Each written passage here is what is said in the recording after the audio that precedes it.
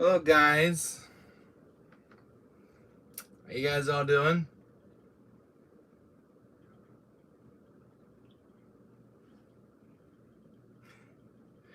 Just trying to get stuff here.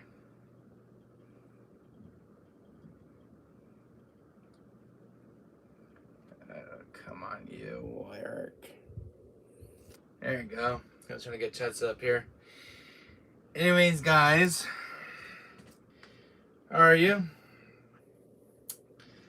I got some stuff that I picked up over the weekend.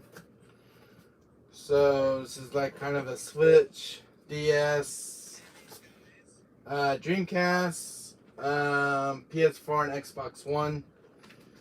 So I got some stuff to show you guys, so you guys can check it out. Yeah, hello Andre, how you doing, my friend? Hope you can hear me in chat. Hope you can hear me. As you can see, I got some new stuff in my hands.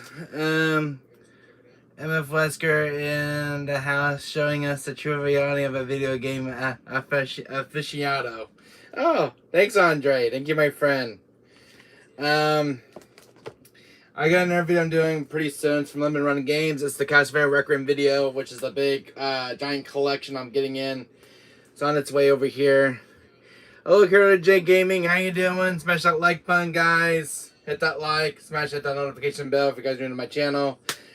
I put this in a Nightbot in my chat, but I can't get it to work yet. I have like a Nightbot I'm working on right now. Hope everything is well.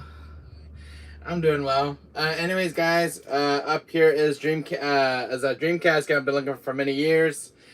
It is Crazy Taxi on the Dreamcast. This is one of my favorite games from the arcades. I had this game on my GameCube, the PS2, but never the Dreamcast. And this is a game that means a lot to me over the years as a kid playing this game in the arcades. And I'll show you guys. I got this one for $29 at my retro store, so I traded it in. I like, you know what? I'm gonna grab it because I'm looking for this game for a while now. And it is complete with the manual and the disc itself. It's all about manuals.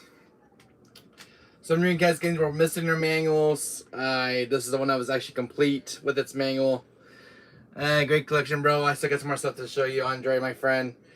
So this is Crazy Taxi, guys. If you guys see this game, try to pick it up. If you guys have a Dreamcast, you guys are collecting for the system. See this game, try to pick it up, guys. I do have other Dreamcast games in my collection, which I'm collecting for the beautiful system itself. Let's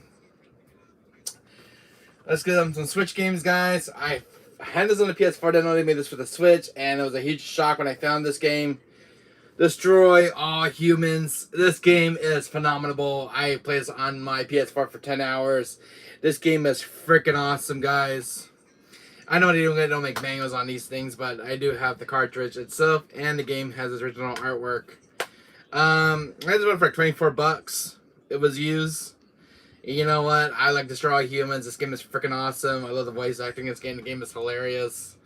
Try to pick this game on the Switch, guys. I didn't know if it was available on the Switch. But Destroy All Humans, I bought this for my PS4, so I had to get on the Switch because I love this game so much. Classic game, guys. Destroy All Humans. You play as an alien, why not? Get all those brains, eat them. Here's one guy that's been blowing over YouTube for quite a while now. Metroid Prime Remastered. I never played this on the GameCube, but I bought this for my Switch. And I have the King of Fighters 15. What games is amazing, and you will enjoy it too.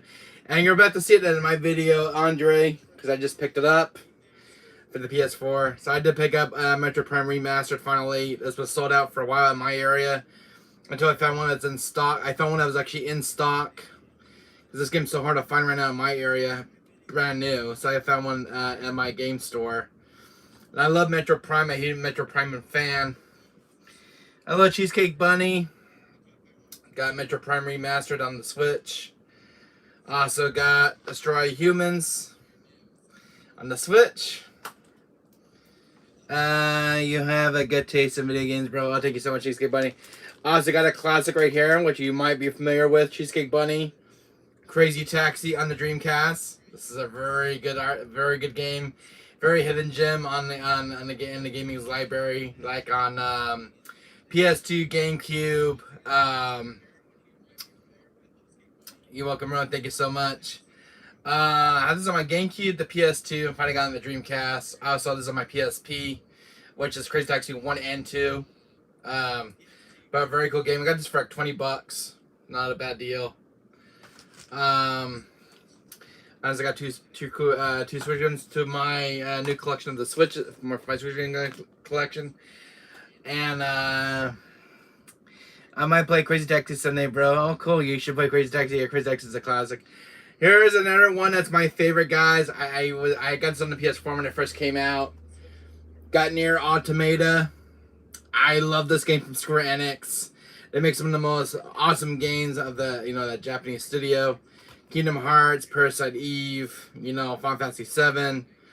Nier Automata. I heard the news when this game came out to the Switch. I had to buy it for my Switch. I put a lot of hours in this game. This game is one of my favorites. Love the artwork on this one. It's got beautiful music. My God, this game's amazing. Nier Automata. You guys never played this, you guys should pick this one up. Definitely one of the really good hidden Square Enix games. I'm letting you run out Tomato someday for you, bro. This game is phenomenal. This game's a 10 out of 10. To me, it's a 15 out of 10. This game's got a very good story. It's just a freaking awesome game. A lot of replay value. You play as different characters, but there's different perspective of their story. Really good. I think I only got to that one girl, A2. And that's right. That's the last time I got it. But I haven't been on since I finished it up. Here's another classic, guys. Mega Man Zero Collection. This game has really skyrocketed in price lately. $39. Starting to skyrocket in price. It's got Mega Man Zero 1 through 4. I was looking at the PS4 about 2 years ago. And this is a game you should keep an eye out for if you don't have Mega Man Zero on the DS. But this is one of my classic favorites. I love to play. I love Mega Man Zero. Huge Mega Man fan. I saw this in my retro store on Friday and I had to pick it up. So definitely a game you guys want to pick up if you guys are huge Mega Man fans. This one is complete. Yep, it is complete with the manual and everything else. So it's got the manual and everything. So that's why I love to see it in the game when I buy one. It has its manual, so I don't hunt for one. But this is complete, and the cartridge is in good condition, so including the manual. So definitely, I recommend game guys to pick this one up on the DS. You don't find a lot of DS games out there, but there's a store that gets a lot of DS games in my area, so I want to get this one for my collection. Mega Man Zero. I actually have two of these, by the way. So this is my second one I bought. Because I like Mega Man Zero. I like that one for a backup. So I want to buy this one. I couldn't resist. I know like the last one at my retro stores. Like I was going to buy it. You know what? I'm going to buy it. You're not getting it. So anyways. We got some PS1 games I forgot to mention. My friend... one of my friends gave me some PS1 games they donated me. This is Tekken 3. This is the black label. I was happy to get this from a friend of mine. This is actually in mint condition. So I got Tekken 3. Black label. I have the one I have in my collection is great as sits, but I don't have one. I don't have this kind of disc right here. So got Tekken 3. And then another PS1 game that was given to me is Crash Bandicoot 3 Warped. I know this one's missing its back artwork, but it does have this manual and the disc. It's greatest hits. I do have a complete black label one. I do have a complete greatest hits. So this is like my second copy right here of Crash. My third copy, I mean. So this is in good condition. It's tested. I was happy to get a third copy of Crash Bandicoot Warped. So I was able to get those. And then when I was at my retro store, guess what I ran into, guys? Crash Bandicoot is a favorite games character, bro. Oh, it definitely is. I was looking on the shelf, and guess what I found, guys? You remember RE4 Remake that just came out? Resident Evil 4 for the Xbox. And, I have one in my collection. I needed a second copy. I don't see this game very often in the store shelves. So like, you know what? You know, RE4 remake came out this year. Why not pick up a second copy of RE4 original for the Xbox One? This game's kind of hard to come by. Nice surprise. I want to get this one. I love RE4. See you later, bro. See you later, Cheesecake Bunny. I know you don't get mangoes in these anymore, but Resident Evil 4 on the Xbox. So this is a classic right here, guys. So, you know, I don't see a lot of copies of this game in the wilds. So you know what? If you guys see it, pick it up. I am actually looking for another copy to replace my Origins collection. So this is my backup copy for my RE4 copy. So this is my backup one. So you don't see. It's hard to find one in print. Next one I picked up, guys, I went to PS4. King of Fighters 14. I never played any King of Fighters games. But you know what? I saw this one factory sealed at my retro store, and it's sealed in a sleeve. So I had to pick this one up. King of Fighters. I need some fighting games to the PS4's library. The only ones I have that I have Tekken 7. I have Street Fighter. Was it 5? The Champion Edition. So I pick up King of Fighters. I have Mortal Kombat 10 and 11. So my PS4 library is kind of lacking in the fighting game department. So King of Fighters is a new addition to my collection. Can't wait to play this. So if you guys know any fighting games I should pick up for the PS4, let me know. So this is made by SNK. SNK is the same developers who made Metal Slug, who is one of my favorite developers of all time. What else for the PS4? Spent $60 for this. I found a factory sealed copy of Valkyrie Elysium. So I think I have an open one on the shelf. I don't have like a backup copy. So I found Valkyrie Elysium, which I've yet to play this game. I heard a lot of good things about this one. Square Enix makes a lot of good games when it comes to Square Enix. So I like this is a kind of a sword fighting game. It's kind of one of my games up my alley.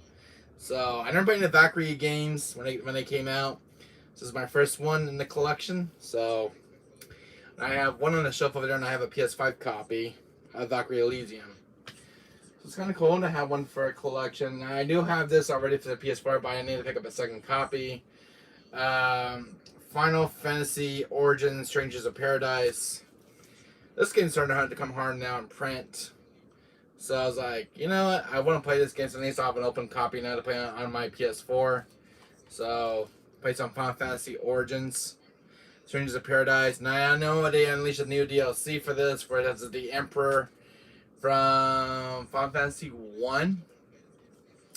Because I remember the Emperor from Dissidia of FF. So it'd be kind of cool to see him now in the new DLC for this game, which is a free DLC. So I got that. The only thing I was trying to trade off at the game store were these games. I was trying to get rid of my Uncharted copy. Try to trade this one, but my game store kind of rejected it. I was trying to get some money out of these two Wii games, but no deal. It was a Sonic one and a Just Dance, but yeah, I didn't want to take it. So, and then I got rid of my PS5 over the weekend. I sold it. And I got a new PS5. The other one was having some issues, so I just sold it off. Nothing major. It's just like, it was really noisy, so I just kind of get rid of it. Bought a new PS5. Which I have over here, sitting over in my game chair. It's not hooked up yet. But I did buy this for it. I bought a Samsung 980 Pro. I bought this for the PS5, which I bought from Best Buy. I actually found one in stock. So I bought this for the PS5. I bought this on the Best Buy's website, 2 terabyte. The one they sold me was a 1 terabyte, but it doesn't hold a lot. It's like hold like 13 to 20 games. I'm like, the way the games are now with the gigabytes is like, it's too big for the memory card. So this one holds about 50. So about 50 games on this one. 50 to 60 depends on the gigabytes of the game itself. But pretty good 2 terabyte. I think a 44 terabyte was going for $400. So I was like, I had to get this for my PS5. I bought one, which I'll show you guys right now. So I did buy a PS5, so I got rid of my old one, which I got from Amazon. The showcase was kind of beat up on it, like it was very scratched. I don't know when it looked, and I think it went through war. So I was like, you know what?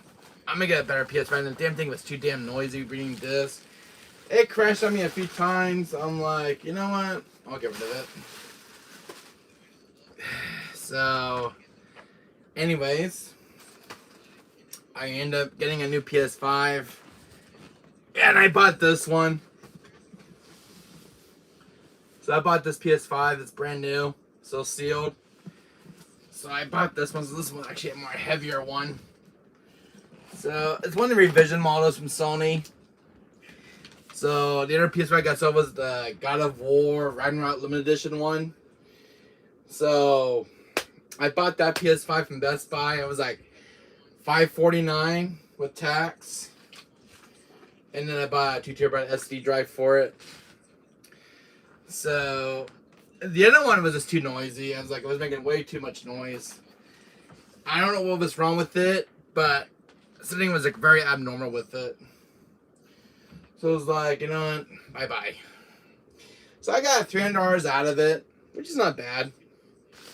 So then I got a better PS5, and I was shocked because I went to Best Buy on Friday, and I'm like, I asked the guy in the store, do you guys have any PS5s in stock? Well, he said, we really happen to be on luck, dude, because we got some PS5s in stock. So I had some money on me that day, so I bought a PS5, and I was gonna buy games that day, but you know, I really needed a brand new PS5 because I want to get rid of my other one that's having issues. So I bought a PS5. So, and this is the 1200 series, which is the last one of the new revision models, which is supposed to be more quieter.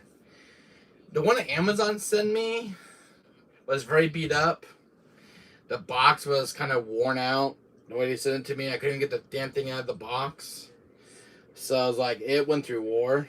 I'm like, and plus it had issues on its own. So like, I need a replacement console. So I kind of replaced it.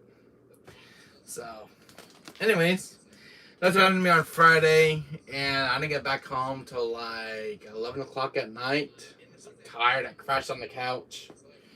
And my PS4 is in the repair shop. So it's like, I'll show you guys what's going on with my room. You guys can see my PS4 is in the shop right now. And the PS5 that used to be there, the old PS5, I sold it. So I got a brand new PS5 to take its place.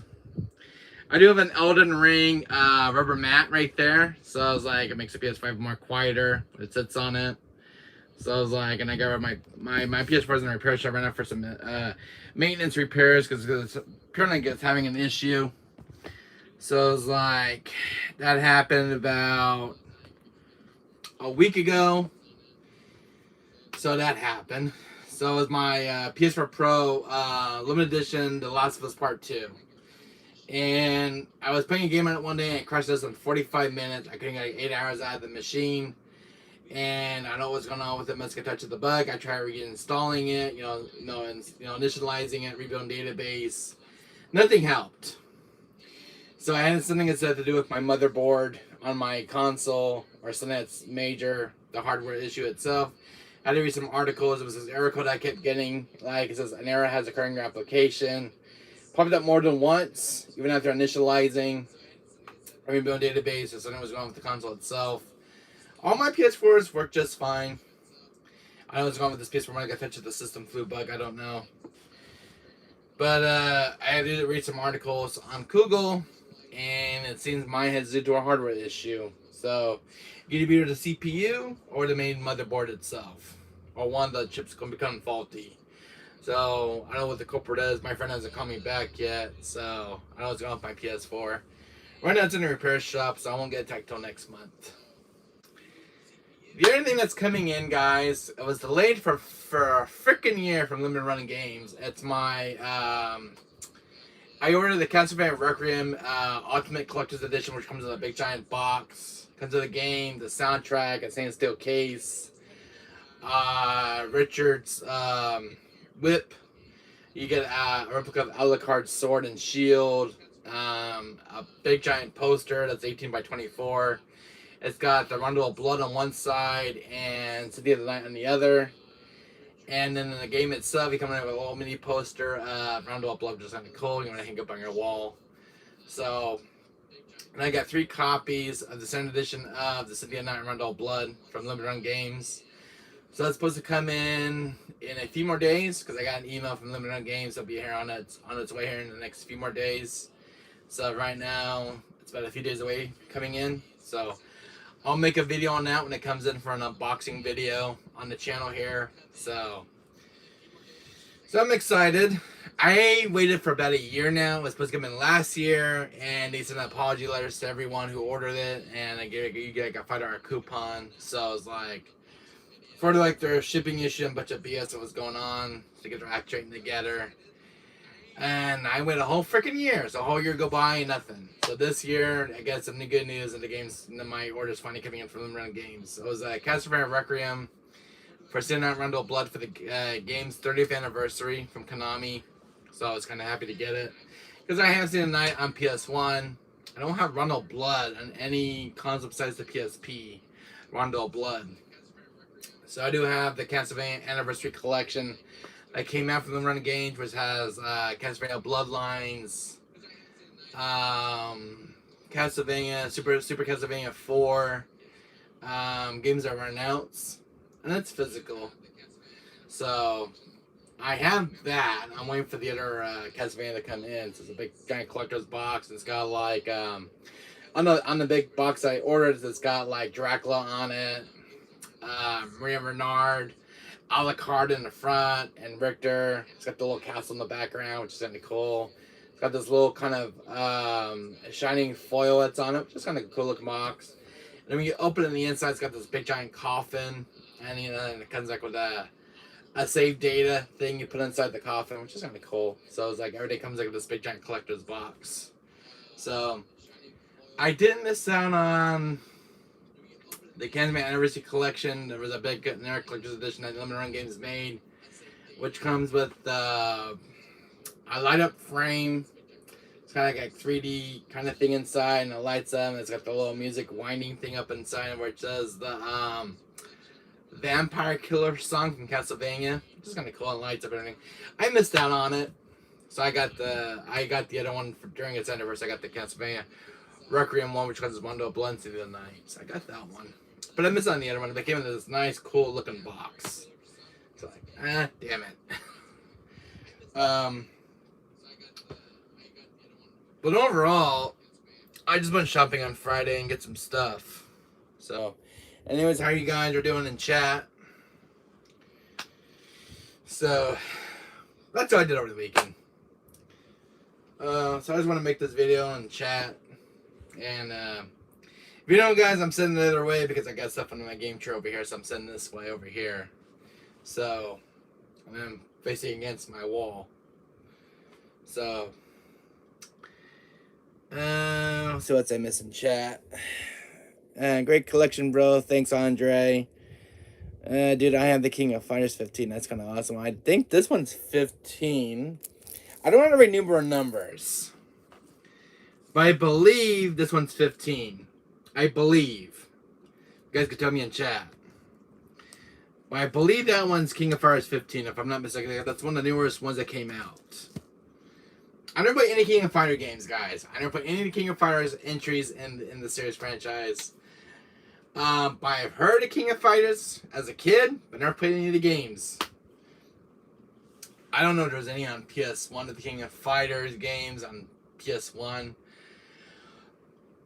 I don't know, because I've never ran any of the. I don't know if there's any King of Fighters for PS1 for the PS1 physically, so I don't know. I'm lacking in some fighting games in the PS1's library. In my library, I do have like WWE. I have like Street Fighter versus Capcom, Marvel vs. Capcom. I have the Street Fighter collection, which has like 1, 2, 3, and 4 for the PS1. It's like 1, 2, and 3 was like a collection thing. It's like in a big DualShock case. I have Tekken. I have Mortal Kombat, Sub-Zero's Mythologies, but I have no Mortal Kombat games for the PS1. Not the Choji one. I don't have that one physical on PS1, which I do. I wish I got to buy that one. I don't have Ninja. I'm trying to remember a few titles I still need for my PS1. There was a rare PS1 game I run into, guys, but I don't know if you guys ever played it. It was called what was it? Warcraft. It was actually, there was a PS1 title, Warcraft. I don't know anything about it. You build your own empire. It's got like a story mode, and you can command your own army. It's called Warcraft. I don't know anything about it. So I kind of passed on it. I don't know anything about it. And there was one called Omega Burst on PS1. There was one at my retro store, so I didn't have enough money for it. And there was Mega Man Legends on PS1. I do not have that one. I don't have Mega Man Legends 2, but they had the first Mega Man Legends. I don't have it. I don't have enough money that day to buy it. And I bought other games that I really needed for my collection. So it's like one or the other. But a lot of PS1 games are very pricey. But I really want to buy Mega Man Legends the day when I was there. So I'm gonna have to wait next month I get paid. That sucks. And I didn't buy. I didn't have enough money for Dead Island 2, so I ended up getting some games I wanted for my collection.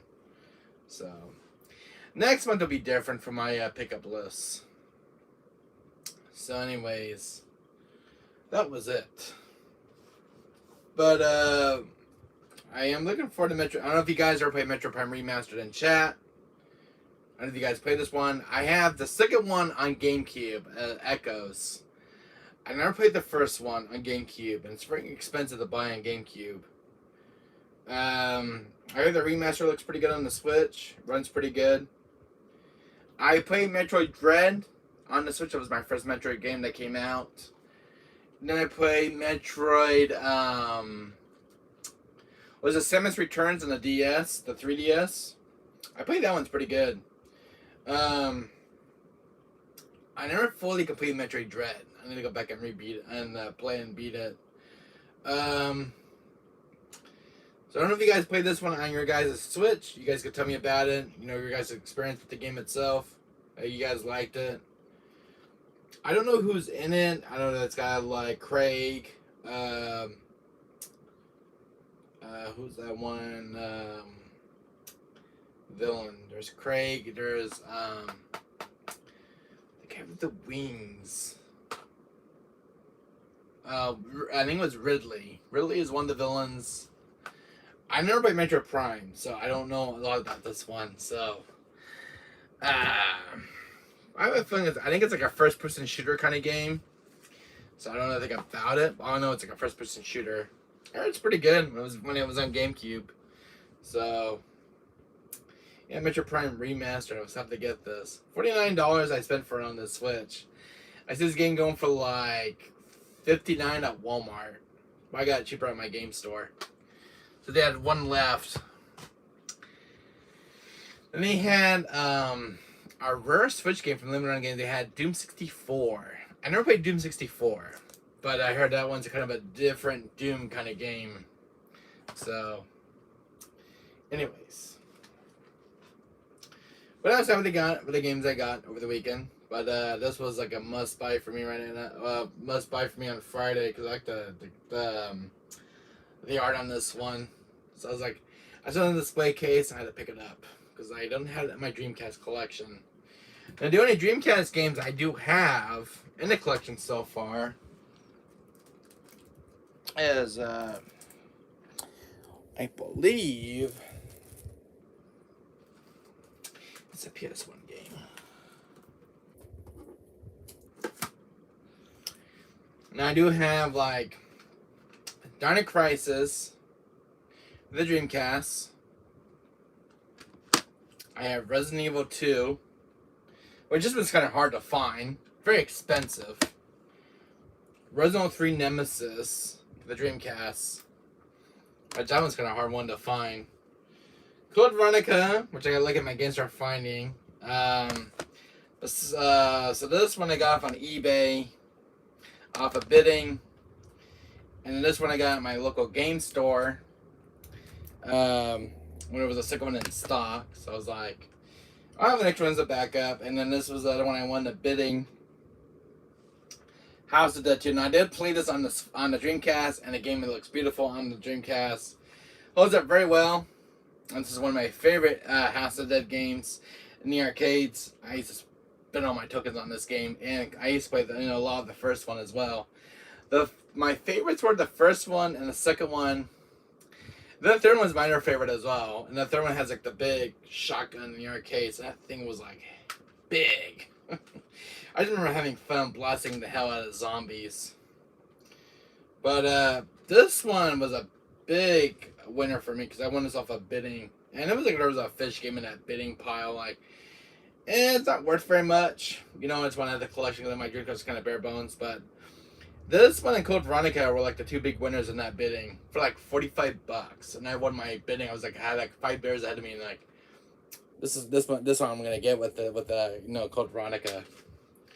So I end up winning the bidding. But now I think I have 1, 2, 3, 4. You're gonna get the duplicate copy of Code Veronica. I got 1, 2, 3, 4, 5, 6, 7, 8, and this makes number 9. So I have 9 games in the Dreamcast. That's pretty good. 9 games for my Dreamcast console. So it's like they had like Marvel's Capcom on the Dreamcast at my place, but it was missing the manual, and I missed out on. I passed it up because I didn't have a manual with it. And like, I don't know if you could find a manual for that one online. We could probably put an arm and a leg for it. So it's like they had that one. I really wanted to get it, but I couldn't pass on it. And it was like $89. But if it was complete, I would have got it. So, but there was a lot of Dreamcast games in my original store deck because I wasn't using them at Sonic Order. It's like bare bones. So, but he had a good selection over there. I think last time I was there, they had a game called Creatures. I don't know what it's about. And I kind of passed on because I don't know what it was about. There was another game that was an original clone. I forget what it's called. The game plays like an underwater research facility. You play as some kind of soldier. You do puzzles and you shoot monsters, that kind of stuff. And I forget what the game is called. But the original clone, it was on Dreamcast, and it was for like $75. Yeah, but a lot of the Dreamcast games are very expensive. So that one right there was like $20. It wasn't a bad deal. RE3. $149 for that one because I got that register when I first bought my Dreamcast. Resident 2 was like $175, including Dino Crisis, because those were the kind of rarest ones on Dreamcast. But those ones, I won't see at my store. Dino Crisis, I'll never see at my store for the Dreamcast. Never. But I hope you guys like the games I got. Especially like, guys, hit the subscribe button. And yeah, that's all the games I picked up. So not a lot in this video, but I do try to get some titles from my collection. But games are kind of dry this year for me. I want to know because I missed out some of the big releases like Hogwarts Legacy for the PS4, Dying 2. Street Fighter 6 just came out. I missed out on that one. So I don't have Street Fighter 6. I forgot to mention that one in the video. Don't have Street Fighter 6. See some people playing on YouTube. What was that? Diablo 4 just came out recently on the PS4 and PS5. Don't have that one yet. So I'll have to go track that one down next month. I want to make a list of games that are right down I need to pick up. So I need a few more games to my collection. The new releases that just came out. Overall, and then I don't know what's coming out next month. They said Silent Hill 2 remake is coming out soon. Alone in the Dark remake is coming out. Metal Gear Solid 3 Delta remake is coming out. This new Snake Eater game. I saw the trailer for it. Looks good. What games are coming out this year? There was a whole bunch of known announcements this whole month and this week too. There was like a new announcement for video games. I just can't keep up with all these new announcements for these games. But there's so many games. I just try to get the I try to get the ones that I know get my attention, but I don't have you don't have a lot of time in this world to play every single game. There's so many games. Like, sweet Jesus, there's not enough time in this world to play games. But anyway, how you guys are doing in chat? You guys want to chat me? You guys want to ask me some questions? You guys can hit me up right now. We're just gonna kind of chat right now in the chat. So overall, how have you guys been doing? Anything new? You guys play any new games? I haven't been streaming this. The last time I streamed this weekend was RE4 Remake. And I was playing as Jack Krauser. I got an SS plus. I got S++ with Krauser. First time. And it was the highest score I ever gotten. I think I was on the castle part, the castle area, and the island. But in the villager, I keep getting killed because I forgot how to play I forgot to learn how to play the game. And then I tried to play the game in hardcore mode for the first time, and I got my butt kicked 20 times. And I just gave up. So I just played standard mode. I'm like, there's no way I can play hardcore mode. My weapons, weak, and they're not fully upgraded. So I did stream RE4 Remake for like 12 hours on PS5. Really good game still. I still love playing it.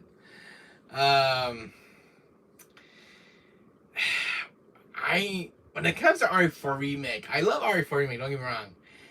It's like, I miss some of the funny stuff that's not inside the game, like with the president's daughter, with Luis Sierra, the thing with Salazar when you get to the maze. He doesn't come up and chat with you like in the RE4 Remake when you get to the maze.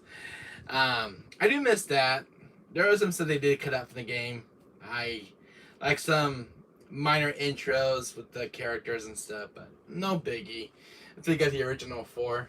So, but they get most of the script intact, which I was kind of surprised with Capcom.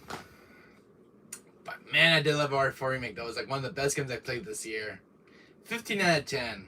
And plus seeing Wesker at the end of the credits scene, because damn, he looks so good in the RE engine. So I was like, I hope they add him to the Mercenaries soon, because I want to see how Wesker plays in the RE4 Mercenaries. The remake 1 and Ada Wong. And I'm waiting for that Super Boys DLC remake. So, nothing yet from Capcom, unfortunately. But the only update I heard from them was they're gonna make a post announcement soon. I think they're already done with the Super Boys DLC. It's supposed to be announced very soon from Capcom, from what I've been hearing. But the last update I heard about was like about 2 or 1 month ago. I heard about it. That was about it. But I do try to keep up with gaming news. So, if you guys want to chat, you guys are more than welcome. So, I'm trying to test out a Nightbot in my chat. Unfortunately, I can't get it to work. So, right now I'm trying to get it from Google Chrome with the Nightbot, with the YouTube chat thing. I signed up, but I can't get any workarounds around it. I had to get the thing active in chat. So, that I don't know. Let's see if you guys have any ideas about Nightbots in chat. So right now I cannot have any for workarounds with the Nightbot. So if you guys want to talk in chat, you guys are free to welcome. You guys want to ask me some questions, go right in.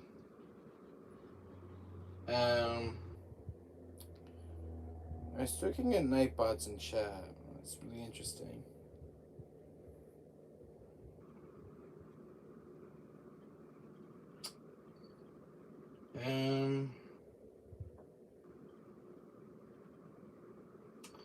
I'm just trying to figure out how you put Nightbots in the chat. I have when it's supposed to join. Let's see. 1 second. And let's see if I can try to test that in the chat real quick. I was supposed to join the chat. 1 second here, guys.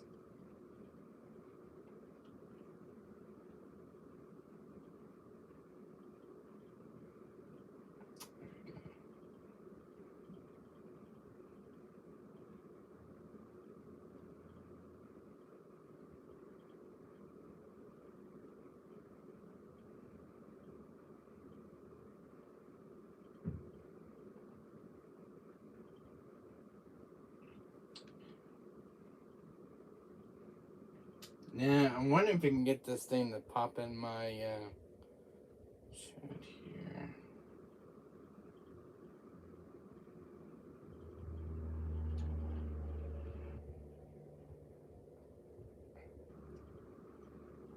I'm not seeing it popping up in chat. The little Nightbot.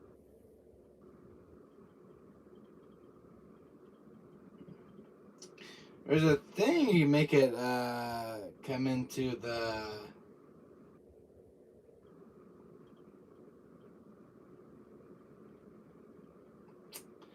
it's not the one I'm looking for. Well, yeah, there's a part where you make the Nightbot come in chat, but I can't get any workarounds around it. But I was trying to try it with this, with my chat, for like bots and stuff. Anyways, trying to figure out how to get this bot in chat. Little Nightbot, like for like spamming, when you have like bots in chat, those annoying bots. So I was trying to get a Nightbot for it to help me out with some minor stuff, but so I can appear in chat. I'm signed up on the Google Chrome, so you guys can give me some answers about it.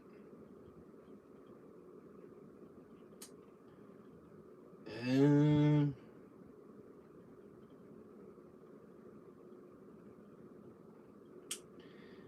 trying to figure out how to. I'm not gonna get this bot in chat.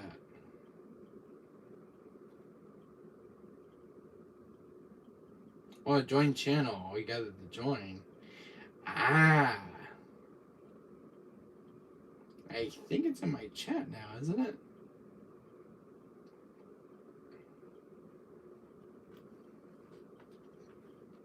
I believe it's supposed to come in the chat. Let me see.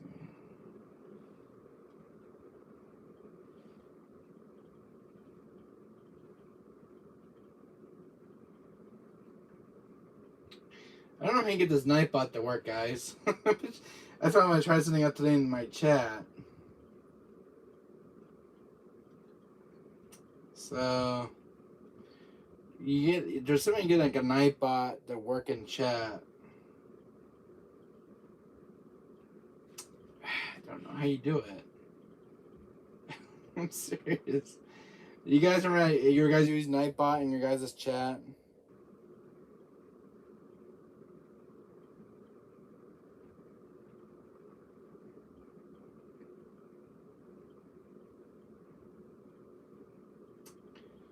Let's see how this thing bot actually gets in. I don't know.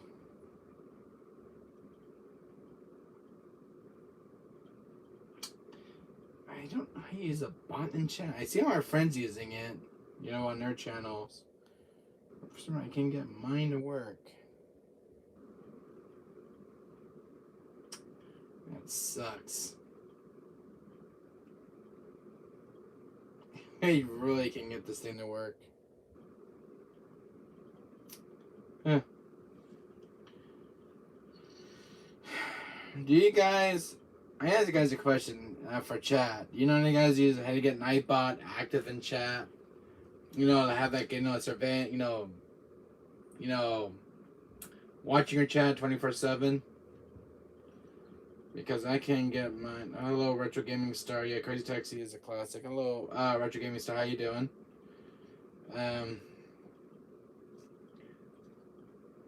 Yeah, Crazy Taxi is an awesome game. Just trying to see if I'm missing anything on chat real quick. Yeah, it's just showing us true reality of a video game aficionado. You know, I always love that comment, Andre. How you doing, Andre? How you doing, my friend? You guys are a little quiet today in chat.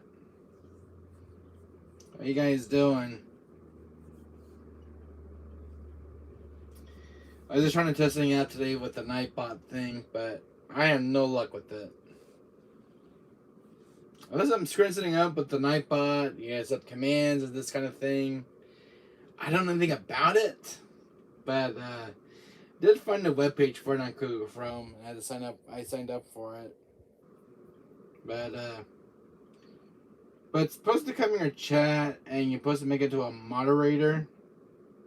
From what I read in the articles, but I'm having issues trying to get that thing running. But I was just trying to make my chat more safer from those annoying bots. I haven't had bots in a while in chat, but they'd be quite annoying at times. If you guys want to talk in chat, you guys are free to talk. You guys want to ask me some stuff. I mean, this is kind of a chill stream.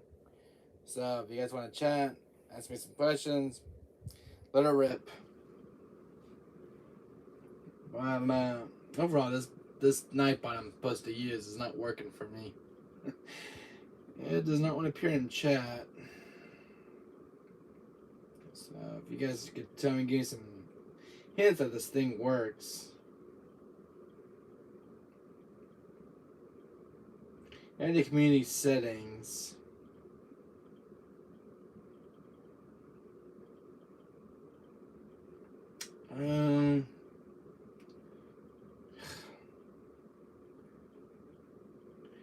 But for some reason, it's not working. Nightbot. Automated filters. Place an URL of a user to add as a moderator. That's interesting. Can I add? No, I can't, huh?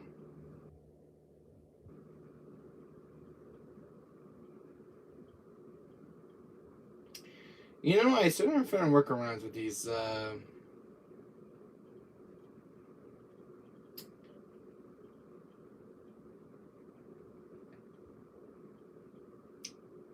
like, I'm trying to send, like, a Nightbot in chat, but it's not letting me.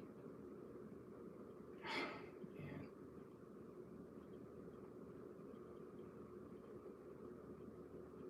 Am I gonna type it in? Let's see. I want to see some. No? That doesn't work.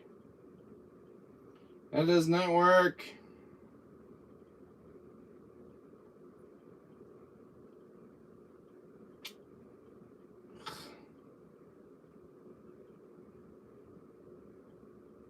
I still don't know how to use Nightbots. Yes. How do you... Like, it's supposed to join.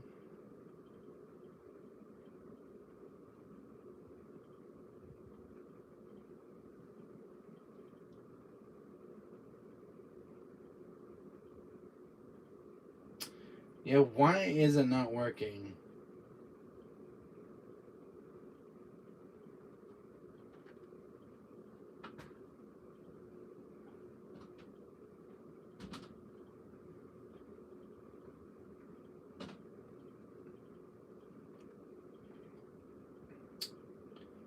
Huh. I still don't know how to get this thing working. I had a friend who was using a Nightbot on their chat, but I can't get mine to work. I want to try one out. I was looking forward to trying this one tonight in a live stream, but it's not working for me. Don't know how.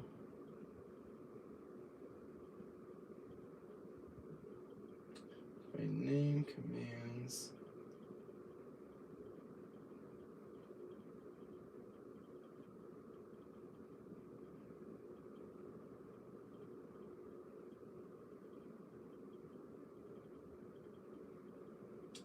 Let me see. I'm gonna try some real quick.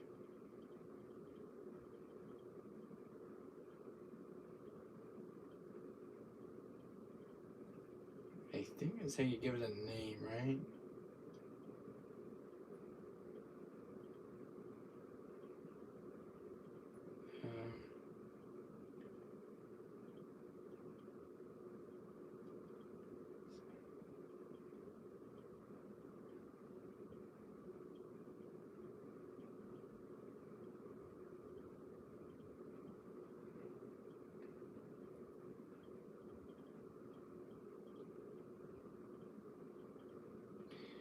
And just trying to do something is not letting me.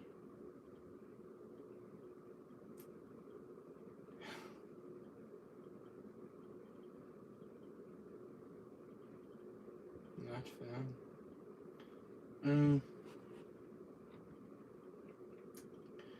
This is gonna be a really headache to get this one done.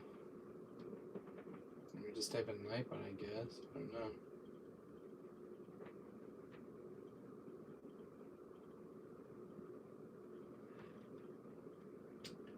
Don't know how this damn thing works.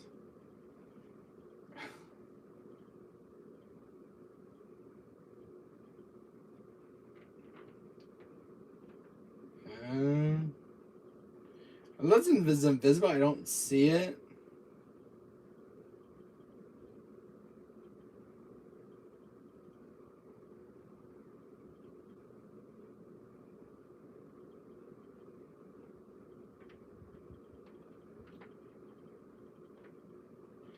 I'm just trying to see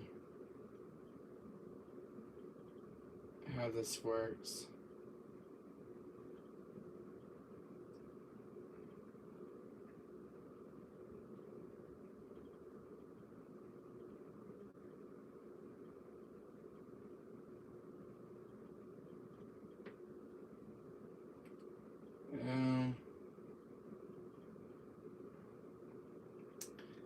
That's all I wanted.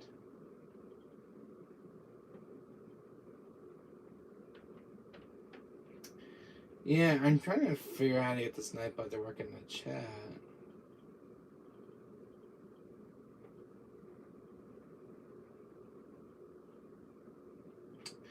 I'll just play around with this thing.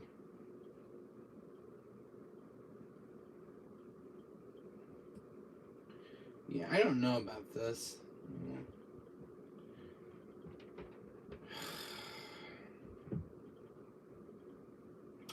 Hey, Seltzer.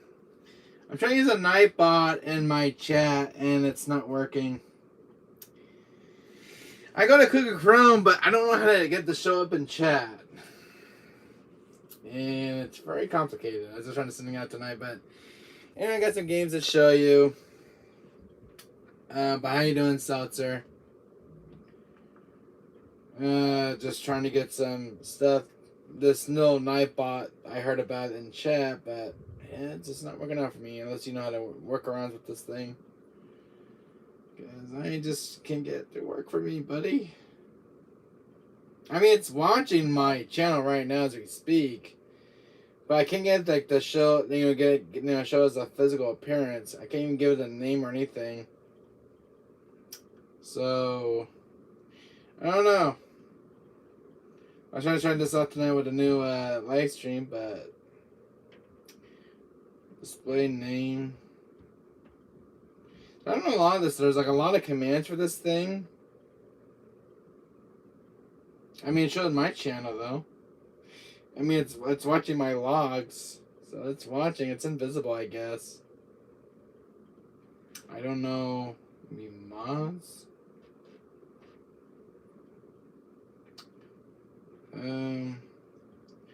Do you know how to get this? You know how to get Nightbots to work, Seltzer, in chat? Like how to make it, like give it a physical appearance in chat? Because I have no freaking clue, buddy. And I don't know what to do with this thing. I may get the spam protection turned on. But I'm trying to get like the Nightbot to show in chat. So I don't know. But it's watching all you guys though. I can't do anything. It's kind of that. It's kind of in my chat in a way, but it's invisible. So you. Oh, you're still here. Okay, I was just making sure. Anyways, it's watching my chat. But I don't know if you guys can see it. Close YouTube app, then reopen. That might fix the issue. Oh, really? Close the YouTube app, huh? All right. Try that then. I'm live streaming now. Ought to close my live stream and do this, or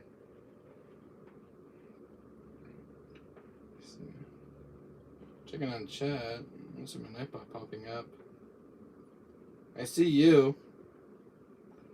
Do I have to close my live stream and do this? Because it doesn't even show up in my live stream. Do you know any workarounds with the Nightbot? Close YouTube and reopen and it might fix the issue. I just started using it today, Seltzer.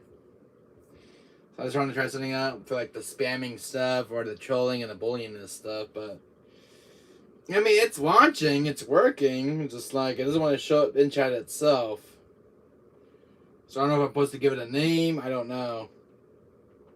Refresh the page. Yeah, I'm refreshing it. It doesn't come like it's supposed to.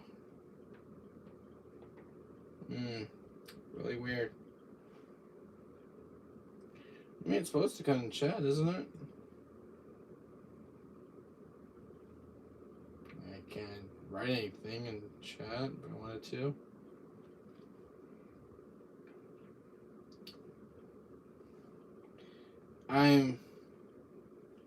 Or is that it?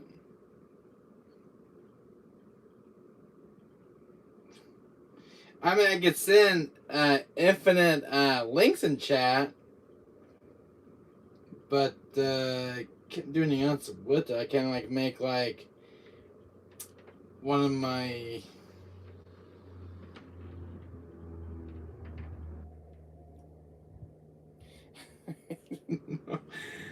I don't know a lot about this, Seltzer. I can't like get like a bot, doing surveillance in chat. These bot things are always a pain. I mean, commands, custom, default. I mean, creating a stream marker on your Twitch, easy to return later. There's your next improved discoverability. What's tags? What is tags of anyways? This coordinate node execute the command notice. Don't know what this is gonna do, but it's moderating tags.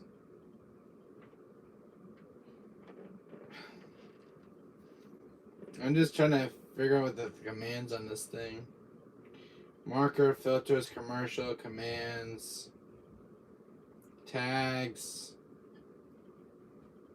and just trying to figure out how to get this damn thing to work. They should have a proper setting for this, Seltzer. They really should have a proper setting.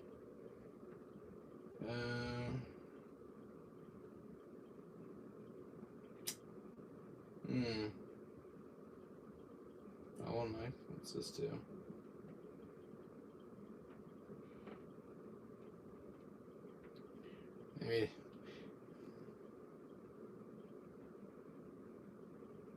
Maybe I got it. I don't know.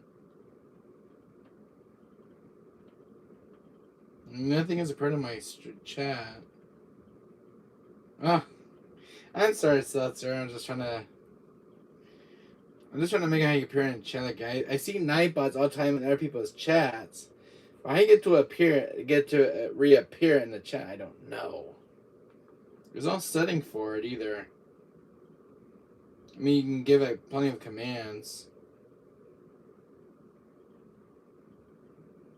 I don't know what I'm doing with this thing.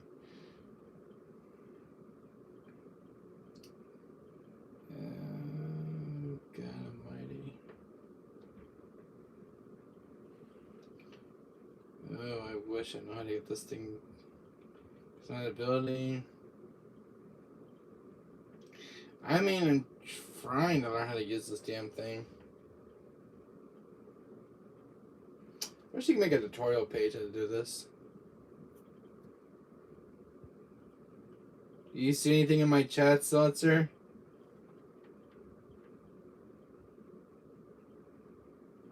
I was showing us some games in the stream.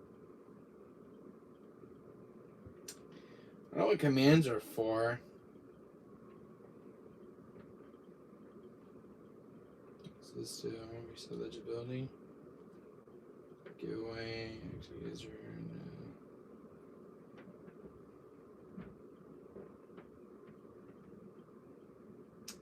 That's for giveaways. I don't do the giveaway thing.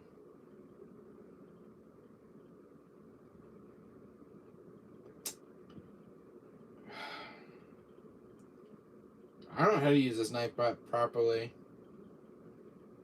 I mean, spam protection is turned on. I don't know.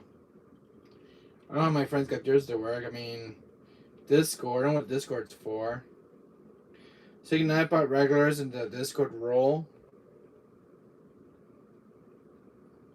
Is it under Discord, Seltzer?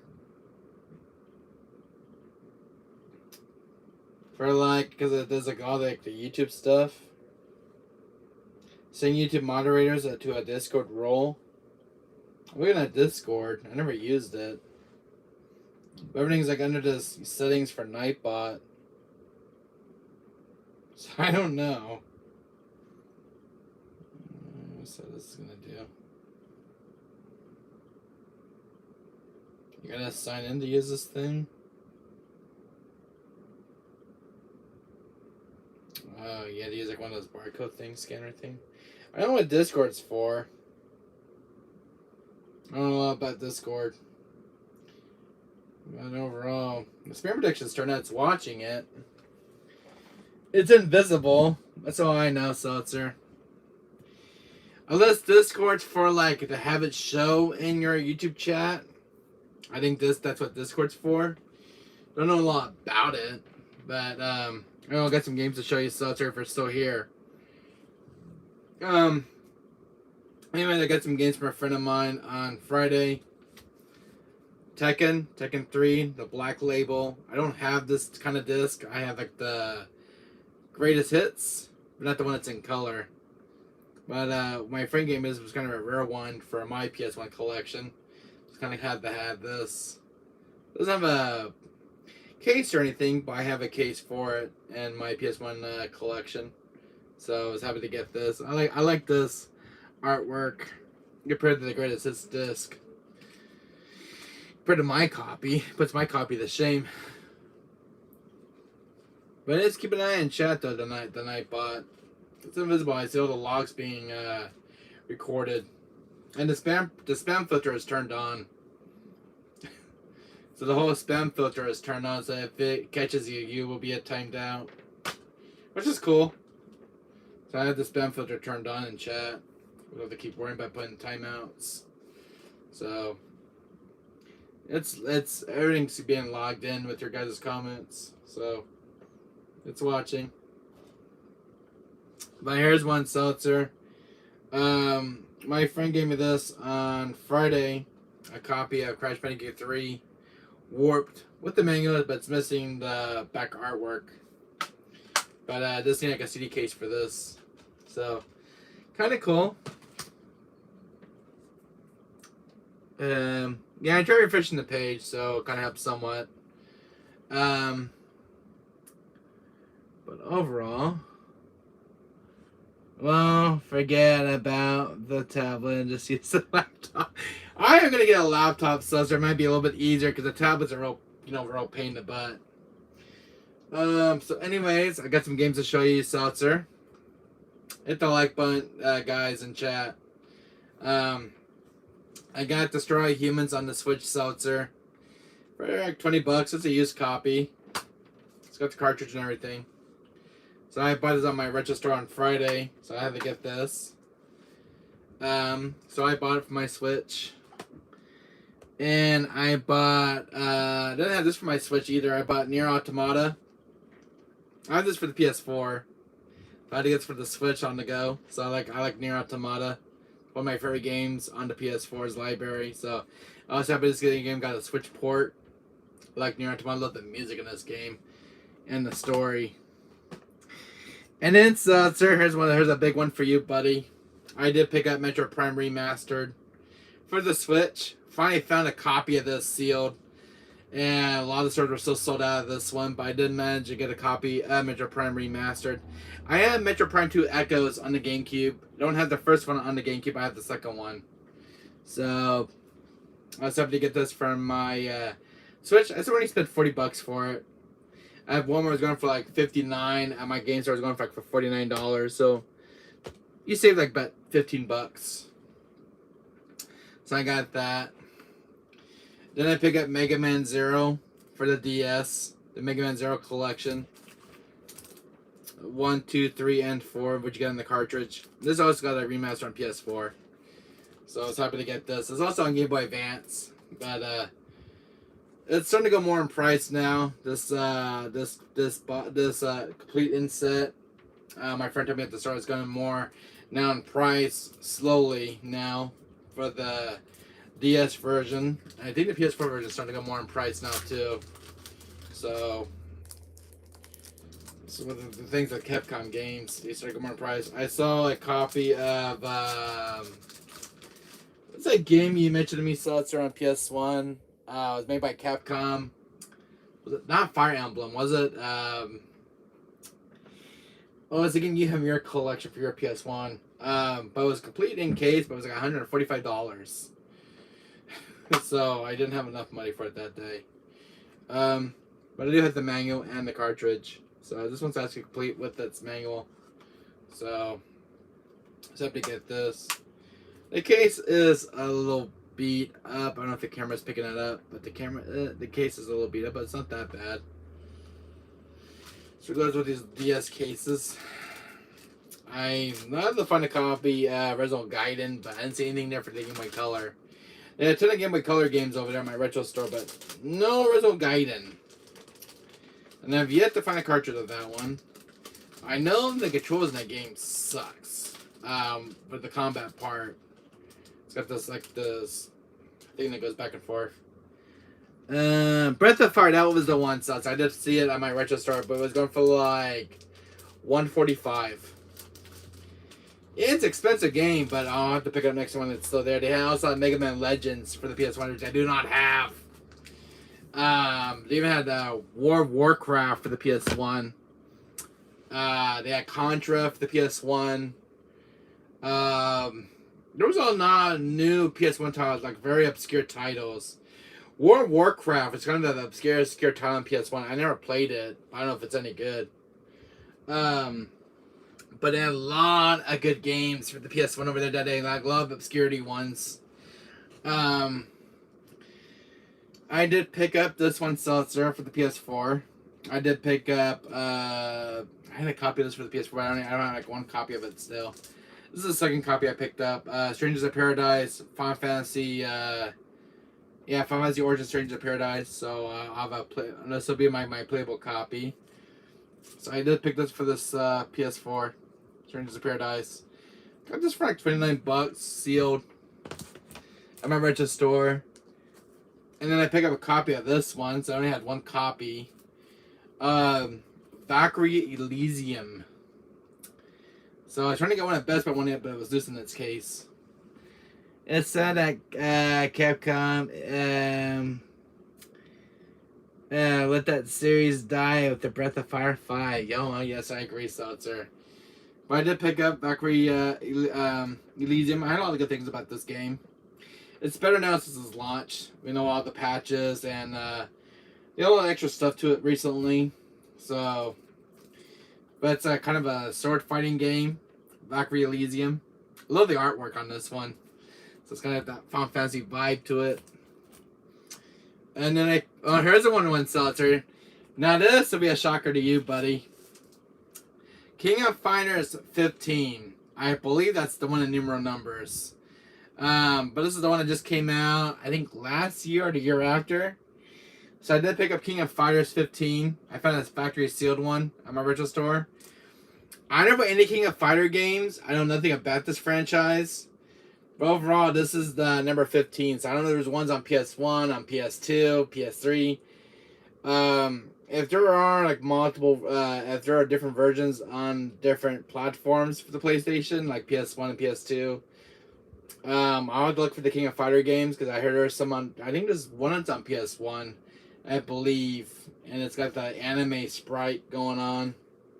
So I took a chance buying this. I'm lacking fighting games in my PS4 library, so I don't have this for the PS5. I just picked this up for the PS4. So there wasn't a PS5 version I didn't see over there in stock.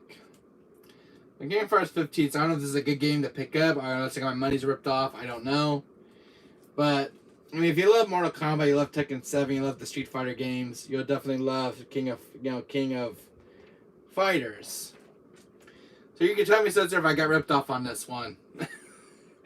Because I haven't played any King of Fighter games. I don't know anything about the franchise, but I took a chance buying that one because I don't have any King of Fighter games in the collection. So you can tell me in chat if I got ripped off. So I took a chance at buying. It was $20. I did pick up this one, Seltzer. Resident Evil 4, the HD remaster for the Xbox One. I only had one copy for my Xbox, but I needed like a second copy for a backup. But Resident Evil 4, you can't go wrong with this game when you want to pick this game up. Resident Evil 4 is a masterpiece by many fans. But I had to get the disc restored because this one was very messed up. But it plays. So I had my friend clean it up for me. So it's no manual, it's just a disc and the artwork. Kind of a shame not get manuals with these damn games anymore. But it's good to have the physical copy. I still love the artwork of Leon with the villagers. Then we got RE4 Remake. So, I mean, this is a cult classic. Even the game is like, what, 18 years old? And it's still one hell of a game. It's all about older games. Anyways, so I have one other game to show you. Where the hell is it? Oh, RE4, alright. Because they're actually giving me Leon help. Now, I did buy a Dreamcast game. So now you can tell me if this one's a good one or bad, but it's one of my favorites. I finally found a copy of it, though. Crazy Taxi on the Dreamcast. This is the black label. I spent $29 for this one. I didn't have this on the Dreamcast, but I did have it like on PS2 and the GameCube. But it is a classic arcade game. Crazy Taxi. This game is funny and hilarious. I mean, you drive a crazy taxi. And, it's complete too. I'm so much to trade this one off. I don't see this game very often in print. But the case is still new. It's not even a single scratch on it. So whoever had this one, take very good care of the case. These are find Dreamcast games, they're very beat up. But I did find Crazy Taxi on the Dreamcast. Now I remember renting this. So I'm gonna tell you a funny story. I remember renting this game at a video store. And I thought this was for PS1. So I put this game on my PS1, and it won't even work. And I'm like, you're probably thinking, well, that's stupid. So, I couldn't even play this game, and I put it on my PS1, and I wouldn't even read it. So, but I'm glad I got this, though. It was like for 29 bucks. It was when I just on Friday. And I remember renting this as a kid. I remember putting it on my PS1 and wouldn't even read it. I think I was about 5 years old, so don't answer that question. But I put this on my PS1 console and then won't read the disc. I didn't even own a Dreamcast. I was like, oh, well, maybe this work on PS1. It won't read the disc. It just goes to the blue screen. So, you know, I was a kid. I mean, we all make mistakes. I was like, well, maybe they're playing the PS1 console. I mean, he didn't read it. It just kept spinning and spinning and spinning. I just don't have to remember as a kid. And I was trying to play it one day on my PS1. I'm like, no, this doesn't work on PS1. It's made for the Dreamcast. 'Cause I didn't read the damn label properly. So I was like, yeah. Stupid me to not pay attention. So remember did what I did, Seltzer. Don't put it in your PS1 console because it won't read Dreamcast games. So, anyways, don't worry, mistakes can happen. Yeah, so one day I was gonna tell you, Seltzer, is I just sold my PS5 off. My PS4 is in a repair shop as we're speaking. I'll show you what's going on right now in my room. Right now, as we're speaking, buddy, you're enjoying the stream here. As you can see, there is no PS4 right now because it's in the shop. You know that little black one I use. My PS4 Pro Limited Edition, The Last of Us Part 2. It's in the repair shop for some repair maintenance issues. It kept crashing. I can't even get 8 hours out of the machine, so I could send it with my motherboard. I tried initializing it, rebuilding the database more than once. And all I get is the same error code more than once, but it says an error has occurring in your application, and it can either do a hardware issue or a system software issue. But mine's due to a hardware issue, so I don't know what's going on with my motherboard. I just sold my old PS5 off, Seltzer. As you can see, there is a brand new one right here, factory sealed from Best Buy. I took a chance on Friday finding one at Best Buy. It was in stock. So this is the 1200 series model. So I find a brand new. The reason I get rid of the other one was making too much noise, and it was the Amazon one. I think it's a rebuilt. It was a rebuilt model they sent me. So it was new, but it was rebuilt. So I sold the other PS5 off, traded it off. But it had some scuff marks on the shell casing of the console, so like it was in a very rough state.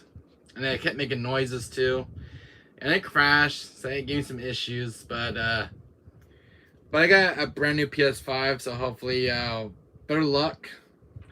That PS5 was from Amazon, so I got rid of it. So, this is a brand new one I bought. I bought an MSD drive for it. So, I bought a brand new PS5. I spent like $649 altogether because I got an SD drive for it, which is right here. So I got this Samsung 980 Pro, came in today. Came in yesterday. So I bought this for the PS5 as a 2 terabyte. And it's better than the other hard drive that I bought previously. So this was one of the newer models. But it's because Keep Your Console Crisis cool, and it's got some other stuff that's inside the hard drive. So, but I heard WD's pretty good, or the Samsung one, but this is one of like the newest models. So, Samsung is always one of the top line models for hard drives. I never heard anything about Samsung hard drives. There was a WD Black, which I bought was like 1 terabyte. Doesn't hold a lot of games on it. So, but I got this because it got the heat sink in it. So you just put this on your PS5 console and you're all good to go. This one's got a read up of 7,300 speeds, a read up speed. So pretty good. Yeah, 7,000 megabyte speed. So it's a pretty fast hard drive for downloading and reading and installing stuff. So holds up to 50 games for the PS5. So there was also a 4 terabyte one, a 3 terabyte. Depends how many terabytes you want on the PS5. Plus, you got the 600 terabyte, the 600 storage space on the PS5 because it's supposed to have 800 megabytes, but half has already been used for the system's requirements, which kind of sucks. Maybe Sony could have put a better hard drive in the PS5 units. So, anyways, I got a brand new PS5 seltzer. The main one was giving me issues. When it reads this, at hard, there's like this big whining noise. So I don't know if it's coming from the, it's like from like, I don't know. It's bringing me some weird noise. I just kind of get rid of it. So it's like, bye bye. And I didn't want to bother out fixing it. So it's something, and plus that scuff marks on the shell casing. So who knows? It could have been more rougher shipped than it already is. So I bought a brand new PS5 seltzer. So I have to start over with all my PS5 games because I'm already for remake. So, the PS5 games I gotta catch up on. So, that's that. But anyways, guys, you can see my comes over in the shop. I haven't been streaming lately. So, my room is a complete mess. Where my TV's at. So, I usually have my PS4 right there below my TV. So, I want to make this little stream. I have another stream coming up soon, Seltzer, from the Run Games. I have my order that's been on back order since last year. It's the Castlevania Requiem, the Ultimate Collection, which includes Rondo of Blood, City of the Night, 18 by 24 posters of Rondo of Blood and City of the Night. It's got this big coffin case with the little save data icon you put inside the coffin, which is kind of cool. It comes with replica Alucard sword and shield, Richter's Belmont whip, which is kind of cool to have. It's a little pin that you get. It's all metal, and then you get like a stainless steel case for your game. You get the soundtrack for City of the Night and Rondo of Blood. You get like different tracks from the game, which is kind of cool. So that's kind of a anniversary, Castlevania's history kind of thing, for the 30th anniversary.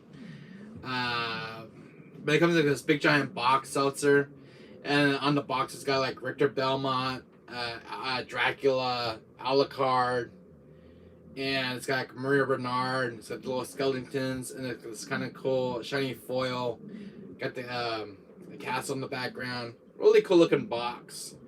So I'll be making a video of that, of an unboxing video, so we can see it on this channel here, guys. So I want to get this video out of the way. It was kind of a little small pickup video for June. So and then I think later this June will be the Castlevania I'm gonna run unboxing thing. So it'll be kind of cool to see on the channel. It's gonna come like in a big giant box. So. I spent like $325 altogether, including tax. So I was like, plus it was late for a year, and they got like an email saying like they're apologizing for like their shipping BS kind of thing going on, trying to get their act straightened all together. And so as the year went by last year, I heard nothing from my order. And about when 2023 came around, I got an email and said that it's being shipped now, finally. Most of the YouTube creators already got their order from Limited Run Games for Castlevania City of the Night. Well, it's a physical copy for the PS4 of the game on disc. So, I got an email as well, and they sent me an apology letter. So, it's been shipped out about 3 days ago, so it's supposed to be here in about 3 or 4 more days coming. So, can't wait, because I was supposed to play Castlevania last year on the PS4. It's like the HD remaster I ordered of Rondo of Blood and City of the Night. So I got City of the Night on PS1. This one's a little more high res on the PS4, playing with the smoothing of the filter, so you can like all sorts of stuff with this one. So, and it's got the awkward recorded voice lines, not the one that's on PS1. This one's like a different version of Castlevania that was never released. So it's like limited run games and pay like a lot of extra money to get this version of Castlevania Night. And it's not one of the best ones of Symphony of the Night because it has the recorded script lines and everything else. It's like the different alternated voices. Which is kind of a shame, but it's kind of like a rare version of the Castlevania Symphony of the Night. So it's like, you know, there's like different script, dialogue, and different stuff that's changed, which is not seen in the US version. So they pay like a lot of money to get the hands on this version that was never ever released, even in Japan. So that's kind of cool. And I know it was released for the PS4 digitally, I think about a couple years back on the PSN store. So, but the one I'm getting is a physical release. So, kind of wait to see how it plays out. I don't know if it's on the PSP version, this awkward version of Symphony of the Night. But all I know was it has like different voice lines of Alucard. So, I'll wait and see. But it's got trophy support. It's got trophy achievements and playing for Rondo of Blood.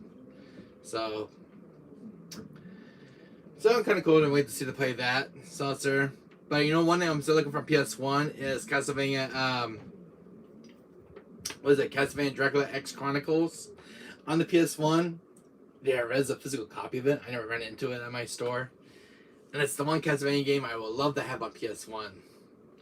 So, but my original store here gets some rare PS1 games. So, but they did have Mega Man Legends 1, Greatest Hits. Black Label was expensive, but the Greatest Hits was going for like $89. And damn, you thought the Black Label was expensive. Greatest Hits is like halfway there from the Black Label version. So, I really want to get Mega Man Legends 1. I played a little bit of the first one, and I think it was only to the one boss, and I died. The first boss. I didn't play a lot of Mega Man Legends that came out. I think it was like a demo version I played, and I died in the first boss. But it's a fun game.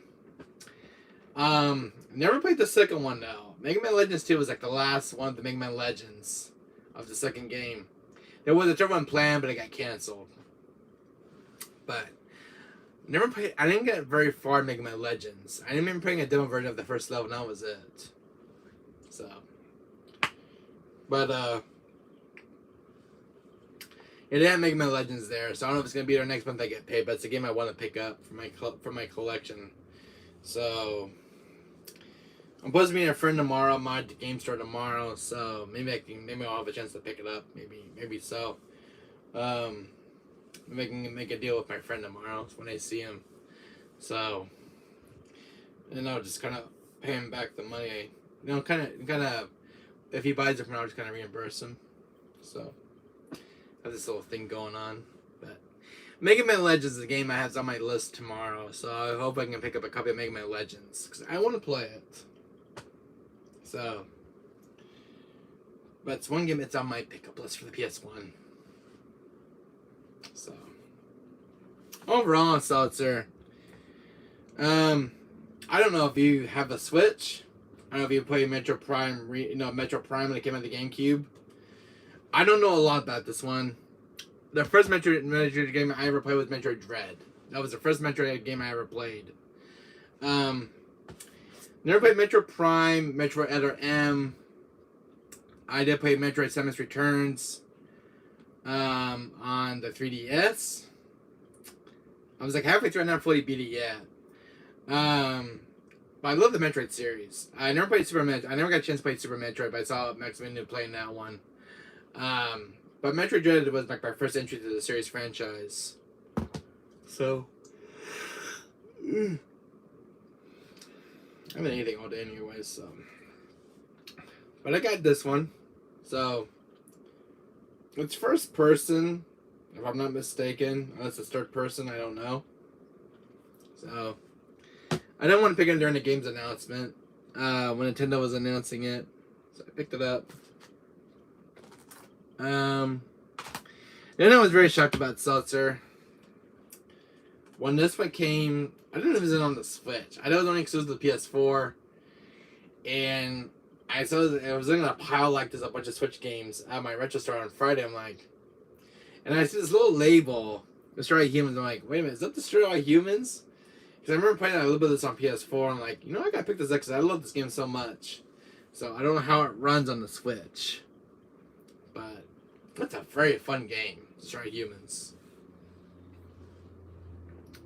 So overall, Seltzer, I did get like a rare black label disc of Tekken 3. So, because the one I have is Greatest Hits, and mine looks nothing like this. Mine's kind of like a blank kind of disc with no characters on it.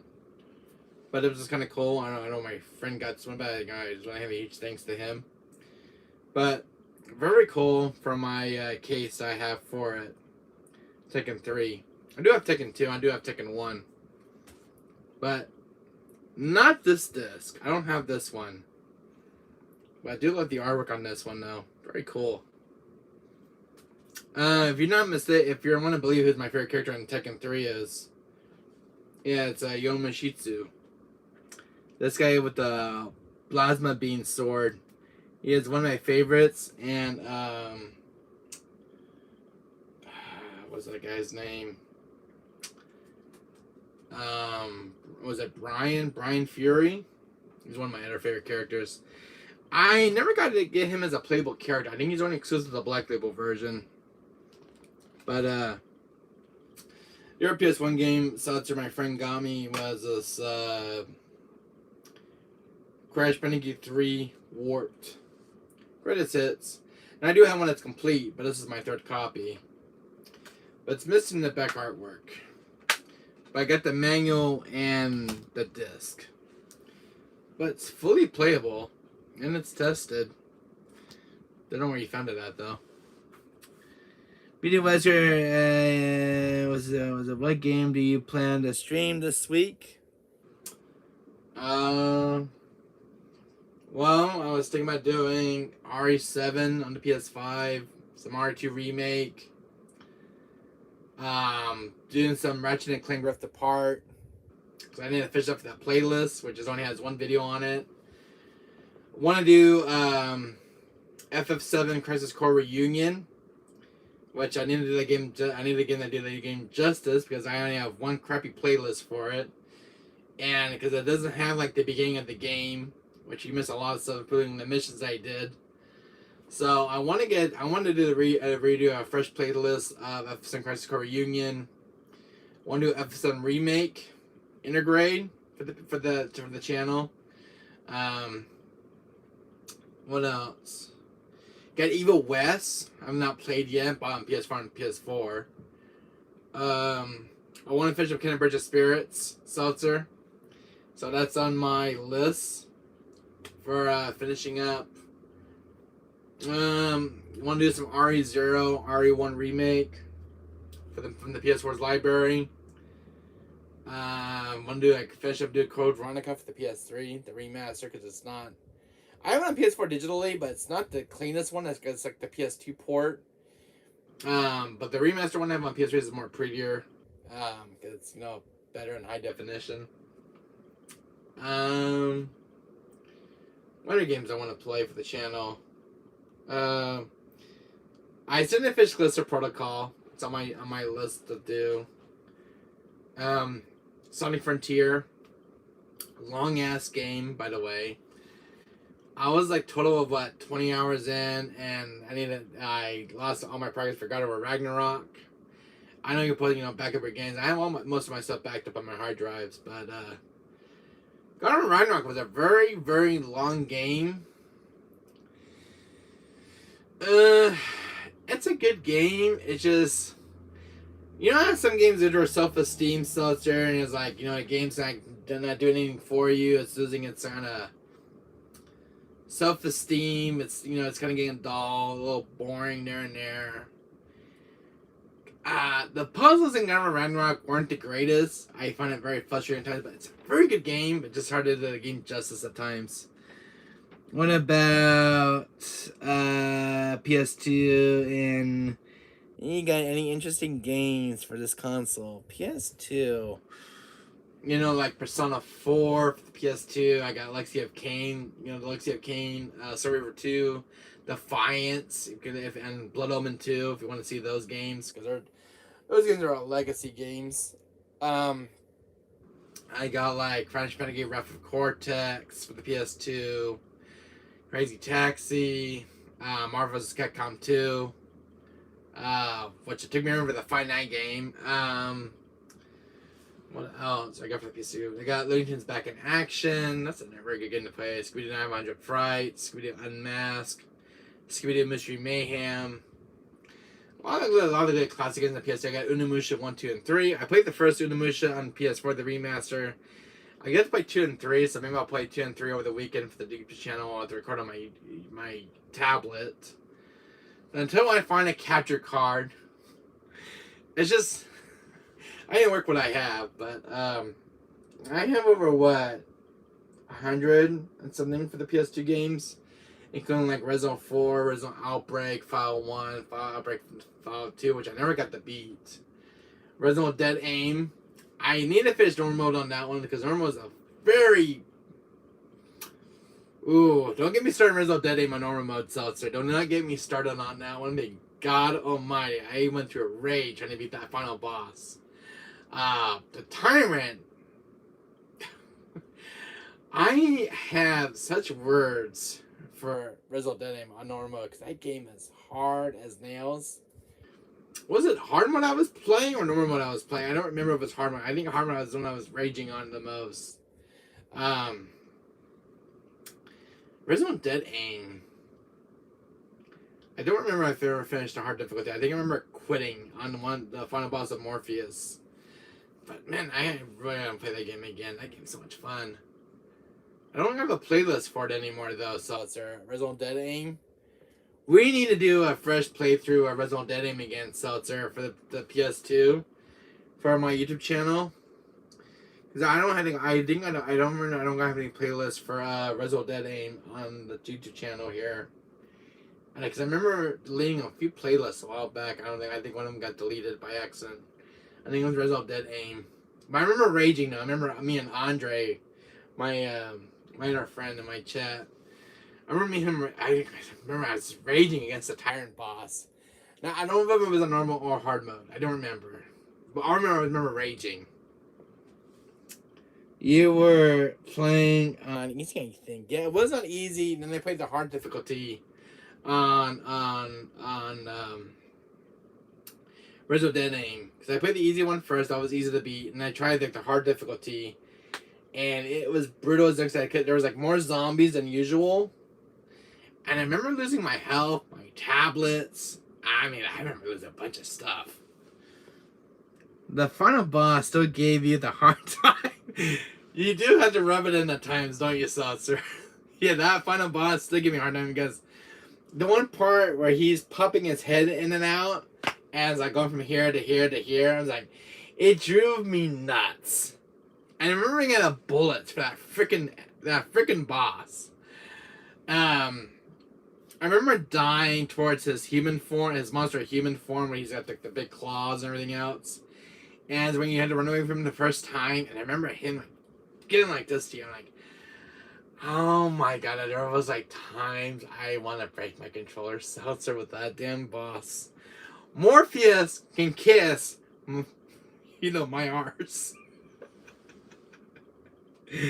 I still hate Morpheus to this day. Because he's such a hard freaking boss. He's puny on easy mode, but he's so freaking hard on normal and hard mode. Especially the boss that's blind. Well, the one you mean in the facility. God, I hated that boss so much. And it's that big puffy dude. The one Resident Dead in, the one he's kind of rather than blind, you have to shoot his head, and his eyeball cloud falls out. I'm raging against that boss. But the quickest way to shoot him is with the grenade launcher and the magnum to kill him quicker. As long as you save your magnum bullets. But my god, and the Tyrant, the first boss. Oh my god. You know how many times it took me to beat that final boss of the Tyrant? The one you mean in the ship? I think I was at that boss for like... I died like 40 times. I think I got like my 40th try, my 41st try. I just remember raging against the tyrant. I'm like, I called him a piece of shit and everything else. Oh, but Morpheus, man, Morpheus is the one that got it the most from me. I remember saying F you to Morpheus. I remember saying mother F to him. I remember saying everything to Morpheus because I was so pissed off. Even his final boss form. I think I was at that boss for almost 7 hours and I still couldn't beat him on hard mode. And I remember I got the assault rifle, I got the handgun. I remember getting that hand, nothing worked on that freaking boss because his head kept pumping in and out. He just wouldn't stand still. But I remember he's just a real pain in the ass boss. That's all I remember. The rage. If I had to go through that game again, Seltzer, my God, God beat my witness. But it's a fun ass game though. Just a terrible, terrible boss fight. That game needs a remake, Seltzer. It needs a remake. It needs a full-on remake, Resident Evil, and some more balancing issues with the boss. And I kind of, add more of those to explore. It's kind of, it feels like a short game. Resident Evil. It feels like it's a very short game, in my opinion. But if you got a remake, it'd be so much better. Fleshing out Morpheus. Bruce. That girl, I forgot who that girl's name is. Someone that boss reminded me the final boss in RE Revelation in Inferno mode. You're talking about Jack RE Revelation. I know what you guys are talking about, that big tyrant dude from the Abyss mode. No, the Inferno mode.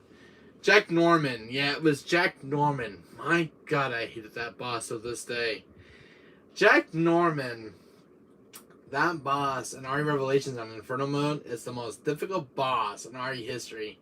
If you talk to any RE veteran, Seltzer, Jack Norman is the most difficult ass boss in RE's history. The way he teleports and you have to dodge his moves is so freaking hard at times. Jack Norman. Oh God, Seltzer, Jack Norman, the most difficult boss. It was a 10 out of 10 difficult boss in my opinion. If I didn't make a boss rage video on him, Seltzer, I would. I would love to make a boss rage on Jack Norman and give all my issues about that boss I can say about him, especially Morpheus. Morpheus ranks second in my. So, as my toughest boss in RE, Seltzer. The first ranks the hardest is Morpheus. No. Jack Norman's the first. Either Jack Norman or Morpheus ranks as hard boss for me to play at the beat. Second hardest boss in RE. It's gonna have to be if you put the game in hard mode, it has to be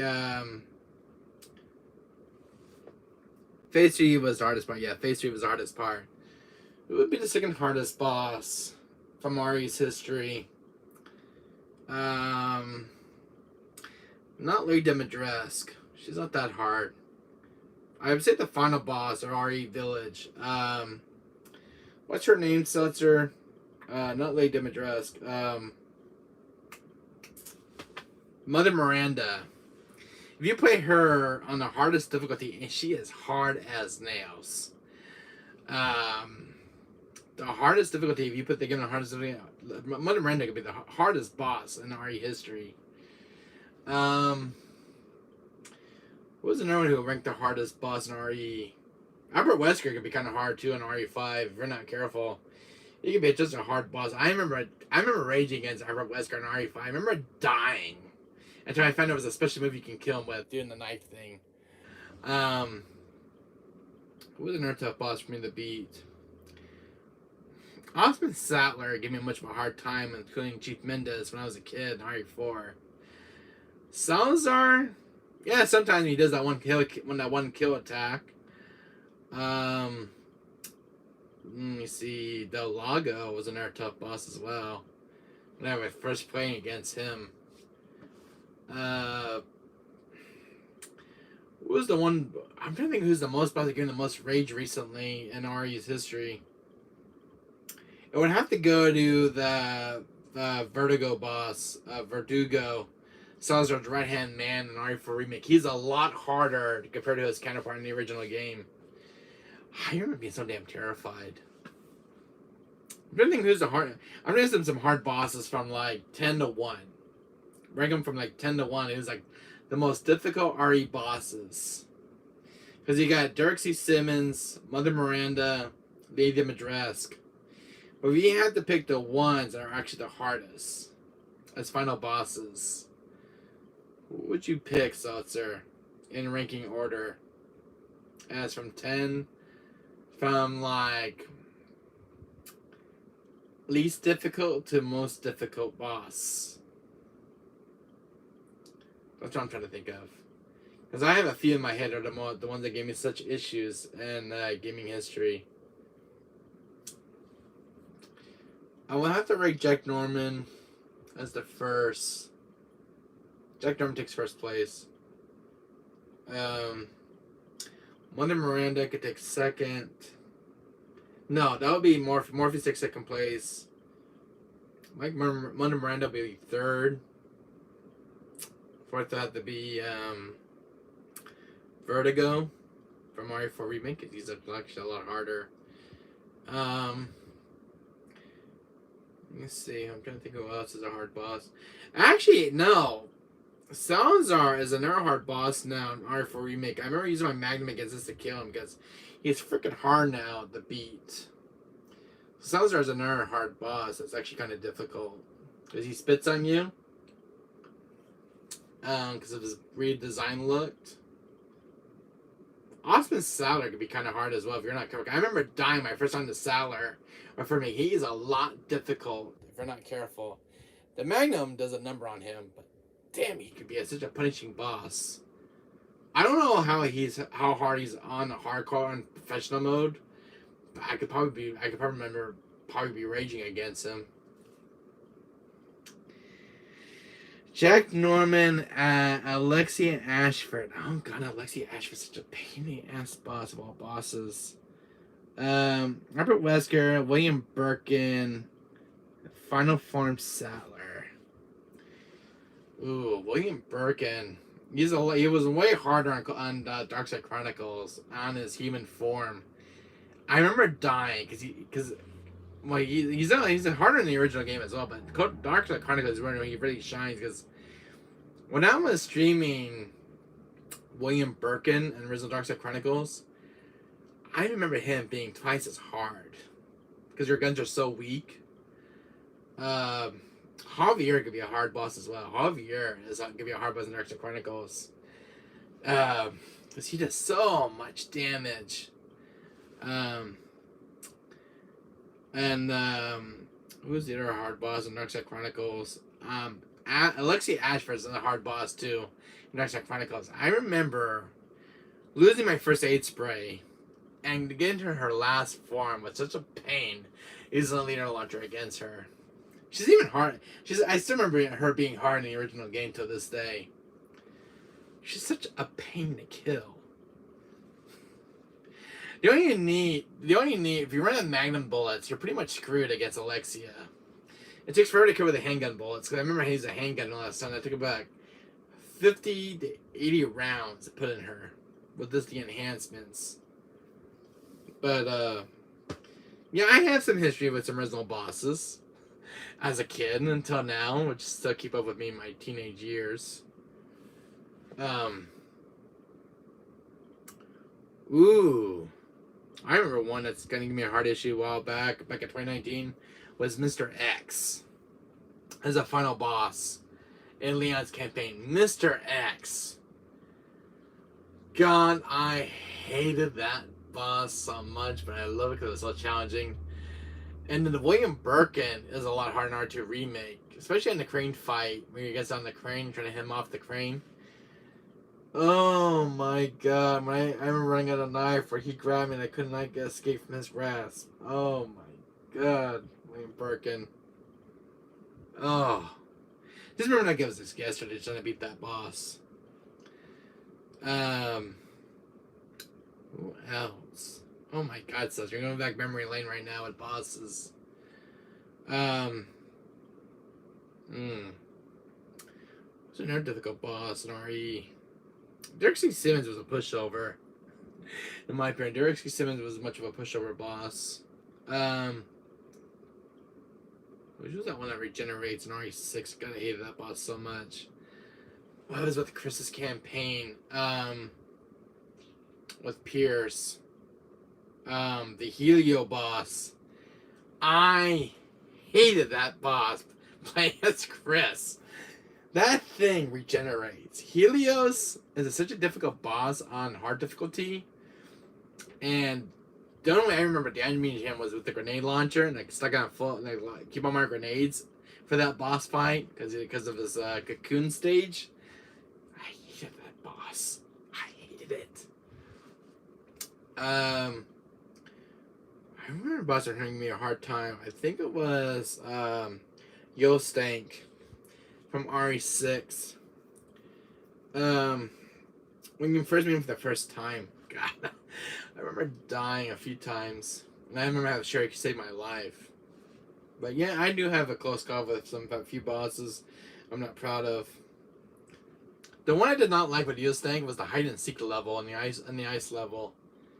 God almighty! And if you try to get out of these blue medallions, and because he gets a lot smarter, he knows when you're on the trash can, it's like game over, and he finds you. But yeah, there was some close calls. Man, yeah, we're gonna go back to RE again. I love playing the RE games. Oh, you know which one was the most difficult boss on professional mode, Seltzer?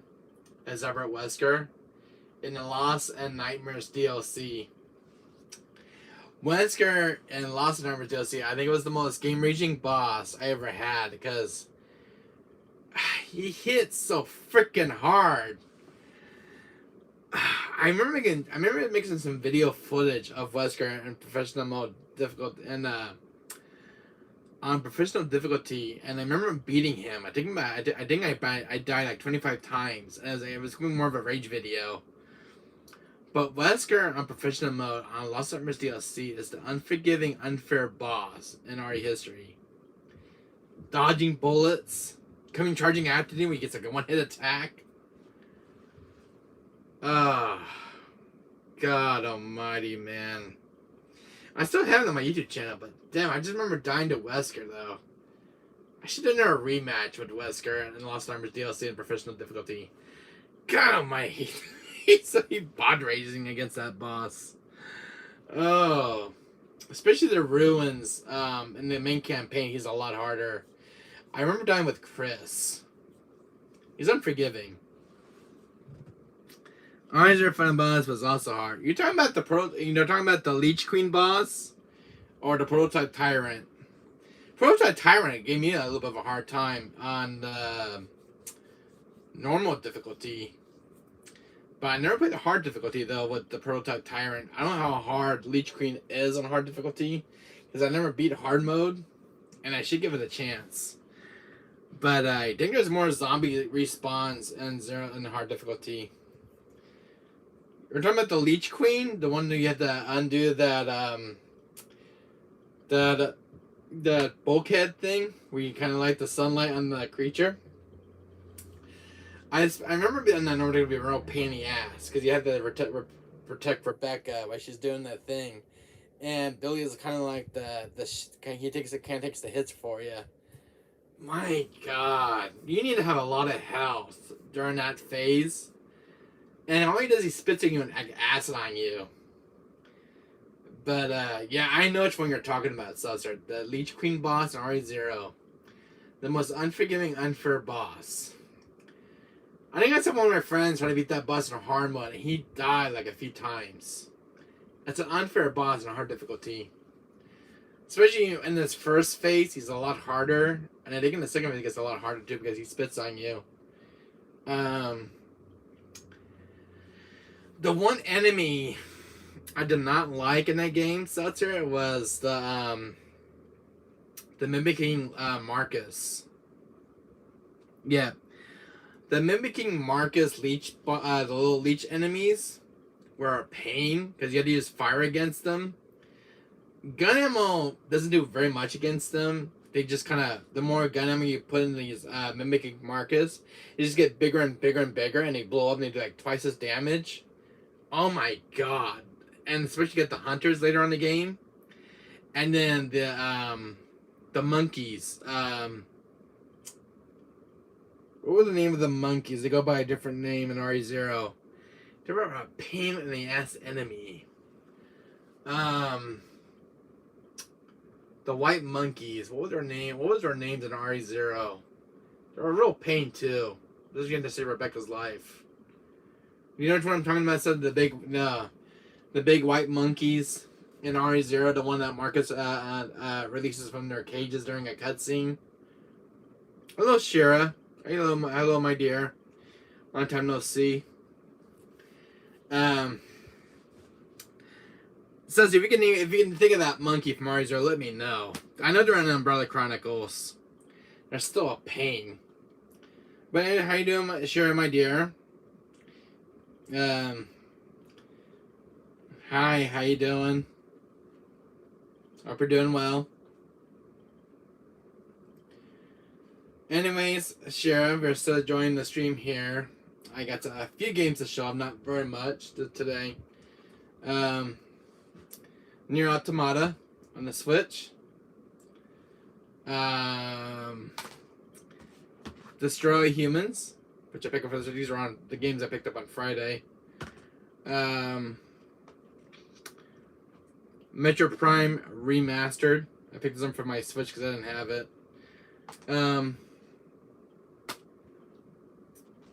Crazy Taxi for the Dreamcast. I have this in my collection. This is one. Strangers of Paradise. Final Fantasy. This is on Friday. These two were given to a friend of from a friend of mine. Tekken 3. Black Label, just the disc itself, and Crash Bandicoot 3 Warped, which is like my third copy, but it's going to a friend of mine, which is nice. I love having extra copies of games. The Mega Man Zero collection for the DS, Share My Dear, which includes Mega Man Zero 1 through 4. Very good game to play. Cool. Tekken 3, my favorite video game. Same here. I love Tekken 3. Also got RE4 on the Xbox One. Share My Dear. I picked this up on Friday. So I want to trade this one in. So I pick up a second copy of RE4 because I only got RE4 remake this year. So I can go wrong. Pick up RE4 Remastered, the original. This was a masterpiece in my book. The remake is another awesome game. Also, Share My Dear. I pick up a new fighting game. I got King of Fighters 15. So this is a new game for my video game library for the PS4. The King of Fighters. I didn't play any King of Fighter games growing up. But I am familiar with the characters. I never played any of the games though, but I do recognize a few of the characters. King of Fighters 15. So I don't know if there are any on PS1 or PS2. The other entries, but I did pick up King of Fighters. And I did pick up Valkyrie Elysium, which is another sword fighting game made by Square Enix. So I picked up Valkyrie Elysium. So that was the game I picked up on Friday. And then I got a new poster in back. Oh, the new poster. Yeah, my Final Fantasy VII Remake poster, Shira. That I got from GameStop last year. So I got that one framed. So I got that at GameStop in my area. A friend of mine who works over there. I got a Joker poster right there. I got some Final Fantasy 13. I got Rebecca on the wall right there. I got some pictures of Lightning and Sarah from Final Fantasy 13, one of my favorite games. Got Ada right there on the wall.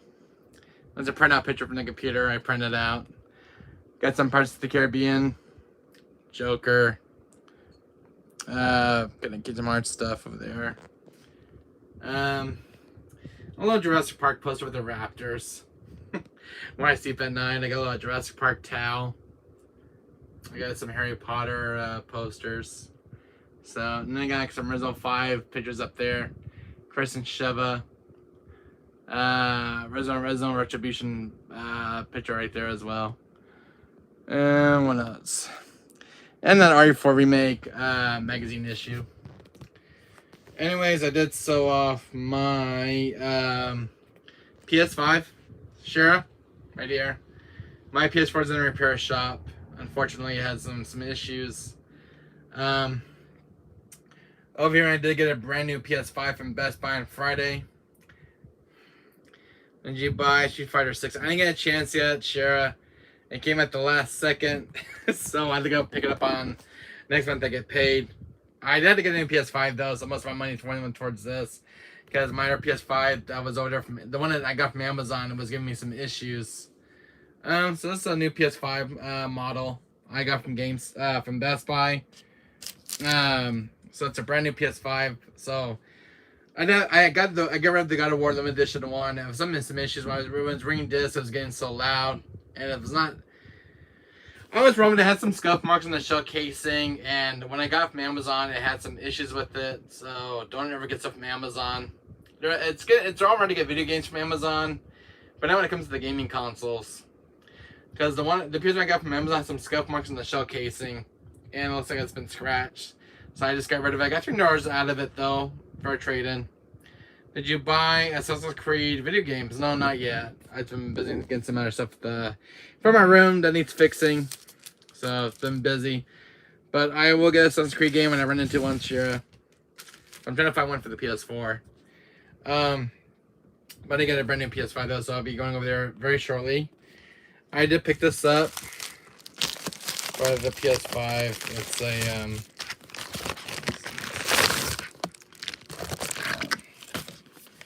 I got a 2 terabyte Samsung. So this is for the PS5 unit. So it has like 50 games. It's got a heat sink on this hard drive right here. So it goes inside the console. Boosts your gaming storage. It's got a read up speed of 7,000 megabytes. So I got this from Best Buy. So that's a Gen 4 model. So it's one like that was like one of the newest Gen models. So it's like boost your gaming storage. It has like other stuff for your gaming as well, where you got more smoothing for frame rates and stuff. So it's like $130 for it on Best Buy. It was like $100 off on the Best Buy website. So it came in the mail yesterday for the console. When I was at Best Buy, I got the 1 terabyte one. It was like a WD Black, but it went like 30 to 20 games. I'm like, for 1 terabyte, I run like a 2 terabyte, which was like the 50 games or more. So it's like, I'll bring that one back tomorrow to Best Buy and get my money back from that one. And then this one will go inside my console here. I'll have a friend do it for me, so I don't know how to do it. I want to break my own stuff. So, anyways, so, I just got some little small games for this little video. I've been trying to work on a night bot for the chat, and unfortunately I can't get it to work properly, the little night bot, but it's recording all the messages and stuff. I got the spam protection put on chat for like, those annoying bots, the spamming stuff from those bots. So, and I got the 600 timeout enabled on the Nightbot, but it's not seen in chat yet. So I have some technical difficulties with it, but it's working now. So, still got a few kinks to work out of the Nightbot.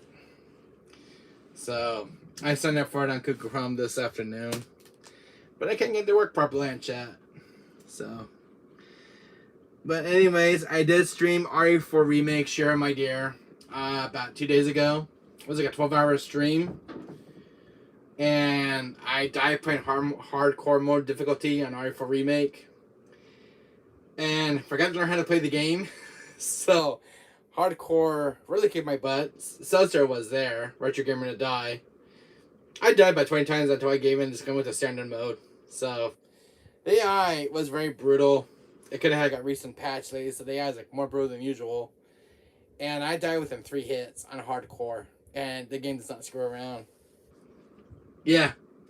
RE4 Remake on hardcore. I never got to play professional mode on RE4 Remake, so I don't know how hard that's gonna be, but I'll do a refresh of RE4 Remake on my channel so I can get the hardcore difficulty again and professional mode. I want to get professional mode beaten. You get a trophy achievement for beating it. You get an S rank.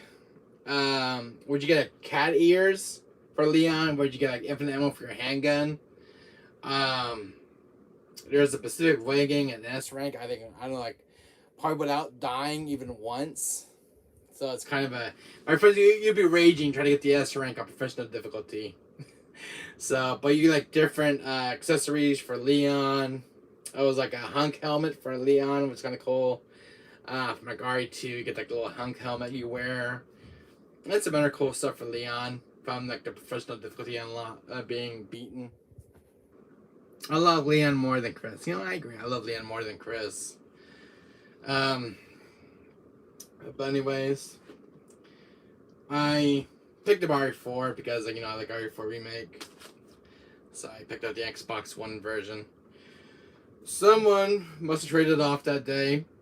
Because when I go to my retro stores, share my dear, I barely see original games. You know, especially the original original games.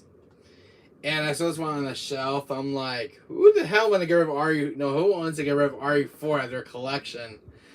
And I'm like, I ain't seen a lot of original games get traded in, especially like some of the older ones. I'm like, I don't know why people get rid of this out of their gaming collection. And this is like a game you will not see very much anymore in print.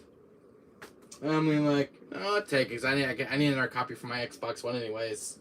So I picked it up. So like.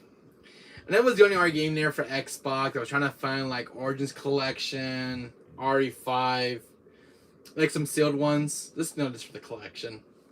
I was not looking to find an RE4 Xbox One sealed copy. So, but he had Resident Evil 2 on GameCube, and the game was going for like $120 on GameCube. Because I have one on GameCube, I have like an unopened one and a sealed one. And the game's definitely skyrocketing in price. I'm like, $119 for a GameCube game of RE2. My God. What up? Residency buddy, how you doing? Cool shirt. Oh. My Crash Bandicoot t-shirt. Isn't that cool, Seltzer? That's my little Crash Bandicoot Nitro Fuel t-shirt. I got this when the game came out. I doing good, bro. Glad to hear it. While you're here, Residency buddy, I picked up Tekken 3. This is a given to my friend of mine. We're chilling here. I play Ghost of Recon Wildlands. Oh, that's awesome. Residency buddy. This was a gift given to a friend of mine on Friday. Tekken 3 Black Label.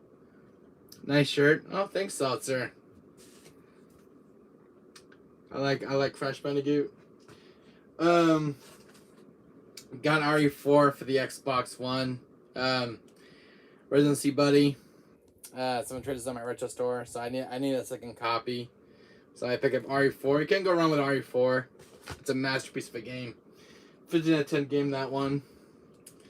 I also got Valkyrie Elysium for the PS4. This is a sealed copy. Yes, I see. So I got Valkyrie Elysium for the PS4.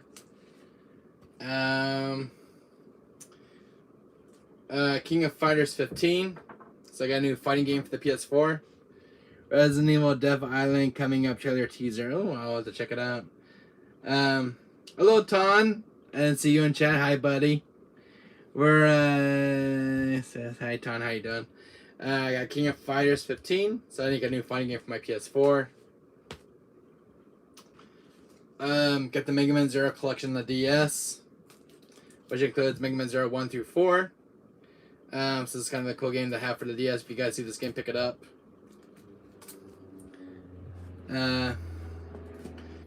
Also got Final Fantasy Origins Strangers of Paradise. I have one copy up there. This is my second copy. It's really hot here, bro. Hard here. It's 60 over here in the US. So I'm having a cool summer over here. So it's been like in the 60s and 70s lately over here. Not even a summer over here. So Final Fantasy Strangers of Paradise. And then I got Strangers of Paradise.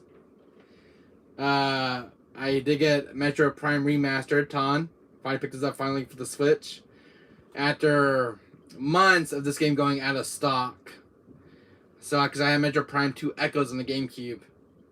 But I did pick up Metro Prime Remastered. And I want to play this for the first time ever. So I don't know anything about this game. I heard it's pretty good. When I heard about it. Because I played Metro Dread. And then Samus Returns. They got Nier Automata for the Switch. So this is the game that I wanted for my Switch for a very long time because I got this for the PS4. But I love the Nier Automata series. I like Nier Automata. I also have Nier Replicant. But I love the Nier games. These are so fun to play from Square Enix. The music in those games are awesome. And Destroy Human, which is a cult classic. Which I played on the PS4 and this game is fun as hell. They had Destroy Humans and they made it for the Switch. I picked that up. Also got Crazy Taxi for the Dreamcast, which I've been trying to hunt this game for almost 30 years now, and I finally found a copy of it. So I got this on Friday for 29 bucks. So I do have this on for my Dreamcast. So this is my 9th game now in the Dreamcast collection. Which is slowly building up. I got 9 games so far for the Dreamcast. But I do have 2 duplicates of Code Veronica on the Dreamcast. So, I have 9 games total on the Dreamcast because I only have like 2 duplicates of the Code Veronica, but the rest are like you see. I also got this is also a gift from a friend of mine. Crash Bandicoot Warped. This is the greatest hits label. I do have a black label in my collection, but this was missing its back artwork. But this was a gift from a friend of mine. So, I had to get it. So, it was given to a gift to me from a friend of mine who I met on Friday. So, it was very nice to get. Very appreciated. Also, Resi Buddy, if you're still here, and Tom. As you guys can see, I did get rid of my old PS5, my old one. Sold it off on, believe Friday, and sold it off. And I ended up getting this, a brand new PS5 from Best Buy. So I replaced my old PS5 that was giving me some issues. So the one I traded off or sold off was from Amazon, and it wasn't the best condition one. So I got how much does it cost? The best PS5 now. This PS5 was for $549 at Best Buy, and they were having a deal going on right now with Best Buy. So my PS5 with the tax came up to $649 because they included like a 1 terabyte hard drive. This one I got is a 2 terabyte. Well, it holds up to 50 games, and it's got 7,000 megabytes read-up speed, and it's got a heat sink. So they gave me a WD Black. It was a 1 terabyte, but it doesn't hold a lot. But $649, which is not bad. I mean, save your, it's like, because if you want to, the reason why it's $649, if you want like one of these for the PS5's MSD chips. That's why it came to $649, because the one I got was like the 1 terabyte I got was getting it was like $99. So with this and this included, it was like $649 altogether. I mean, it's like we're a fighter for a fighting video game. Well, what's it, my dear? 649. Yeah, 649 was just not bad. But you know, getting this and the PS5 together, because a lot of those games are gonna take up a lot of space. That's expensive, but you know, eventually the PS5 will go down more in price over the years when the years go by, unless when the Pro model comes out. It's been rumored at Sony. Her name is Minji Hawk. That's a pretty name. But this is a sealed PS5, so. And I go to Best Buy one day. It was on a Friday. I'm like, I'm playing Resident Evil: The Dark Side Chronicles Wii, and I finished bosses. Oh, congrats, Renzi buddy. I go to Best Buy and I find this PS5, and you're not gonna believe this, but when I found this PS5, VND money. Oh wow, that's a lot. So I took a chance going to Best Buy and asked the employee, "Do you guys have any PS5s in stock?" And they said they got a few in stock. So I took a chance because you don't find PS5s in stores. But the guy hooked me up with one, and I got the MSD chip with it. So when I went to go check out, I got the all I'm looking for. So I didn't get any games that day. There was only sports games that day in the PS4 aisle. I'm like, oh my god, it's the sports games. So I said I do need a new PS5, man. Everyone's starting to have issues. So I got a brand new PS5. Because the one I got previously was from Amazon. And unfortunately, it was a rebuilt model because it had scuff marks on the shell casing. And it said it was new when I bought it, but it wasn't new. So I traded that PS5 off on Friday and got $300 for it. And I bought this new PS5 to take its place. I'm wondering if you guys see that mat right there. That's an Elden Ring mat. So that's where the PS5 sits on. So I got one of those Elden Ring rubber mats. It's made for a computer. So I got one of those Elden Ring mats. I never played Elden Ring, but I was like, that was kind of cool for my gaming room. So I was like, I got it. And my PS4 is in a repair shop. Share my dear. And the PS4 Limited Edition Pro, The Last of Us Part 2. It's in the shop for some maintenance repairs. Unfortunately, I keep getting an error code. It says an error has occurred in your application, and I keep initializing rebuild database, but it doesn't help. The same error code comes back again. I don't know what's going on. So I did read some articles, and as soon as I have a hardware failure with my motherboard on my console, so that's in the shop. I dropped it up about a week ago to a friend of mine at a repair shop. And it came back from the repair shop about 2 months ago after it was refixed for some new parts, and now it's having some major issues with the motherboard. So that was unfortunate with my PS4.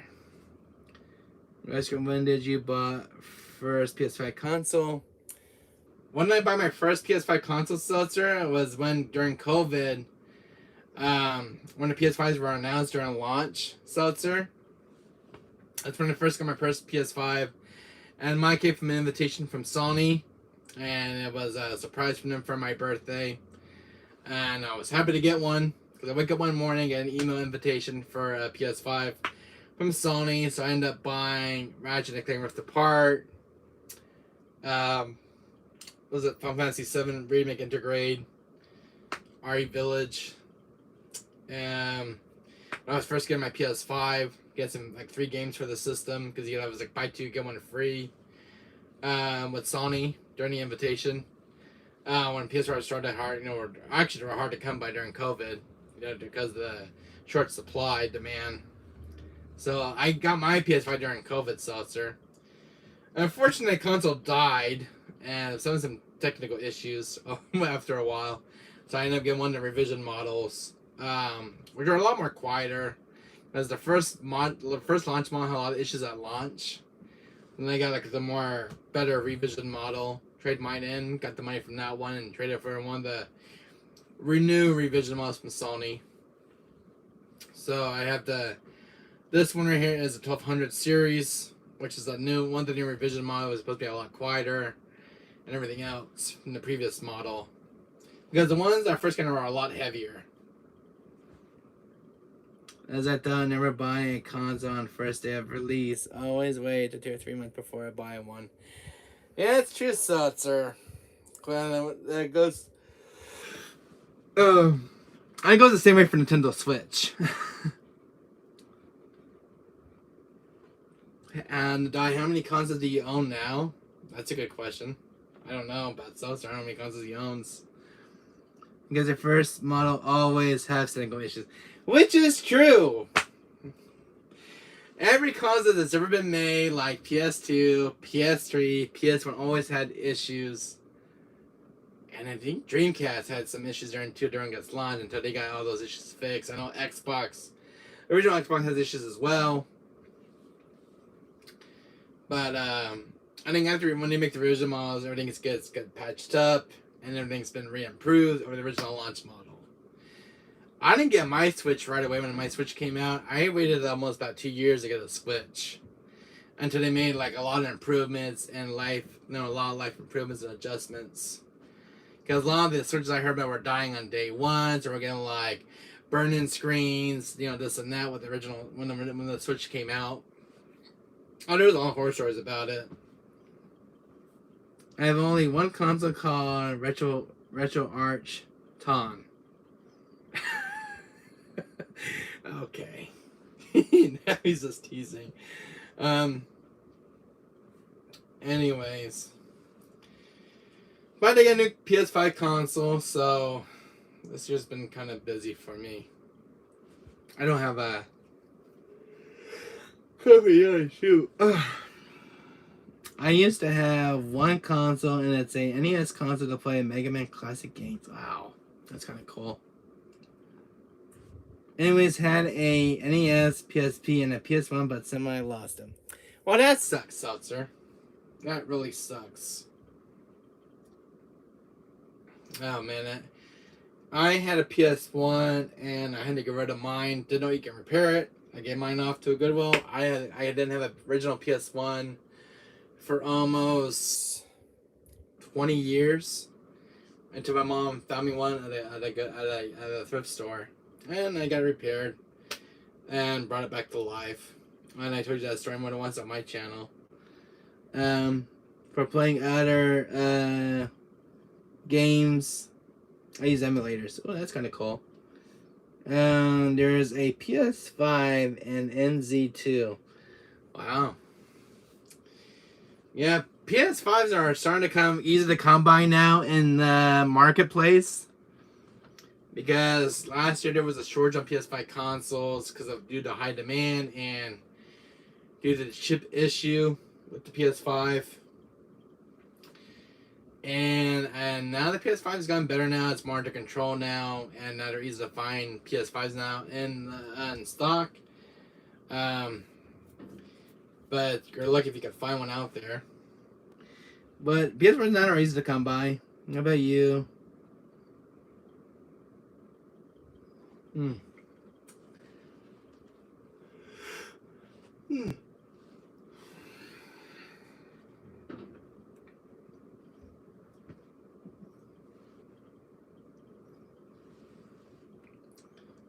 I saw Resident Evil 4 Remake and NZ. Oh, that's kind of cool.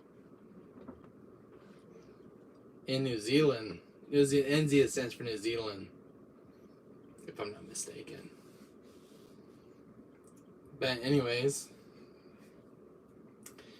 those are the games I got so far this weekend. I have another package coming out of video games from Limited Run Games. Well, it was supposed to be here about a year ago, and it's coming in now, this month of June. And it's the Castlevania Symphony of the Night and Rundle Blood Ultimate Collection, which comes in a big, nice collector's box with the Castlevania characters on it. So I'll be showing that off in an unboxing video. So it'll be kind of cool to see. And plus it comes with some giant posters and stuff. I have no consoles yet, Tan-san. You have no consoles yet, my dear. Maybe you should get like a PS5 or something. I mean, you gotta have your first gaming console. Maybe you gotta get like a retro console like a PS1, a Dreamcast. if you got a virtual video game store in your area, you can get like a PS1 and N64, or like I think a PS1 would be the first, be a kind of cool console to start off with, and the PS2 and the PS3. There's a lot of good games in those libraries on those consoles. I have a lot of good Resident Evil games on my PS3 library, like the Resident Umbrella Chronicles and Dark Side Chronicles, Resident Evil Remake, RE0, RE4, and Code Veronica. I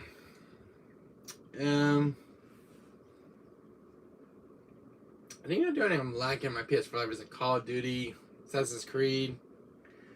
I did buy this game a while back. I never played this on my channel, guys. But I have this game called Among Us, and you can play it with friends. I saw Markiplier playing this. I had to buy this game. Then I got a physical release. I think I bought this game about, what was it, 2 years ago that I bought this?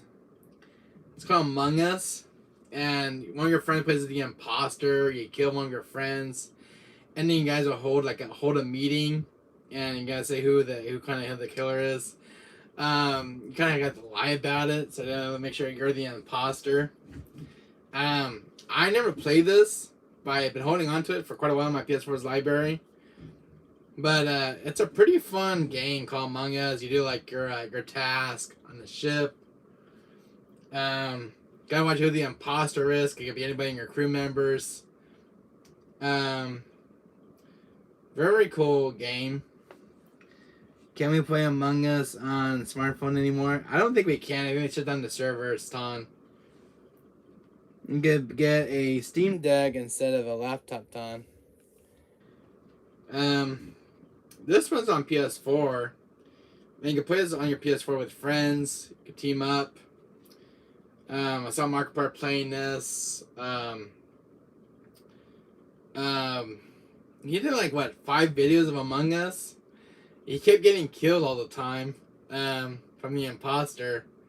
Very cool game though. I think I was kind of scared watching this the first time I was playing. When I was watching him playing it for the first time, I'm like, who's the imposter? Is the imposter like a monster dressed up as like one of the crew members? And when you kill someone, it makes the imposter makes like a monster noise when he roars. It's very terrifying. I heard him with the speakers on.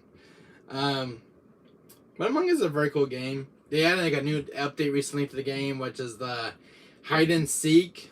When one of your friends plays the monster, and you'll have to survive while you're trying to get eaten up. I think it was called the hide and seek DLC. So they had a lot of new life improvements to the Among Us. I bought this when I was at Target a while back. So I remember buying it. Then I remember buying this game a long time ago. Get it out of my chest. Bookshelf. You know, I bought this a while back. It was 2022, I think. Oddworld Soulstorm. Yet to play it. It's been sitting in my bookcase. I have like 3 copies of this still sealed. Never played the original Exodus. The Steam Deck the Steam Deck came out last year during Game Awards. They were giving out free Steam Decks, Ton, during the Game Awards last year, when it was like God of War and Elden Ring game like the game of the year. But I have yet to play Soulstorm. I heard this is very good, but I heard it's patched now because it was very buggy at launch. So, but the cutscenes are very beautiful though, because it's made with the Unity engine. And this is a remake of Oddworld Exodus, of the PS1 game. So I was like, this game takes place after the first game after you escape what was the one at Abe was kind of being prisoner, was like the farm thing. But it's like this is like the sequel follow up. I have yet to play it, but I heard it's very beautiful on the PS4. There's also the PS5 version I have physically. I also have like Dark Souls. I have yet to play. I'll probably get my ass keep playing it.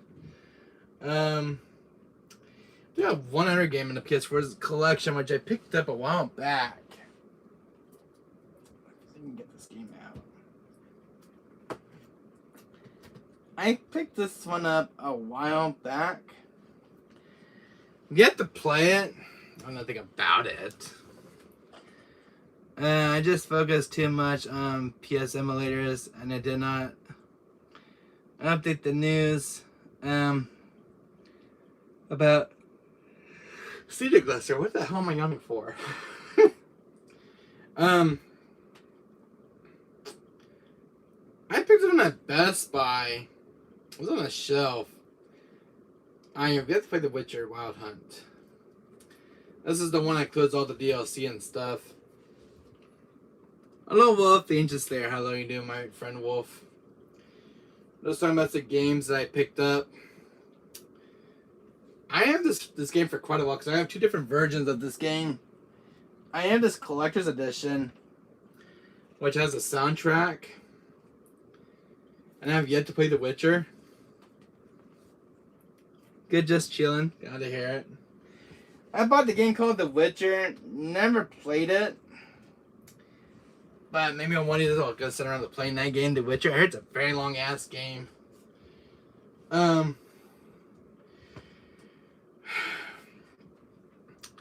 I love The Witcher 3. You played The Witcher 3? I've yet to play it. I heard it's very good. It's a long game though. Oh, one thing I do have, Wolf. I don't think I ever showed this to you. Did you know I have a game called Among Us?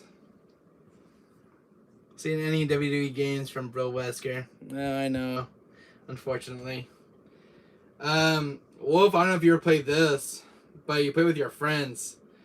Among Us. No, I'd probably kill you playing this game, so I'll probably be one of the imposters. I don't know if you ever played Among Us, but it's a very good game to play with friends. I saw Markiplier playing it, so I had to pick it up.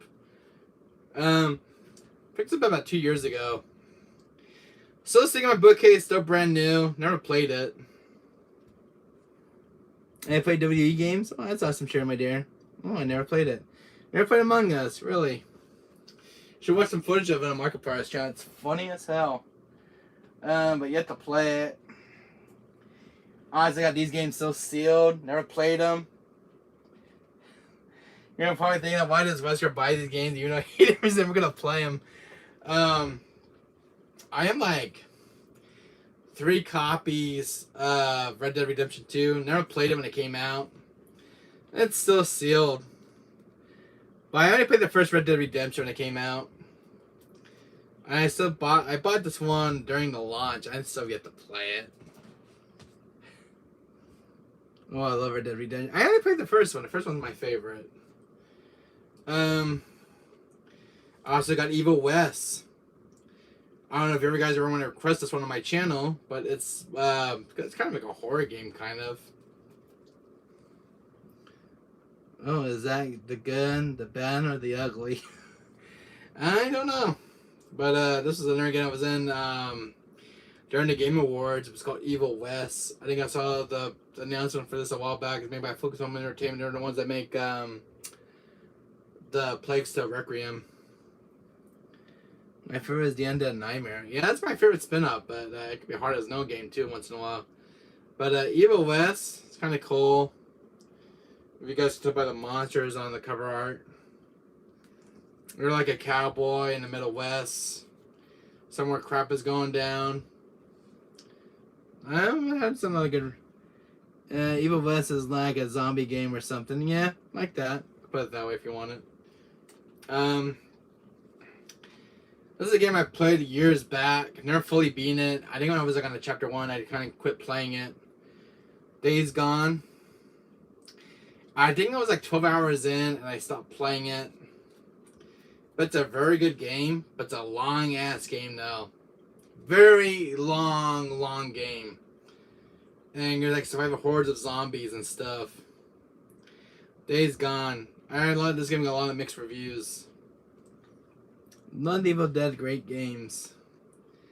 This one's called Days Gone. I played it when it came out on the PS4. So it's a PS4 exclusive. There was a sequel planned, but it never got made, and unfortunately it was canceled. So this goes to happen. Never played it. Days Gone. Yeah, Days Gone. It's hard to find out one's sealed now in print. But these are games that are still sitting in my bookcase. Never been played yet. Honestly, this game, if you guys might be interested in seeing this game sooner or later on my channel. Here's a game sure you might like if you're into those Castlevania Metroidvania games. Bloodstained Ritual of the Night. Now, I don't know if you guys in chat ever played Bloodstained Ritual of the Night. That's made by the same Castlevania creator and developer. I forgot what his name is. He's the one that made Cynthia of the Night. But this is a very cool game. And it's kind of it's a Castlevania kind of game. I played World War Z. I played, but I hated it. I bought it for the PS4, but I never really liked it when it came out. And it wasn't my cup of tea. I just found the game too hard and unfair for me. No,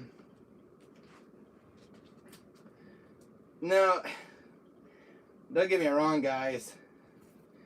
I do have some Dark Souls kind of games in my collection, but I might get my ass kicked.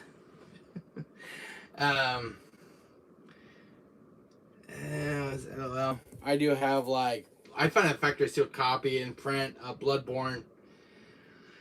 I remember running this at GameStop, and I couldn't get past chapter 1. Got my ass kicked easily. The final boss has kicked my butt at this one because you're supposed to level up. But Bloodborne is a very awesome game because it's PlayStation Greatest Hits. But I sucked at it. So, first Dark Souls game, and I got my butt handed to me. The enemies, it's a From Software game. Can't wait when my game comes. Mother of the Dead. Ooh, awesome wolf. So I played a little bit of this and didn't get far into it. It's a good game, but I need to practice that some more. I also got these games. I got tons of Dark Souls games. I just never played them. I got Sekiro. Shadows Die Twice. Never played it, but I heard a lot of people play this on YouTube, and they were raging against this game because this game is an unfair boss. Games are unfair at times. You're really gonna be good at these kind of games, and this game will punish you the hell out of you. Also, I think a while back I picked these games up a while back at a retro store. I love my Doom guy. I agree. These games are sticking to each other. You get these stickers. Dark Souls 3. I have yet to play this and put some time into it. Because you know me, I didn't go with Bloodborne, so I got yet to do good with this one. You can go for a magic or a physical build. But Dark Souls, this is when I was at my retro store that day. But Dark Souls 2. I heard this one's one of the worst ones. From what I heard. That the bosses were too easy to beat. It's a very easy game compared to, I think 3 and 1 were the hardest. Including the original Dark Souls.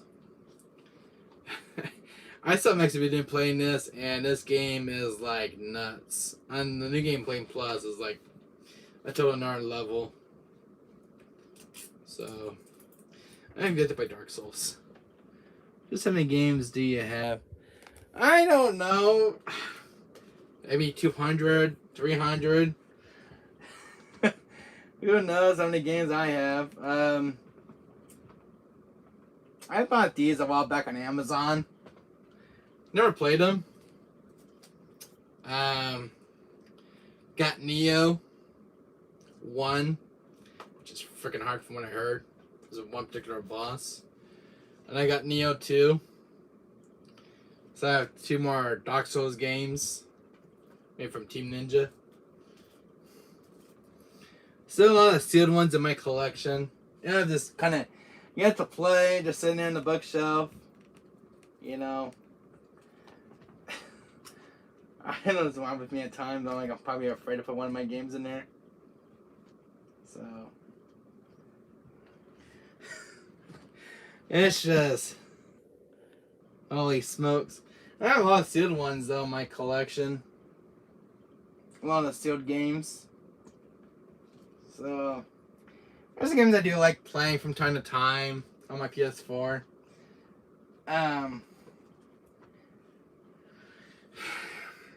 I forgot to put this game away. Gosh dang it.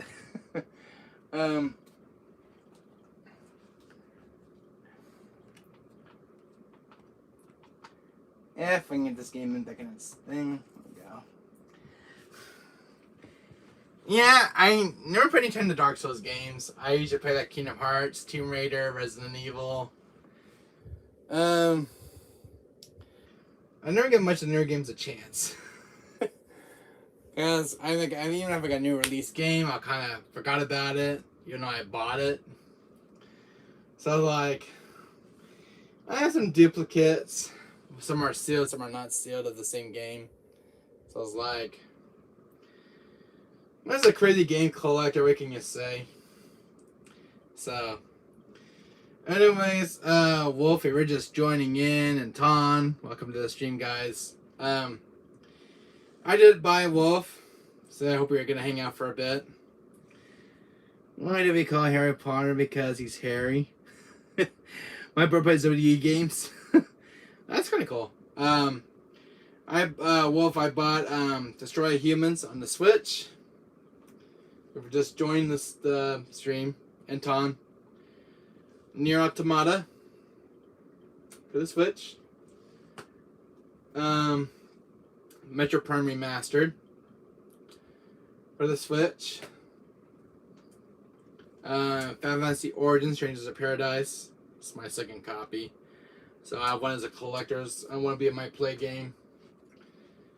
Mega Man Zero for the DS collection. This is Mega Man Zero 1 through 4 and 1 cartridge. King of Fighters 15. Which I heard is pretty good. Got a lot of good reviews. I get to play it. So my library is liking some fighting games lately. Valkyrie Elysium. So, and I got RE4 on the Xbox Wolf. This is my second copy, by the way. Then I need a second copy. And then I got a this was given to a friend of mine, a gift. Tekken 3 Black Label. Love this game. I love Tekken 3. I have a greatest hits copy, but I don't have a Black Label disc. Very good. I was given to my friend of mine was Crash Bandicoot 3. So it's got the manga, it's missing the artwork. I already have the complete case one, so it's kind of cool to have from a friend of mine. Me and Freddie went out for dinner, meeting his parents. Cause we've been friends for 2 years. Cause this is a game I bought on Friday, Crazy Taxi for the Dreamcast. This is my 9th game now for the Dreamcast. This is $29. So, it's my Dreamcast library is lacking in video games. But I did get Crazy Taxi. I played this as a kid years back. I'm on the PS2 and the GameCube. Then Wolf, as you can see, I'm going to show you, because I was telling you this in chat earlier on your stream. You can just try to see that cool Final Fantasy 7 poster. I got that from GameStop years back. Anyways, Wolf, I was going to show you this. I got a brand new PS5 right here in box. That one over there that I used for streaming was sold off about Friday. I have an Elden Ring mat right there for the PS5 that kind of sits on it. It's an Elden Ring rubber mat. I never played Elden Ring, but I just like I want to get that rubber mat I saw on Amazon, so I ordered it, and then kind of when it had it from over my dresser right there. And I got a brand new PS5 at Best Buy. I took a chance going to Best Buy and had some PS5s in stock. I bought a 2 terabyte SSD drive for it, which has a heatsink. Or better than this time. Well, the one I got previously, Wolf, was from Amazon. And when I ordered it, said it was brand new and it wasn't rebuilt. And when I took the PS5 out of the box, the one I used to sit over there, it had scuff marks on the entire console, like it's been scratched. And it made a weird noise when it's reading disc. So I sold it. I got $200 for it at the retro store. And then I ended up getting this brand new PS5 from Best Buy in store. So way better because when the box came in from Amazon, it was all scuffed and scratched. The box, and the console was worse when I took it out of the box. So and it wasn't like it was a very noisy machine. So I got like a better PS5, and plus the one I have is always crashing on me and giving me some issues. And then my PS4 that sits to sit right there, Wolf's in the repair shop right now because my motherboard is having some issues. I think I told you a while back on the PSN app. But right now, my room's a complete mess right now. So I got my PS5 console. So I just been busy. Yeah.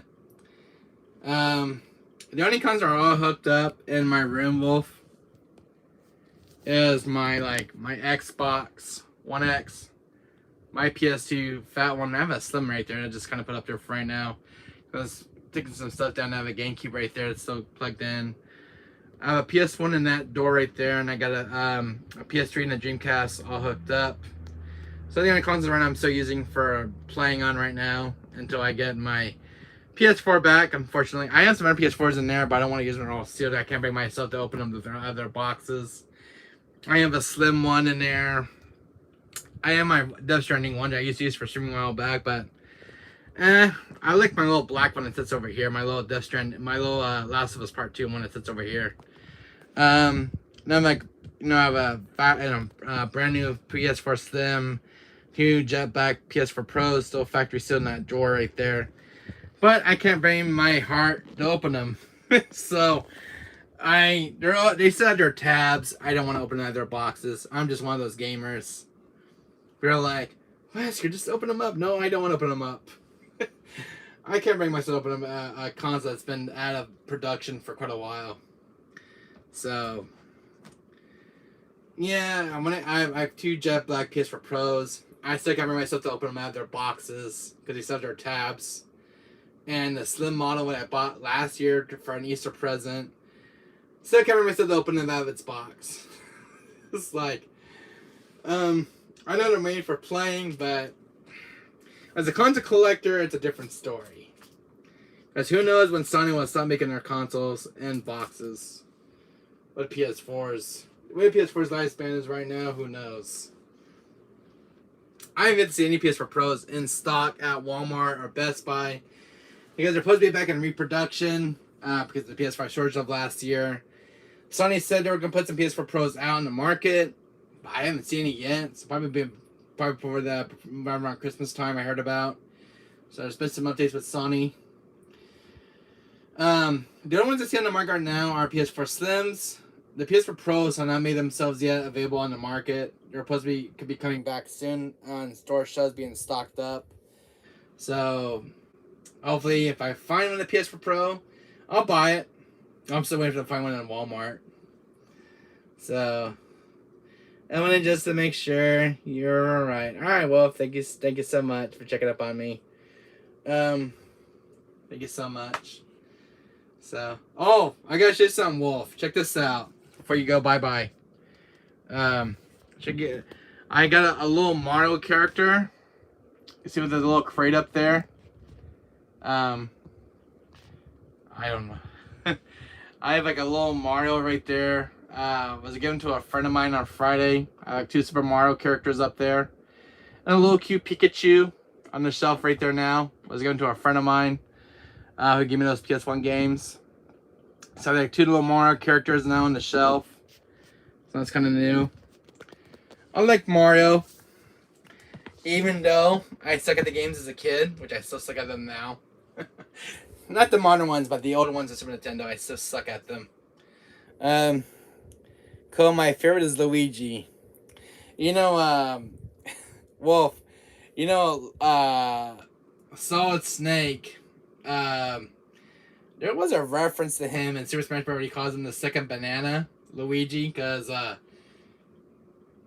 he's always hiding in his brother's shadow, Luigi, which is true, because Luigi is a second banana for some weird reason.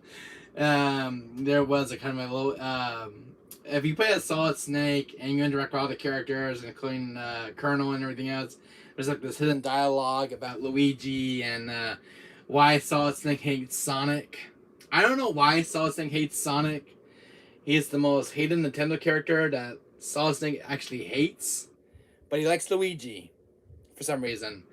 But he hates Sonic. Which I don't know why. It's just, I can't figure out Solid Snake. But he does like Captain Falcon from F-Zero. He likes him, he likes Luigi, but for some reason he doesn't like Sonic. For some reason, the Blue Hedgehog. I don't know. It's just really weird about Solid Snake. He has a weird hobby why he never likes Sonic. That I would never understand why. The reason why I like him because he goes to the haunted house. Oh, that's why I like Luigi. Yeah, especially in Luigi's Mansion. Yeah, I do like Luigi's Mansion. My favorite Luigi's Mansion game was number 3 because I didn't play the first or second one. But my first Luigi's Mansion game was number 3, which is on the Switch, and that one scared the crap out of me. When I first played it, I was terrified playing Luigi's Mansion 3 all the way through the entire game. The bosses for me were a different story. But getting spooked by the ghost was like a whole nother level. The jump scares in Luigi's Mansion 2 was so well done. Who's Luigi? Is Mario's brother is Mario Brothers is Mario's brother Luigi from you ever play Mario Brothers on Nintendo on Share My Dear? Luigi is the one with the green little hat. He's like kind of like a plumber. Mario's a plumber himself. But they're Nintendo characters though. I don't know if you're familiar with Princess Peach, but when Peach gets kidnapped by Bowser, which is Mario's nemesis, Mario's always gonna go save the damsel in distress. Which Mario never has it easy saving Princess Peach. Because God knows why. I feel sorry for Mario rescuing Peach. I like the first one because how scared the house was. Luigi's Mansion 1, which is exclusive to GameCube. I believe the first one's on GameCube and the second one, and there was like a remaster for the Switch, which I never, not the Switch, the DS version. There was a DS version of the first Luigi's Mansion, which is a remaster. I never found it yet, but it's one I've been wanting to play. But hopefully they'll make 1 and 2 for the Switch. Hopefully. Can you play WE games with me? The only WE game I ever have is the one from 2009. I think it's 2009 or 2010, one of those two. The only one I ever liked, I think it was the 2009 version, was the only one WE game I ever loved. Which has got the really cool campaign. Yeah, it kind of reminds me of Resident 1 Mansion. Yeah, it definitely does. If you look at it closely, yeah. If you look at the bigger picture. But, this month has been hectic for me. It really has. I was not expecting my cousins to go in the shop. My PS4. Tried to avoid that, but I go in the shop. Got rid of my PS5. I got rid of that for like $300, which is not bad. What else did I get last Friday? Last Friday I said I was going to do it with a friend of mine. My mom recently started borrowing me started buying me Pokemon cards. So now I'm collecting Pokemon cards, which is fine because I love Pokemon as a kid. But she got me some brand new playing cards of Pokemon, which I think I have one right here. My mom bought me this. I don't know if these are worth anything. But she was with a friend that day, and she bought me a Pokemon trading card pack.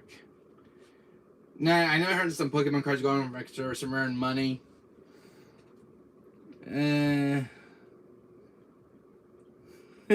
Suck up the ghost. My mom started buying me some Pokemon cards, Wolf. I'm a huge Pokemon fan. These are the Scarlet and Violet ones. These are like the ones that I guess when they came out for like when they remastered the game for the Switch. So my mom bought these the other day, I think like last month.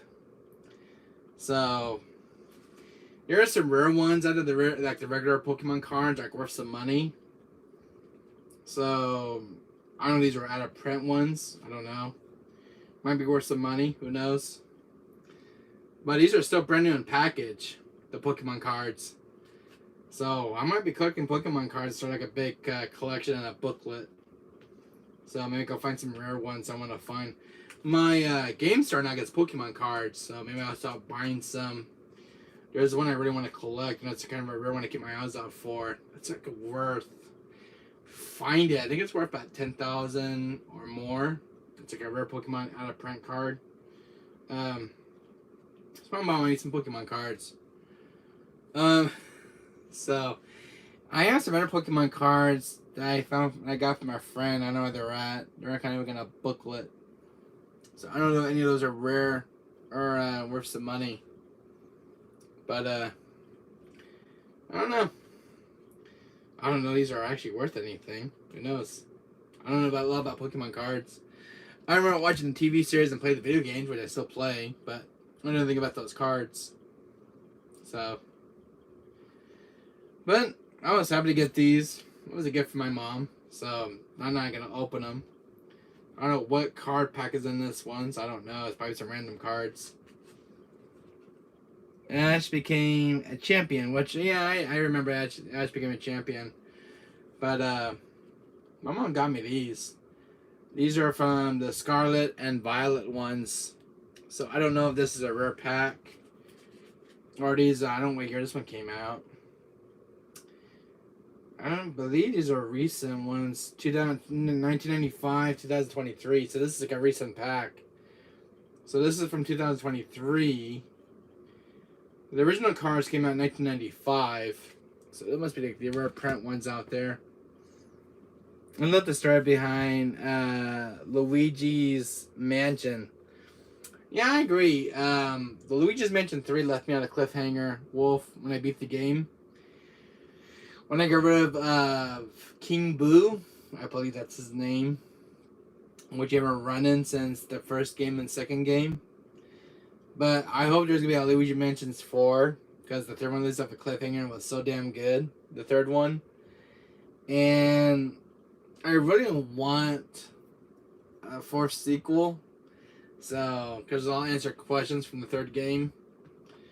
So, the third one was my favorite, because it was my first ever Luigi's Mansion game I ever played.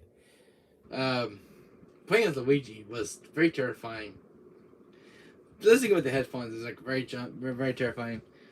Are you talking about Ghost Hunt? No, we're talking about Luigi's Mansion, Tom. Luigi's Mansion. The one was made on GameCube, and then the third one came to the Switch, which is a Switch exclusive. Luigi Mansions 3.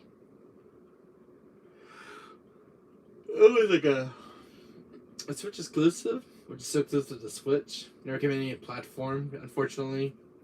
Nintendo has a thing when making Switch games. Is that why I never come to PS4 at times, but they're always tied down to the Switch. I don't understand Nintendo at times. Who's your favorite WWE wrestler, Tom? Well, mine's Undertaker. Well, actually, I have 3 WWE wrestlers. It's Undertaker, John Cena, and The Rock are my 3 favorite wrestlers. Those are my wrestlers. Those are my to-go wrestlers of all time. The Rock, Undertaker, and The Rock are my 3 favorite legendary WWE wrestlers. I like Stone Cold, but The Rock, Undertaker, and John Cena are my all-time favorites. There's nobody comes close with those 3 guys in legend. Hulk Hogan's another legend himself. Thumbs up to help you out, dear friend. Oh, thank you so much, Wolf. My favorite ones are John Cena and Goldberg. Oh, Goldberg. I'm not familiar with Goldberg, but it does sound familiar. My favorite is Chris Bennett. Awesome, Wolf.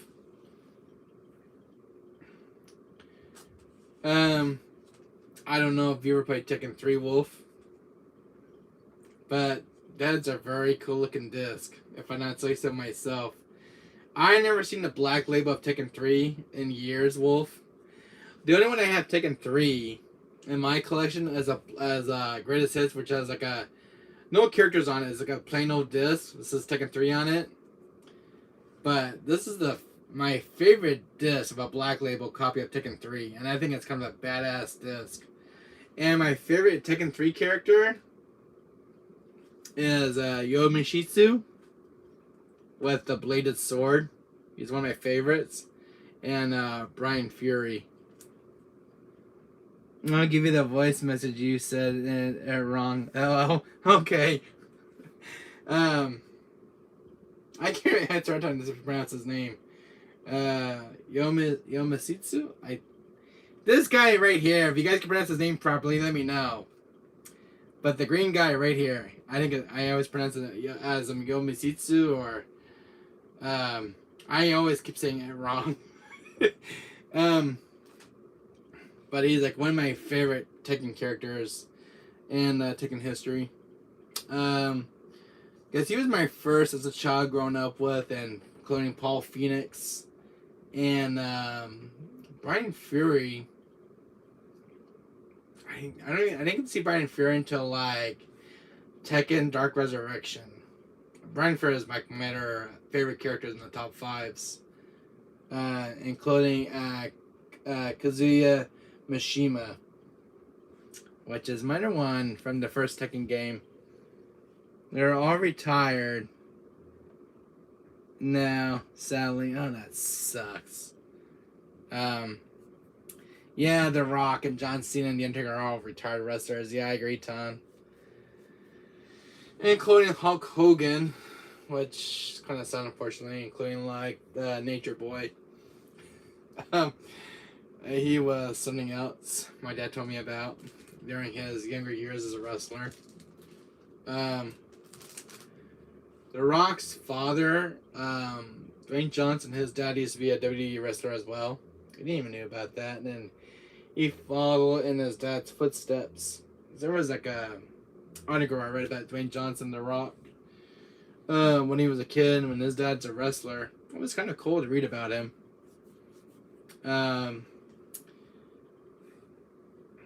Just call him Yoshi. No, that's the right name pronouncing it, Seltzer. I wonder who is heavier, Big Show or Andre the Giant. I want to say Andre the Giant. He was the most heaviest wrestler in wrestling. Okay, it's up now. Alright, well, I'll take a look at that a little bit. Yeah. The Rock was my favorite growing up as a child. John Cena, I didn't see John Cena until like I was 10 years old as a wrestler. When he was like, "You can't see me." He just did that. And then The Undertaker, he was coming out and doing this thing with his eyeballs. And The Undertaker was another legendary wrestler who I loved as a child. I don't have any action figures of Undertaker There was some toys made of the Undertaker. I don't think I have one of the Undertaker in my room. But it's the one figure I'd love to get. That one of him, John Cena, and The Rock. Those three wrestlers figures that I want to get. World is the dinosaur, and tomorrow, Yoshi is the dinosaur in Mario, right? No, yeah, Yoshi is the dinosaur in Mario. I also like Triple H. He's another.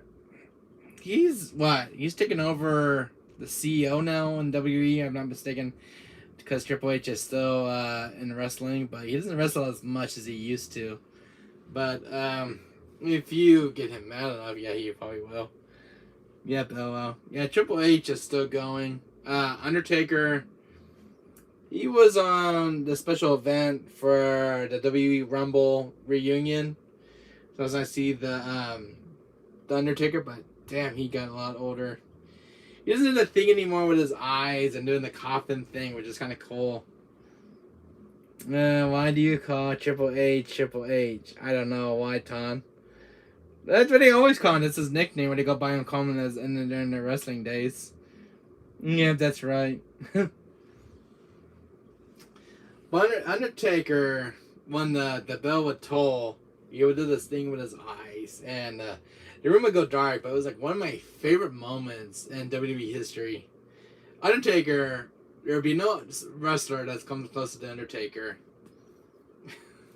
I remember one day he put a guy in a coffin one day in one of the episodes, and I think it was for like the Undertaker's brother or something, or like killing him or something. It was like an episode of WWE, and the Undertaker comes out, and kills the guy, and puts him in a coffin. It was an episode on WWE SmackDown.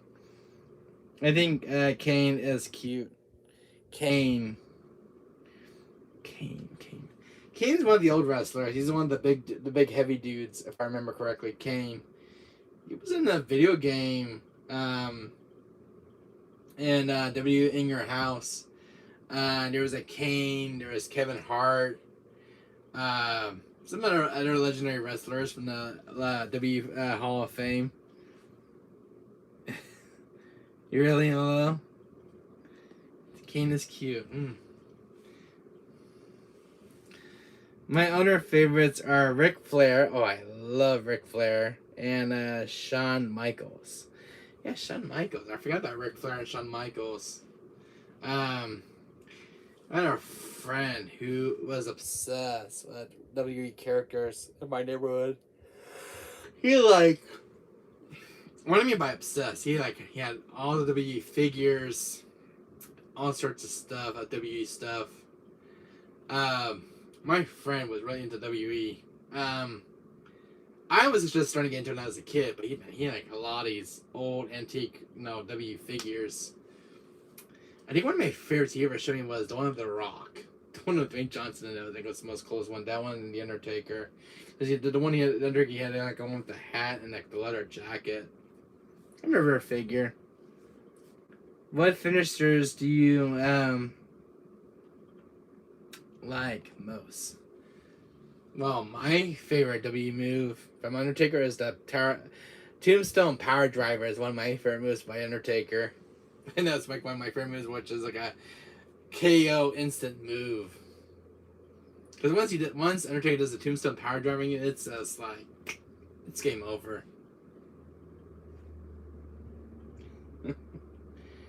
So that was one of my favorite moves. It's called the Tombstone Power Driver. One of Undertaker's signature moves. It's one of my classic favorites. Watching it as a kid and taking a guy down with that move was my favorite as a child. That's kind of gone down in history with me. So I was like, damn. Kane doesn't talk much. Yeah, Kane does not talk much, which is true. Kane does not talk much. Undertaker was more of a silent type wrestler. Undertaker didn't talk very much during his years of wrestling. Undertaker was more of a... I don't know if he ever talked on stage, Undertaker. I don't remember. I remember he was more of a silent type wrestler, if I remember correctly, as a child. Undertaker. He was my favorite wrestler. Anyway, I used to watch wrestling on TV, but stopped watching after the loss. The WrestleMania versus Brock Lesnar. Oh, I remember that one. He could be like a doom guy. I'm just kidding. My favorite finishes are Sweet Chin Music and RKO. My favorite move was the Tombstone Power Drop Undertaker. That was my favorite move of all time in wrestling history. I don't remember any special moves from The Rock. I don't remember any good moves from The Rock. I don't remember. My brain's kind of foggy on that one. Including John Cena. But I only remember the one from Undertaker, though, as a child. That one's kind of clear in my head, clearly. Whenever I play a wrestling game, I always play as the Undertaker. Because nobody wanted to piss me off, because the Undertaker was such a big guy. Brock Lesnar shocked the world for beating the Undertaker. Really? Oh wow! I think I missed an episode because I had to go to school that day. No, I had to actually go to bed early that night because I missed that episode. There was a special episode of Underworld versus Brock Lesnar. And I can't remember reading about it because he lost the championship or something during WWE. And it was very unfortunate too. I was pissed off when he lost. The Undertaker against Brock. But I won't forget that date. It was like very fresh in my mind as a kid. When I heard about it the next day, I was like, damn. And I think the Undertaker, he kind of retired back in 2011 or 2013. He retired from wrestling. And then The Rock, I don't know what year he retired in. I know John Cena retired. And they all kind of went through like the movie thing. The Rock, he was trying to make a thing in movie business. I don't know if The Undertaker became a movie. I know he just retired. I don't know if The Undertaker ever did anything after that. He had to retire. But I know John Cena did movie acting. Dave Bautista from WWE. John Cena was getting in the movie business. The Rock.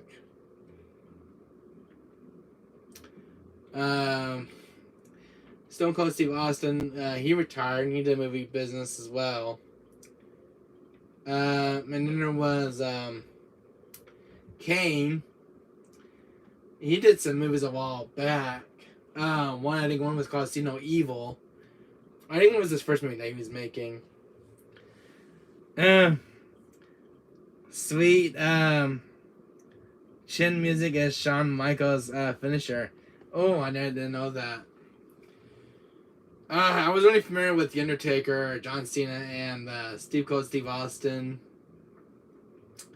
I used to watch the wrestling show after school. After I did my homework. But, I was only familiar with some of the wrestlers growing up with as a kid. And not, I didn't grow up watching, like, Kane, John Cena, The Rock, Steve Cold and Steve Austin, some of the Diva girls from WWE. What do you have, those girly matches? That was my favorite on WWE. Especially the mud match when they fight in the mud. Yeah, it was kind of a classic for me. Two girls fighting each other in WWE. I don't know why. It's just one of my favorite moments in WWE history when they had the two girls fighting. The two WWE divas. I think that was kind of a thing for me when I was in my younger days as a boy. So, I was just kind of new watching two girls fighting each other. So I was like, oh, this is cool. This is kind of unique. You don't see girls wrestling matches very much in WWE, but it's kind of rare, but it was like one of my favorites of watching during the afternoons. Two girls wrestling each other on WWE. And I just remember having fun watching my first match. The new ones now. I was watching a week back. Who's that new girl now with the makeup? Who's that creepy girl in wrestling now? I forgot what her name is. She wears makeup now. You had some new wrestlers too. Was it Jesse Rhymes or something? That's some new wrestlers. I was watching some wrestling recently. It's not the same. The new wrestling shows down there. It's just not the same as the originals. The originals were a classic for me as a kid growing up. But yeah. I remember I was watching girl matches after school and some classic WWE matches, like The Undertaker. He'd be on every afternoon after I get home after school. And I don't know what he was going to do on stage because it was a mystery. So, anyways. I think that was to talk about on wrestling. My favorite female wrestlers are Lita, and Rich Flair's daughter. That's what I was trying to think of. She was in a wrestling match the other day, my dear. It was another girls' match I was watching. Ric Flair's daughter was fighting recently in a wrestling match. Yeah, she's still wrestling. Some of the young girls I remember as a kid, they're kind of retired. Some are still there, not all of them. They got some new ones now. But remember Ric Flair's daughter fighting about, was it 2 or 3 months ago? It was after the WrestleMania reunion thing, and Ric Flair was in a match with one of the girls. I was watching. I think it was a few weeks back. But it was one I was watching about not too long ago. The Rock's daughter is now a wrestler. The Rock's daughter is now a wrestler. Really? She's trying to follow in her dad's footsteps, huh? Like father, like daughter. You know what they say? Chip doesn't fall too much from the chip off the old block, huh? Much love, Wesker. I have to go. All right, well, see you later. Take care. Thanks for stopping by. Yeah, The Rock's daughter, huh? She's a wrestler now. Wow. That's very interesting. I didn't know that she was a wrestler now. Wow. It seems like all the wrestlers' kids are now following in their parents' footsteps in this new legacy of wrestlers. Don't know if The Undertaker has any kids. I wonder if his kids are becoming wrestlers like their dad is. So, I guess all the kids are following our dad's footsteps. Our parents was in wrestling now these days. I always think wrestling was kind of a rough sport. You get the chair, or like they do like the cage match kind of thing, which is kind of I like the cage match. They do like the death cage match, which is one of my favorites. Or they throw each other off the ring and they get the chair at the table. They break like the announcer's table, which is kind of funny. Very rare to do it, but it's kind of funny to do because the announcers get mad and stuff. I remember seeing that. They would get the chair. Anyway, shut with it. I don't know what it is, but the chair and table thing was like one of my favorite things watching in wrestling. The other thing, I do have children of his own. Really? Wow! I don't think I have kids. I know that. Wow. Sure, things do change. Wesker, how much for me to buy your entire collection in your room? Oh, hello, Marty. Hello, Access World, my friend. Oh, well, I say about $100,000. No, actually between $100,000 to $200,000. About $200,000. $200,000. I think it's $200,000 or more. Or more. To buy me. Buy my stuff.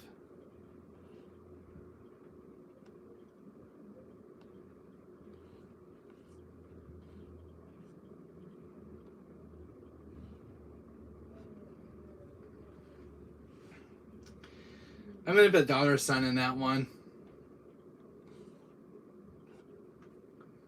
So it's like I'm gonna give you 400,000. 400,000? I spent more than that, Marty. 400,000, huh?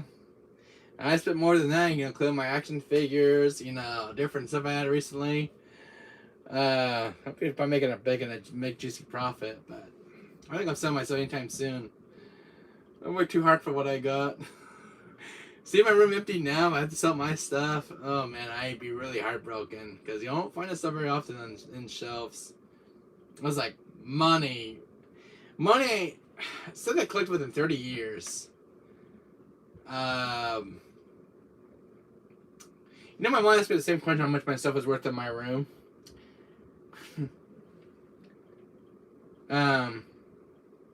More than how much my stuff would be worth in my room. I between say, I'd say about 1 million. I mean, including some like older figures, so I don't like out of print figures. I have some sealed figures as well. So I think I don't know all the game consoles I own, video games. My stuff's worth about $1 million. Your furniture is worth something. Your collectibles are worth something. This is 30 years of collecting. We're talking here. So, 30 years in the 90s, they own like some legendary legacy consoles. I say about $1 million. Because I do have some games are just kind of rare, and some stuff even games like Mario Kart are just kind of out of print from Sony. So even older stuff, including a working Dreamcast. So I was like, when I even had it restored too, it's about $1 million for everything in my room. But I think I'm not selling anytime soon. But I'd be curious how much my stuff would be worth. I'd be curious myself. Including like that rare print, that promotion material of FS7 Remake, which I found at GameStop. I had it framed. That's probably worth some money. I have like 2 original 5 posters from GameStop from 2008. It was like the big giant posters. I have like a Resident Zero gloss poster. I have like all sorts of stuff. PS1 games are worth what? Well, they're complete. Well, because most of them are complete. So like maybe 900 to 1,000, 2,000 give or take. Some of those PS1 games are skyrocketing in price. Some GameCube games, PS3, PS2, PS1. I have Super Nintendo games, N64, Dreamcast, PS Vita, PSP, DS, Game Boy Color.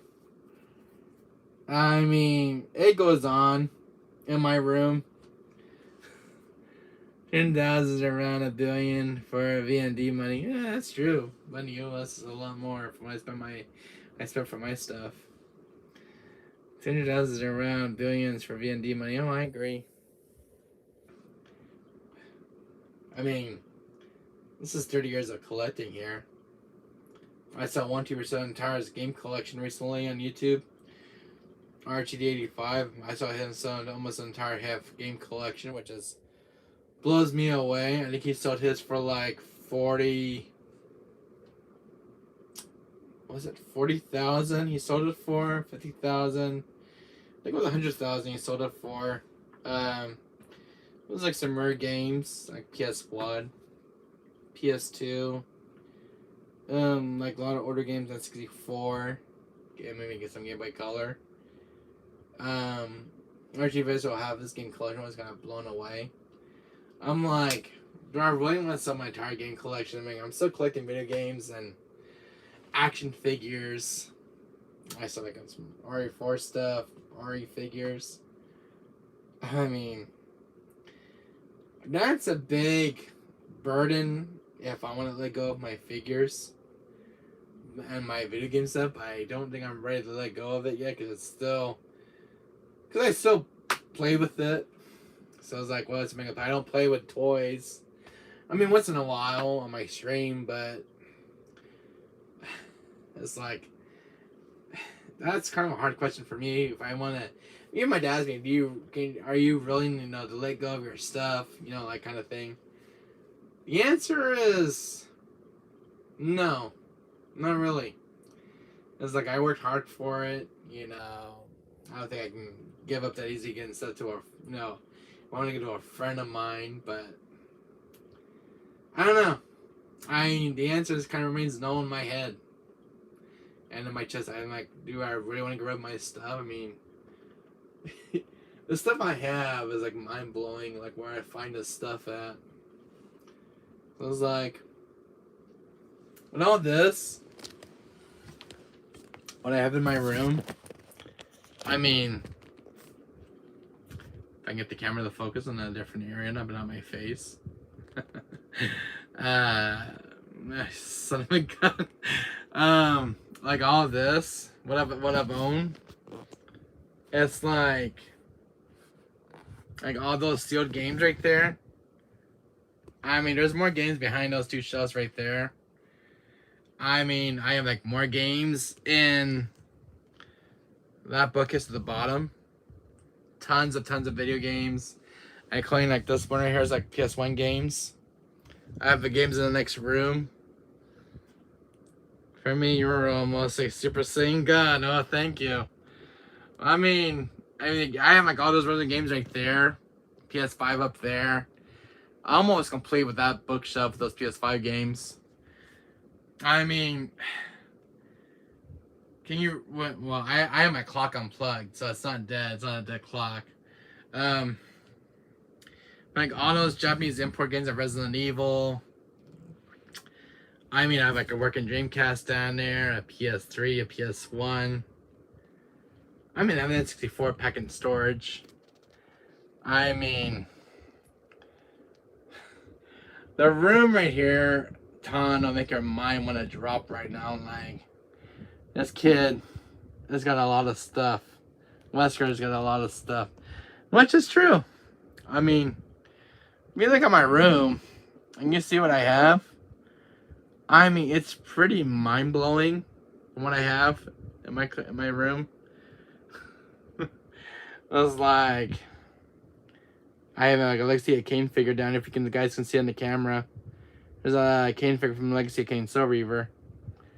I have a lot of Jurassic Park stuff. I have a Dennis Nedry in a shaving cream can. I mean, I got stuff up there, like a Mega Man figure. I have some like Walking Dead, The Last of Us Part 2 figures, Catwoman. I mean, every here looks like money, doesn't it? You have a room like this? If she has a room like this, I'd be surprised. I mean, I have a Rebecca Chambers, right? If you're asking about Wesker, has a picture of Rebecca Chambers. Guilty as charged, guys. You think why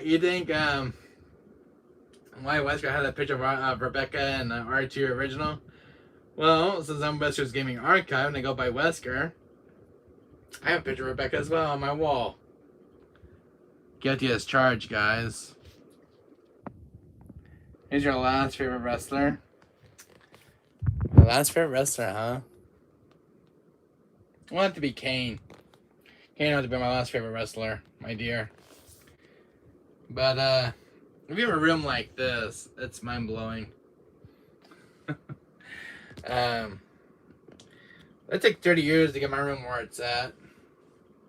I mean, I like that Kingdom Hearts one right there. Ton, I know you would kill to have that, buddy. That Kingdom Hearts with Riku, Mickey, Sora.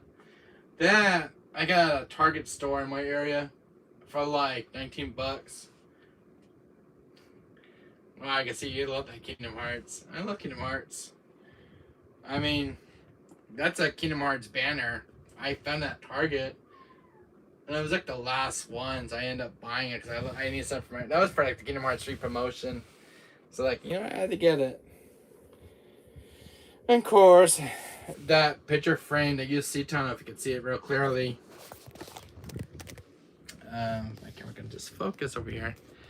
I have like a Jack, you know, Pirates of the Caribbean picture right there. We know it, Elizabeth Swann, you know, got Johnny Depp and Orlando Bloom.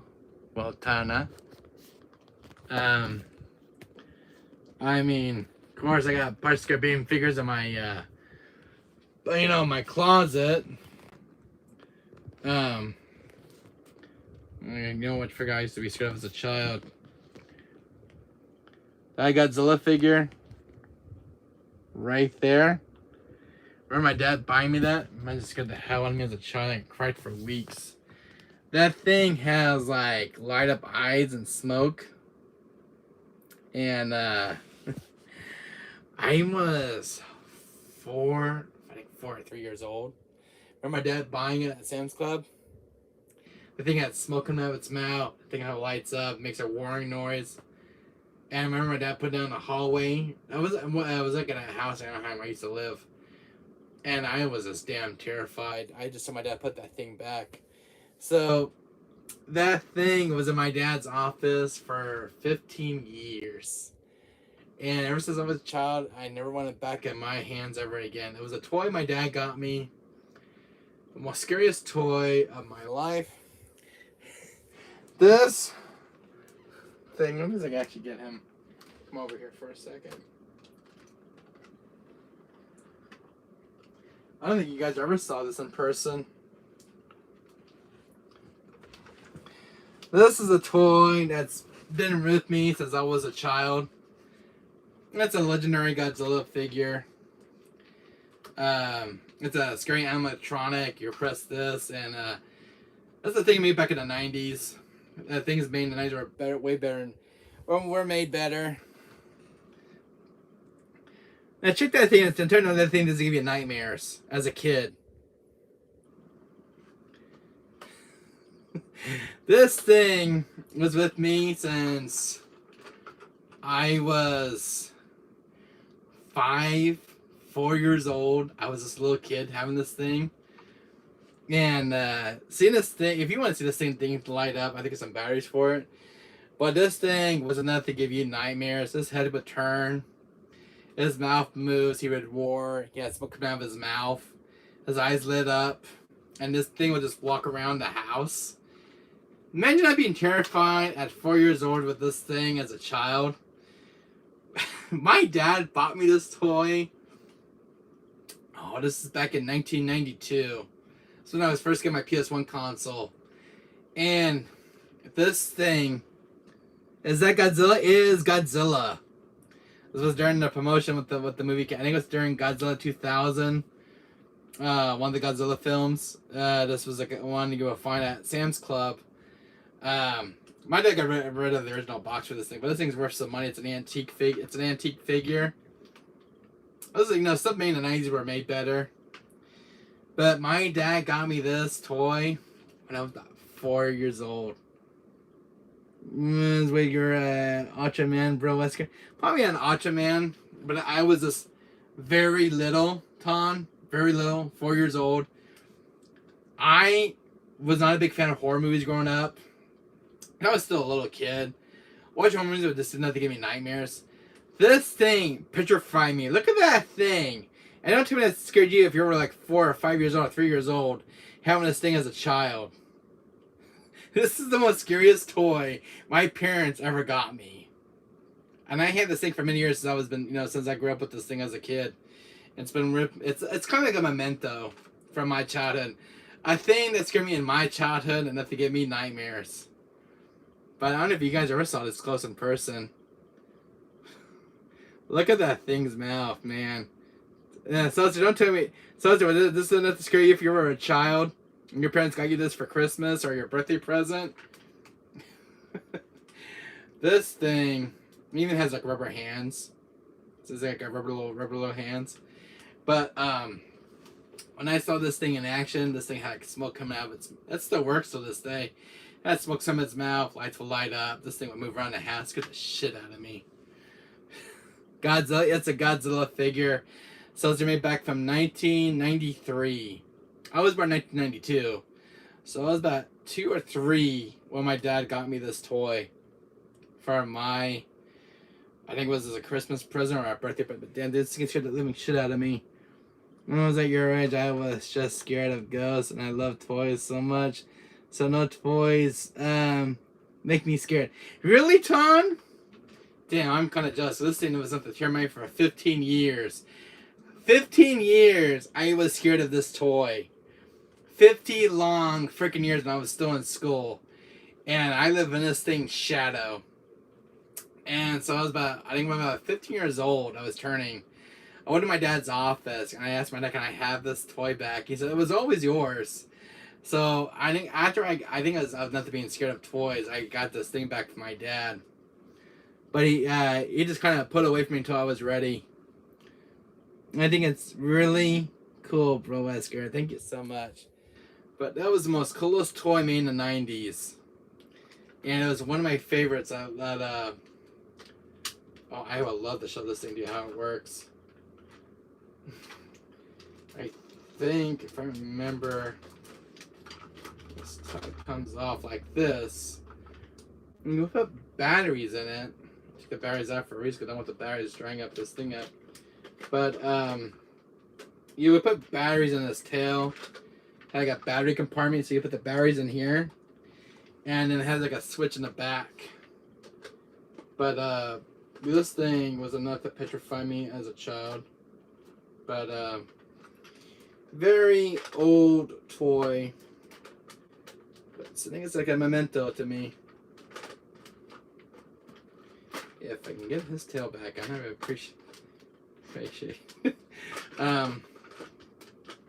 This tail does go back on. I'm just gonna play around with it. Overall, this thing was the most petrifying toy I ever got as a child. If I can get his tail back, and I appreciate it. Doing this on cameras is not easy. You twist it on, you get it back on. Oh, I almost got it.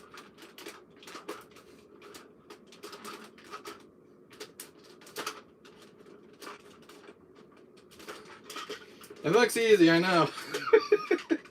Trying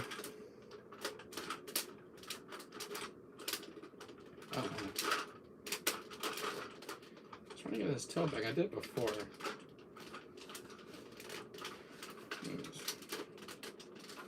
Like that. That's into place. Well, that's how you get the batteries in this thing, and you have to screw his tail on. But this is a toy that's been with me for like since I was a child, since I had my PS1. And all my toys were getting rid of, and this is the only toy that survived my childhood.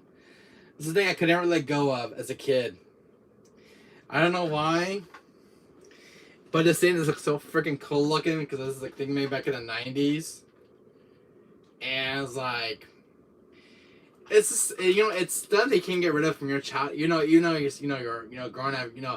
Your parents will say you're too old for your toys. This kind of thing. This toy's been with me since the day I was born. Well, I was about 3 years old when I got this thing, but the damn thing scared the hell out of me. But this thing's been with me for 30 years. I think it's made back in. So the year the thing was made in, if I could find. Usually the year they were made in. I remember the year this thing was made in. I looked up online. It was made back in 1993. But that's an old toy. It's not even being produced anymore. But it's just something I had for a very, very long time sitting in my room. I mean, I scared my dog with this thing the other day. I put batteries in it, and I scared my dog, and damn, she flipped. Because the thing had smoke coming out of its mouth. Now you would get this liquid stuff, and you put it inside its head, It makes like the smoke come out of its mouth. I gotta have my dad do it for me again, but it's been a while since I had smoke come out of this thing. But it still roars. You know, it looks at you, and the thing will just kind of walk around like this around the house, and it's like got little wheels on it. But it walk around the house, and move its legs like this, or move its legs, and it'll just walk around the house. Oh my God! Seeing this thing walk around the house, smoking, has its lights on, was the most terrifying thing of animatronic I ever owned as a child. But even when I watched Chucky, I was a kid. And that haunt me, and that's why I love toys so much. I have a cool Chucky doll if you want to see it. But that was my Godzilla figure since I was a kid. Get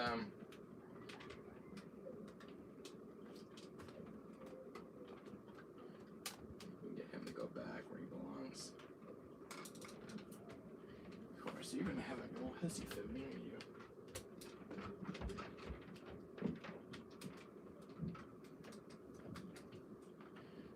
Of course you do.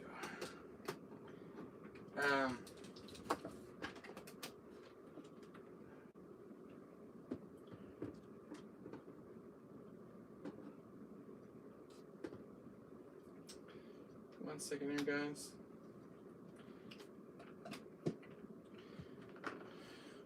I don't know if this is the most scary thing I ever owned, but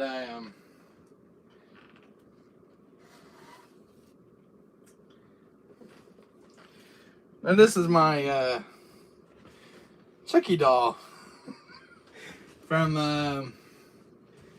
Friday Chucky. I think you can get him out of the box. Oh, he's taped in. But I do have a really cool Chucky.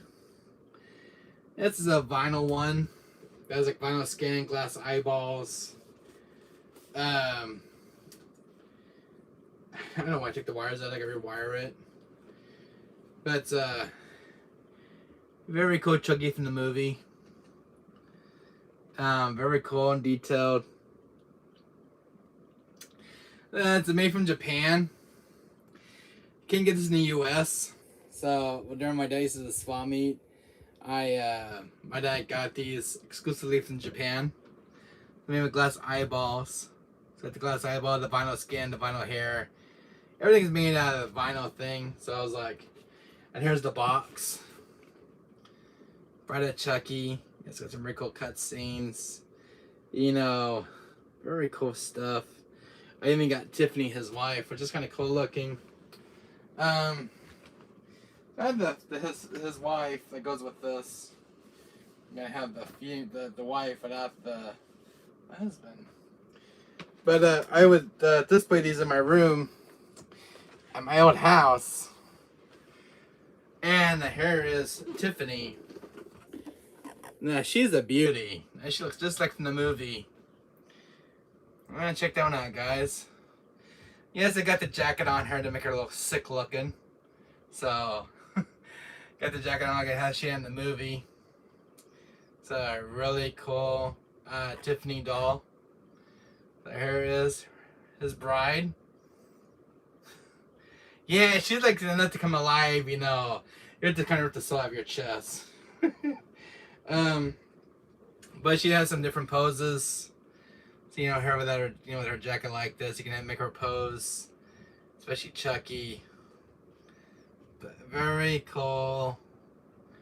I gotta rewire her into the box. But a very cool figure that I actually own, made from Japan. So, very cool Chucky doll that my dad gave me. I have from the movies. Oh, I can see the bride. It's saying something, bro, Wesker. Oh, yeah. These are very detailed. Only a few of these were made. So these are very rare figures. And they weren't cheap. They were like $89 a piece. So they weren't not cheap figures to make. But it was like the promotion material for the movie. So I was like, oh, that's some cool, really cool promotion material for the movie. This was something else that came with it.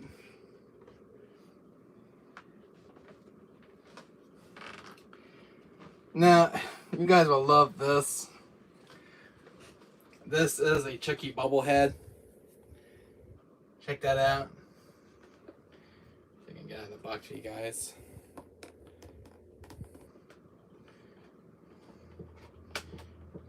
If I can get out of the box. This is a really very bad guy. A little knife.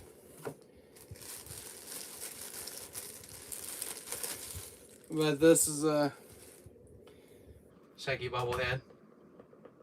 His arms move. It's just kind of cool. He's got like the little knife he holds.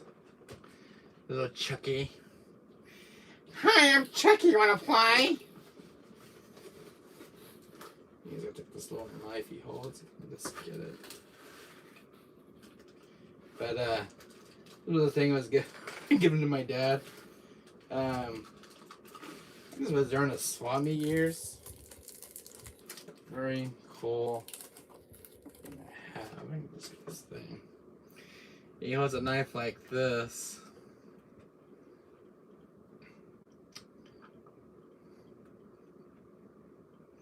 So he holds a knife like he holds a knife like this. So he holds like a knife.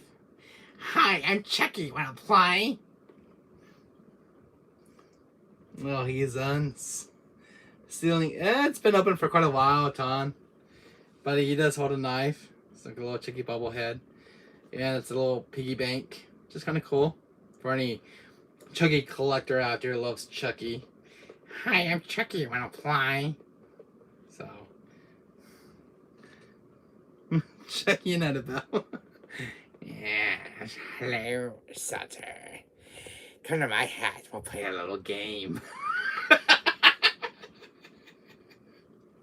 It's called Hide the Doll.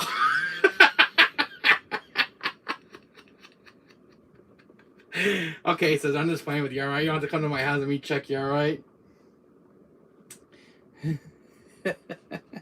I think we'll bring Chucky into future Mortal Kombat games. You know, I would love to play as Chucky. But it was just a really cool thing I got from my dad. A little Chucky bobblehead. They don't even make these anymore. They're discontinued. It was like promotion for the material of the movie. Really cool to have. Oh, you really wanted a Chucky bobblehead. Hi, I'm Chucky. I'm gonna play. Oh, by the way, I'm in a bag. So it's like, yeah, this is kind of a really cool item in my collection. I have something else to show you guys in my collection. But some Chucky, because I'm a huge Chucky fan. I love Chucky. Chucky's like one of my favorite horror / killers, including like Freddy and Michael Myers. Let me see if I can actually get this for you guys. You guys been dying to see this Dante figure. I don't know if I can actually get this figure up. No, I can't reach it. I have like a Devil May Cry figure up in box. I can't reach it. Very cool to have. What is gonna show you? Don't know what's gonna show you around here. I have that Dante thing, but I can't even get my hands onto it. I'll show you. I have that thing, but I can't get to it. I'm like a Dante the Devil May Cry figure. It's like up there. I can't get to it. It's out of my reach. But there's some really cool stuff I had that I got. This thing I really wanted to show you guys. I have like Kane figure down here. Not shoving. I can't get to him. That's some really cool stuff. If you guys like that. I have like a Devil May Cry figure up there, but I can't even get to it. I could. I'm gonna put myself back up there though. Guess we can actually get it for you guys. I mean, that's getting this damn thing down though. 1 second so I can actually get it down.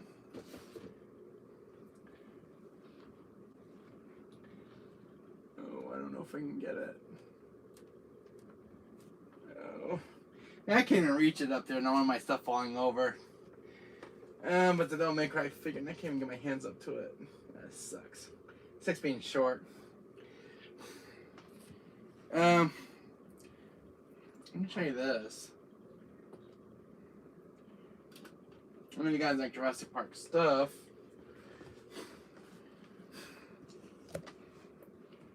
I don't think I ever show you this guy, this thing.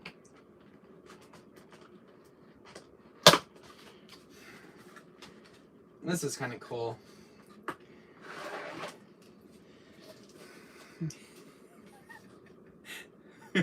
It's a Jurassic Park limited edition Dennis Nedry from Jurassic Park, guys.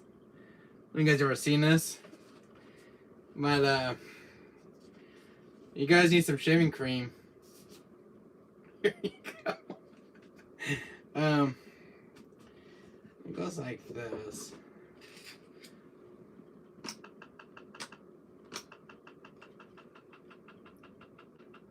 This box already dinner.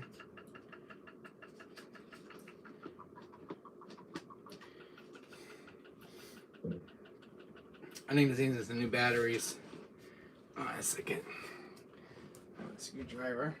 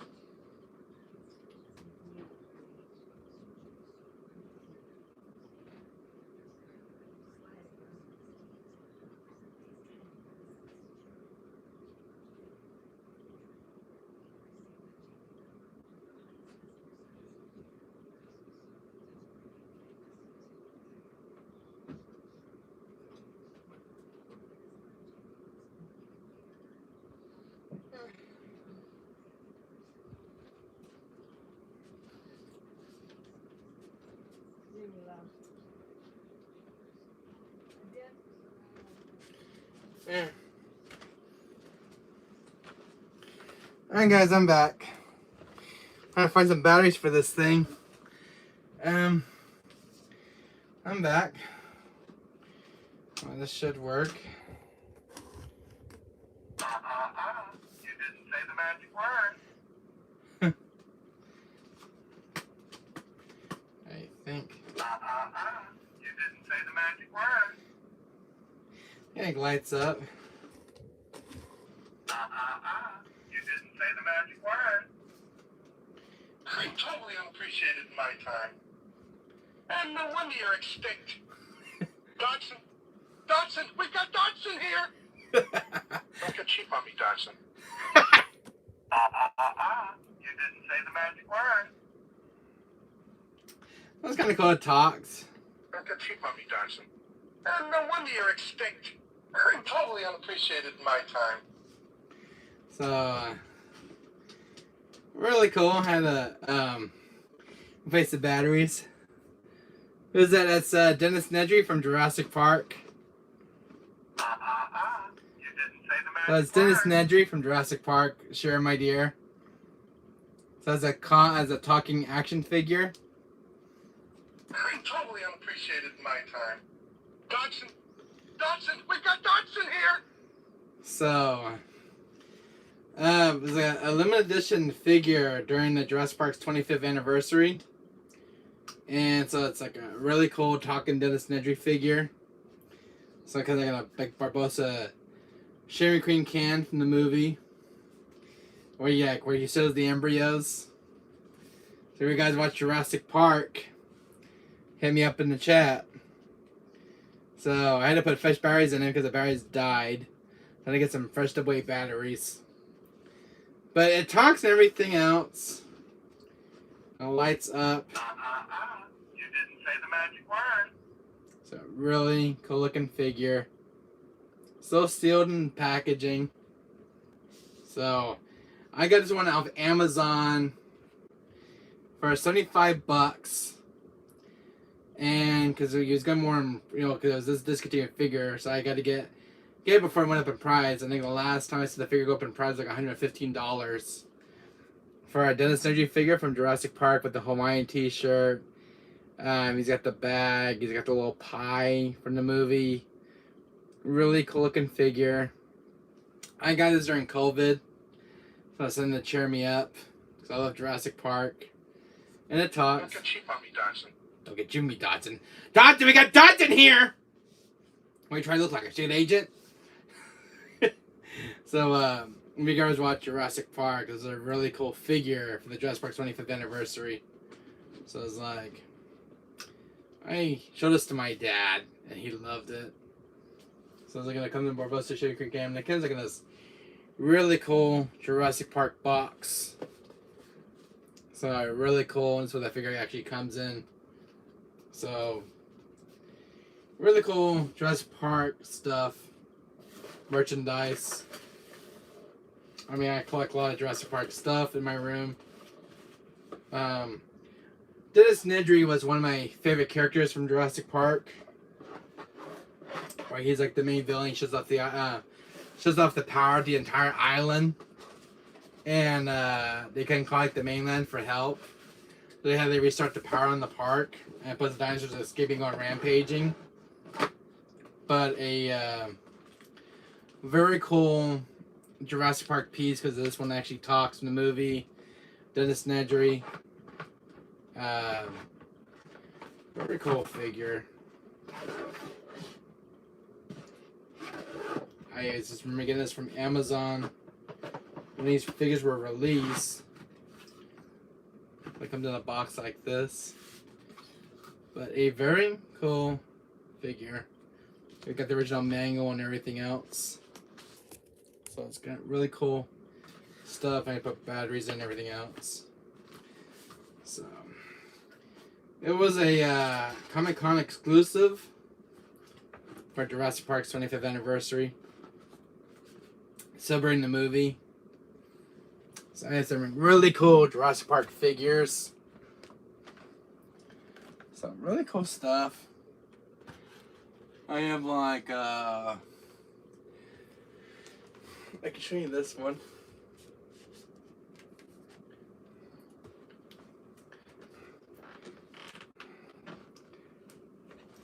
I have some really cool Jurassic Park figures. Like here's Dennis Nedry. So that is Dennis Nedry. Already gets talked about the Dilophosaurus. This is still a still figure. This is actually discontinued now. Way more in price, made by Mattel. The same company that makes Barbie dolls. One Wesker is Junior is in jail for robbing a bank at age 4. So that's my some of my Jurassic Park figures. He's got like the original ID. He's got the jacket, and he's got this. So he can switch his head, and this is the part where he gets talked about the Dilophosaurus in the movie. This is a really cool Jurassic Park piece. A lot of Jurassic Park figures. It was like during the movies. I think it was like during Jurassic World when Jurassic was still in the movies. Got like the original Raptors from the movie. I got like Owen Grady, Ian Malcolm, Ian Sattler, Dr. Grant, Ramadoon. A lot of Jurassic Park stuff. I have these like little die-cast Jeeps. I believe, yeah, there's 2 of them right there. So, really cool Jurassic Park stuff. Well, that's a really cool talking Dennis Nedry figure from Jurassic Park. So I was like, I want to share that with you guys. Some really cool stuff I have in my room. I know you guys might like to see that. So, yeah, I wanted to show that. That was like a Comic-Con exclusive. So it's like really cool to show you. So I actually have.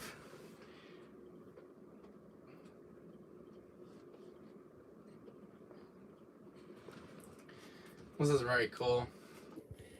I don't know you guys remember when the game came out, but this is like a very. I remember buying it in my game store. Box is starting to rip. But it's like Ellie and Joel. Really cool figure set. And when I saw this, it was like $74 for this thing. It was like a deluxe set. And like, I had to get this. It's got like Joel and Ellie from the game. And I'm like, when I saw this, I kind of like not resist. So you got Joel and Ellie, and they're still sealed in the box. Got Ellie there, Joel. And Joel's like one of my favorite characters, and so is Ellie. But it was like really cool to get this. But yeah, really cool. Like the box art on this one. The same box art I used for the video game that it came out during launch. So it's like really cool to have that. Plays in kind of some PlayStation stuff. So it was like very cool to have that.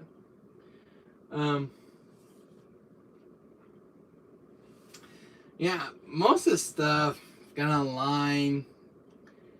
You know, most of it come from eBay. Some figures I just gonna find the figure stores. So I was like, really cool stuff.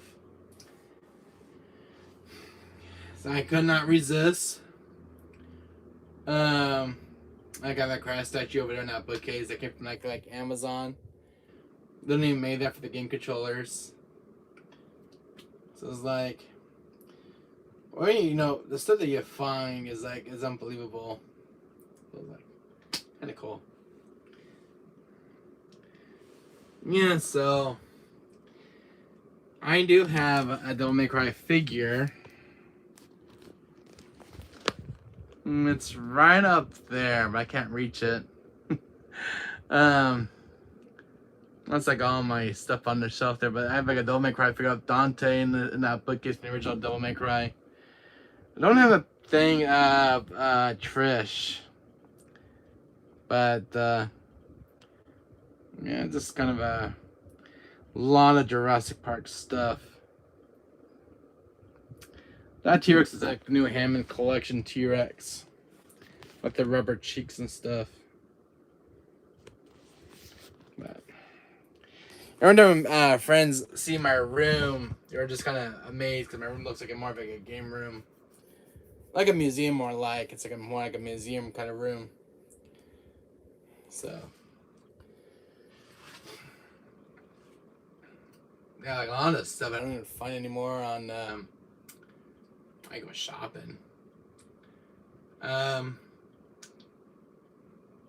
kind of amazing. Like find those original figures from NECA. How I run into stuff, I have no freaking idea how I run into it. It's just like some stuff is during the swap me years, some stuff is from the ordering, some there was during COVID, during liquidation. So you never know what you're gonna find out there. I think my best find of my figures would have to be that one Harley Quinn.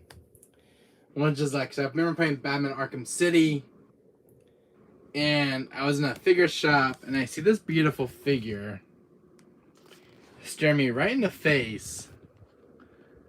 That Harley Quinn figure right there. And I remember seeing this display in a shelf in a figure store when I was going down into a mall. And I see this big 18-inch Harley Quinn. I'm like, Arkham City? I'm like, I gotta buy it because I just got done playing Arkham City. I'm like, man, I hope they make a figure of Harley Quinn from Batman, because like Harley Quinn is like one of my favorite female characters of all time, and I love Harley, and there's no character that comes close to Harley. And if I had to play her in a wrestling, if I had to play as her in a Mortal Kombat, because she's in some fighting games like the Injustice games, but I don't think she's ever a special guest on Mortal Kombat. It'd be kind of cool to see her in Mortal Kombat. But if I ever get a choice, if it has Harley Quinn in a fighting game, bring it on. I love Harley. Harley is a female character I have a crush on since, oh boy, since I was still in my school years. So Harley is like my favorite beloved character of mine from like DC Comics. So I have a few of like the DC comic books from Harley. I have like 2 hardcover ones, and I have some Harley Quinn posters of Harley. I don't know if I've ever shown them on my channel, but I have some really cool Harley Quinn posters of Harley. So if you guys want to see those, let me know. I have them buried over there in that shelf. I have like 4 Harley Quinn posters. I have a few Harley Quinn figures. I only have 1 thing of Joker. Well, some like the poster thing, but like the only Joker figure I have is like the Tyrant figure from Arkham Asylum, but I don't have like the actual Joker in his human form. They go with my little Harley. My mom bought me a was it last year, 3 years ago? My mom surprised me with a Joker and Harley picture together, a cute couple together, and it's in front of my door. So it's a cute picture of Harley and Joker together. They're smiling, but very cute, loving picture. But I fell in love with them. My mom showed me it. So I have a thing of Harley, piggy bank down below. Where I put my games are that little Harley and a little Joker piggy bank. I have like a little Batman piggy bank. That was like really cool. The only thing I ever got a Joker my dad gave me was this little Joker here from Batman. Let me get it.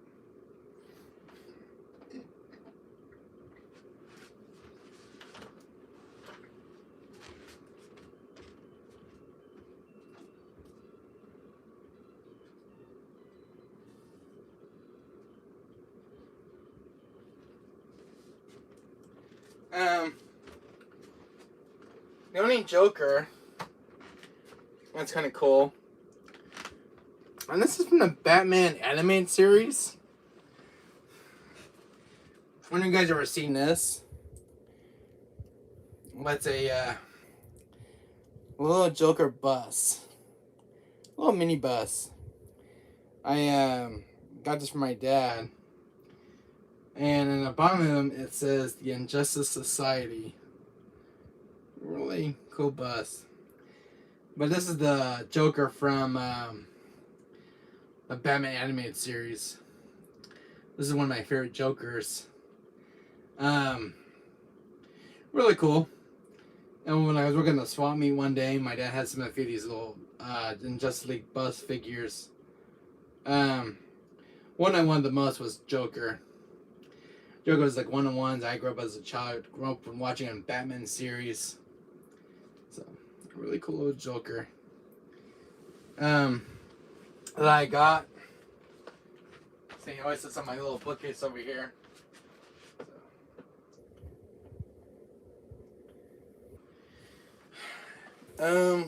Everything I have of Joker.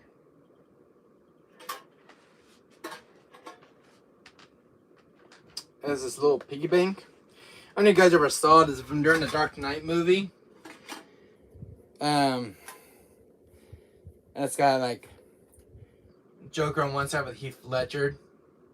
This is a really cool detailed piggy bank. And then you got Batman on the other.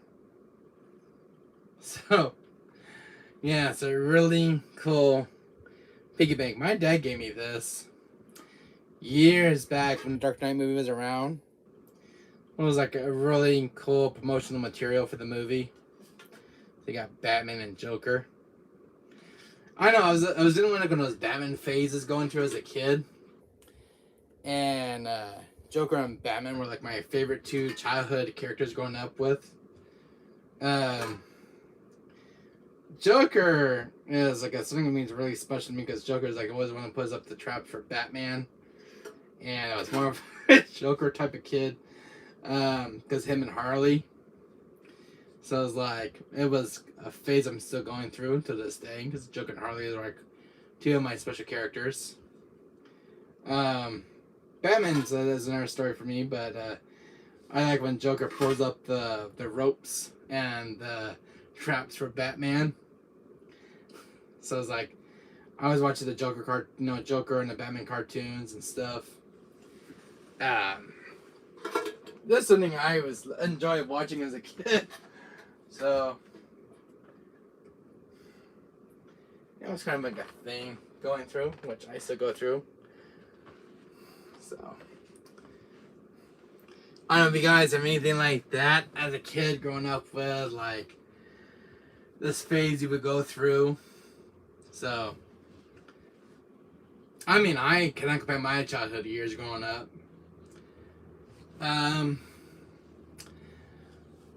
I believe Dr. Doom is a Marvel character. I'm not mistaken, unless he's DC. I don't know Dr. Doom is a DC character, but Dr. Doom is one of my favorite villains growing up with.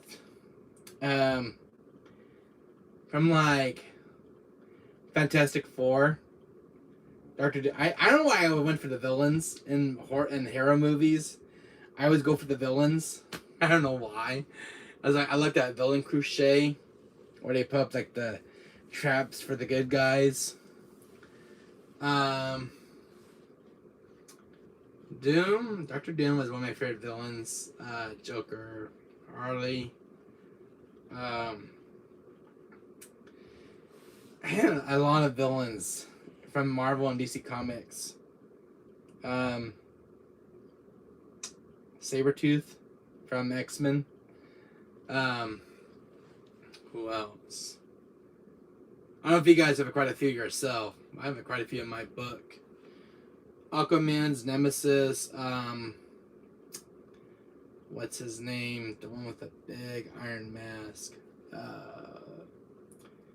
I can't think of his name. He's like has like the red eyes. It was like Aquaman's Nemesis in the comic books. I do like Captain Freeze. The one who's the the arch nemesis to Flash. Just some villain stuff that I was going through as a kid. I was getting getting into Superman, like Thor. As a child, I used to have a Superman costume with a cape on it. I used to wear the thing a lot as a kid because during those days in the 90s, they would have the Superman animated cartoons on, the Adventures of Superman. It's a bird, it's a plane, it's Superman. These were like the old cartoons of Superman I used to watch as growing up as a kid. And plus, being a huge fan of Lex Luthor, always trying to kill Superman with the kryptonite. This is stuff I grew up as a child watching. I didn't grow up reading the comic books. I didn't get the comic books about years later as a kid growing up. But I loved the DC and Marvel stuff growing up as a kid. I think that was like my childhood because you had some of the old Marvel DC comic TV shows as a kid, like Batman, the Justice League, with some really cool villains like Lex Luthor would be like the head speaker. A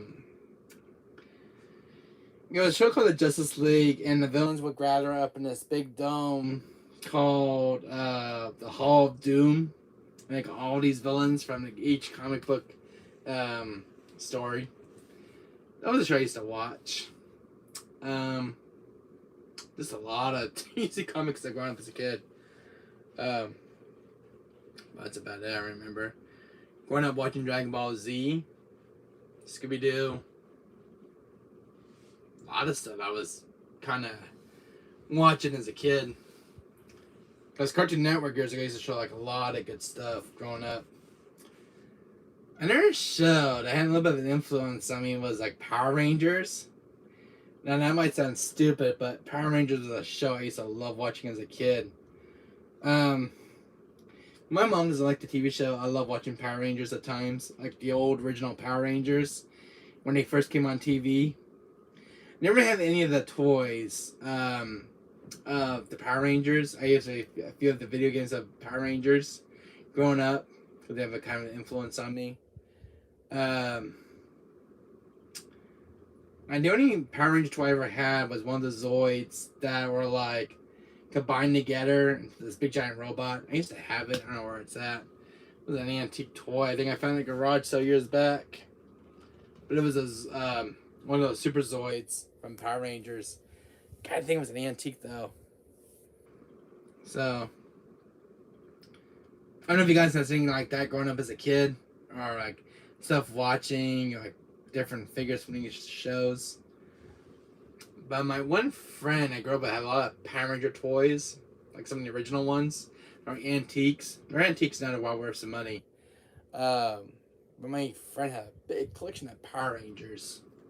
My God, even all the Zoids as well. My God. I never got Power Rangers toys as a kid. The only one I ever had was a Super Zoid I found at yards, and that was the only one I ever had. My Power Rangers toy. That was about it. But I had a lot of antique toys when I was little. I had a Ghidorah. Was it Ghidorah? The one Godzilla figure had like the big was one of the monsters. Had like the big blades on his hands. I don't know if it was Ghidorah or was it Mothra? Oh, I can't think of his name. Damn it! He had like the blades on his hands. I can't think of his name. That's not Ghidorah, I don't think. But it was a rare antique figure I used to have as a kid. It was made out of rubber, but they don't make it anymore. Oh, I just remember some of these toys I got rid of and now they're worth some money.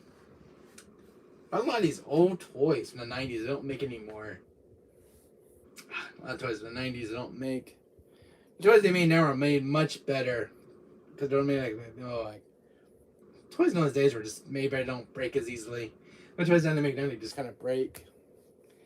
But the quality of toys back then were just made better. I also had... Oh, I don't know if I told you guys, I used to have a big Hot Wheel collection of Hot Wheels. I had over 200 Hot Wheel cars. Some were just rare, obscure ones. I had a huge section of Hot Wheel cars. I was into Hot Wheels as a kid. Every time I go to a grocery store, I would buy a Hot Wheel car and I would open out the package. I had a whole bunch of Hot Wheel cars from Hot Wheels. You don't see them as much in stores, but the ones I had were like from the 90s, like some like the older, rare ones. I remember having as a kid. I don't know what happened. I must have got rid of them when I was moving out. But there were some ones I really wanted to keep that were worth some money. Even though this rare train one, it was kind of cool looking. But I had a lot of cool stuff growing up as a kid. A lot of cool toys before I got rid of them all. So, what did I have as growing up as a kid? I don't even have anymore. I had this rare, I think his name was Vengeance from Ghost Rider. It was a big Ghost Rider figure, 12-inch. And it was a gift from one of my friends in school. But it was like a big 12-inch 90s antique Ghost Rider figure of Vengeance. And I got purple skull, flames going around it. This big giant leather jacket. Freaking awesome toy. Oh my gosh, remember some of the toys I growing up as a child having as a kid. Man, this is stuff in the 90s I had, but I don't know what happened to it all. The only surviving 90s toy I have is just that Godzilla figure. Most of my stuff just kind of gave away. I don't know, probably during the thrift stores, donated. But some of that stuff is just kind of worth some money. I love some of the toys. I love to find some of the toys I used to have as a kid. But now I'm just kind of regretting now getting rid of them. But there were just some toys I had as a child. There were childhood memories like growing up with. Mementos, I used to play with them a lot. So, I had a lot of cool retro toys from the 90s. My God, the 90s toys were so awesome. I don't know if you guys anything like that growing up with. 90s toys you had as a kid, and years later you kind of got, you don't know what happened to you got rid of it, or your parents got rid of it. But I had a lot of old toys made back from 1993, 1994. I even had a rare Predator figure made by Kenner. Before they made it, I don't know if Kenner's not around anymore. But this rare Predator figure my mom bought me, a Predator. And it was during, I think, the first movie with Arnold Schwarzenegger. And I remember getting this rare, beautiful Predator figure. It was about 7 or 8 inches tall. Damn. The detail in that figure was like so mind-blowing. My mom got me like an old Star Trek figure of Star Trek. I think I have like Captain Picard, the head captain of the Enterprise of Star Trek. I have a few old Star Wars toys I didn't get rid of. I have Obi-Wan Kenobi, and I have like a original Darth Maul figure that still talks. His bail is 100,000. God damn. But these are some toys I had, guys. Toys I grown up playing with. They're worth some money, but these are toys made from the 90s. Old 90s toys. And when I go down to thrift stores now, I try to find old 90s toys from the 90s. And it's a very nostalgia thing for me because I grew up most of the 90s toys as a child. Man, the stuff I had, if I had it now, guys, and showed it on my channel, I'd been mind blown. But the only surviving 90s toys I still have is my Godzilla figure. I have another Godzilla figure made from 2000, and it's from the American Godzilla movie. And it has like a handle on it, and then it goes like this. Or I can wag its tail and move its mouth up and down, makes noises. I have that figure. It comes like it's about 20 inches tall, 18 wide, big Godzilla figure. And it was from like the 2000 American Godzilla movie film. I know the movie didn't do so good, but I had that, and I still have it. I still have one of the little Godzilla eggs in the movie where the little Godzilla egg would hatch. I still have it. I don't know where it's at, but it's somewhere in my bookcase. What's like an old Godzilla toy I had that. I used to find them at Target stores years ago. They don't even make it anymore. It's a nerd toy I used to have. I don't know if it's still in my storage closet. I can look at that storage box. It was a little Godzilla egg. Oh, the stuff as a child was like mind blowing. The toys in those days were made better. The quality was made better in because of the sculpt and the detail in the figure, and the painting. Oh my god! No, toys we get now just lower quality, just not as made as toys I was made with. But toys in those days were made better. The only toys I can find my old 90s figures is like a store called Geeky Mamas at Brandon Park where I live.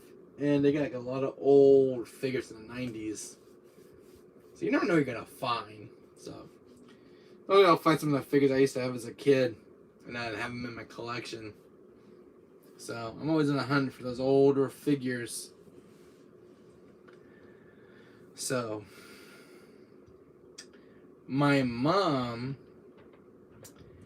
she had Barbie dolls growing up, but when my mom used to do it, her Barbie dolls, she would take them apart. I don't know why she took them apart, but that was my mom. But every time she would go to our friend's house, she would always give her the ugly Barbie dolls, take them apart, but not the good ones, just the ugly ones.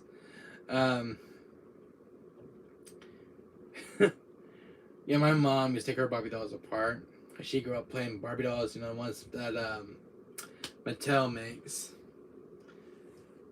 I think the ones I remember playing a few Barbie dolls myself. It's kind of a guilty pleasure. I remember playing a few of them, Barbie dolls, like some of the Ken ones, and some of the Barbie ones.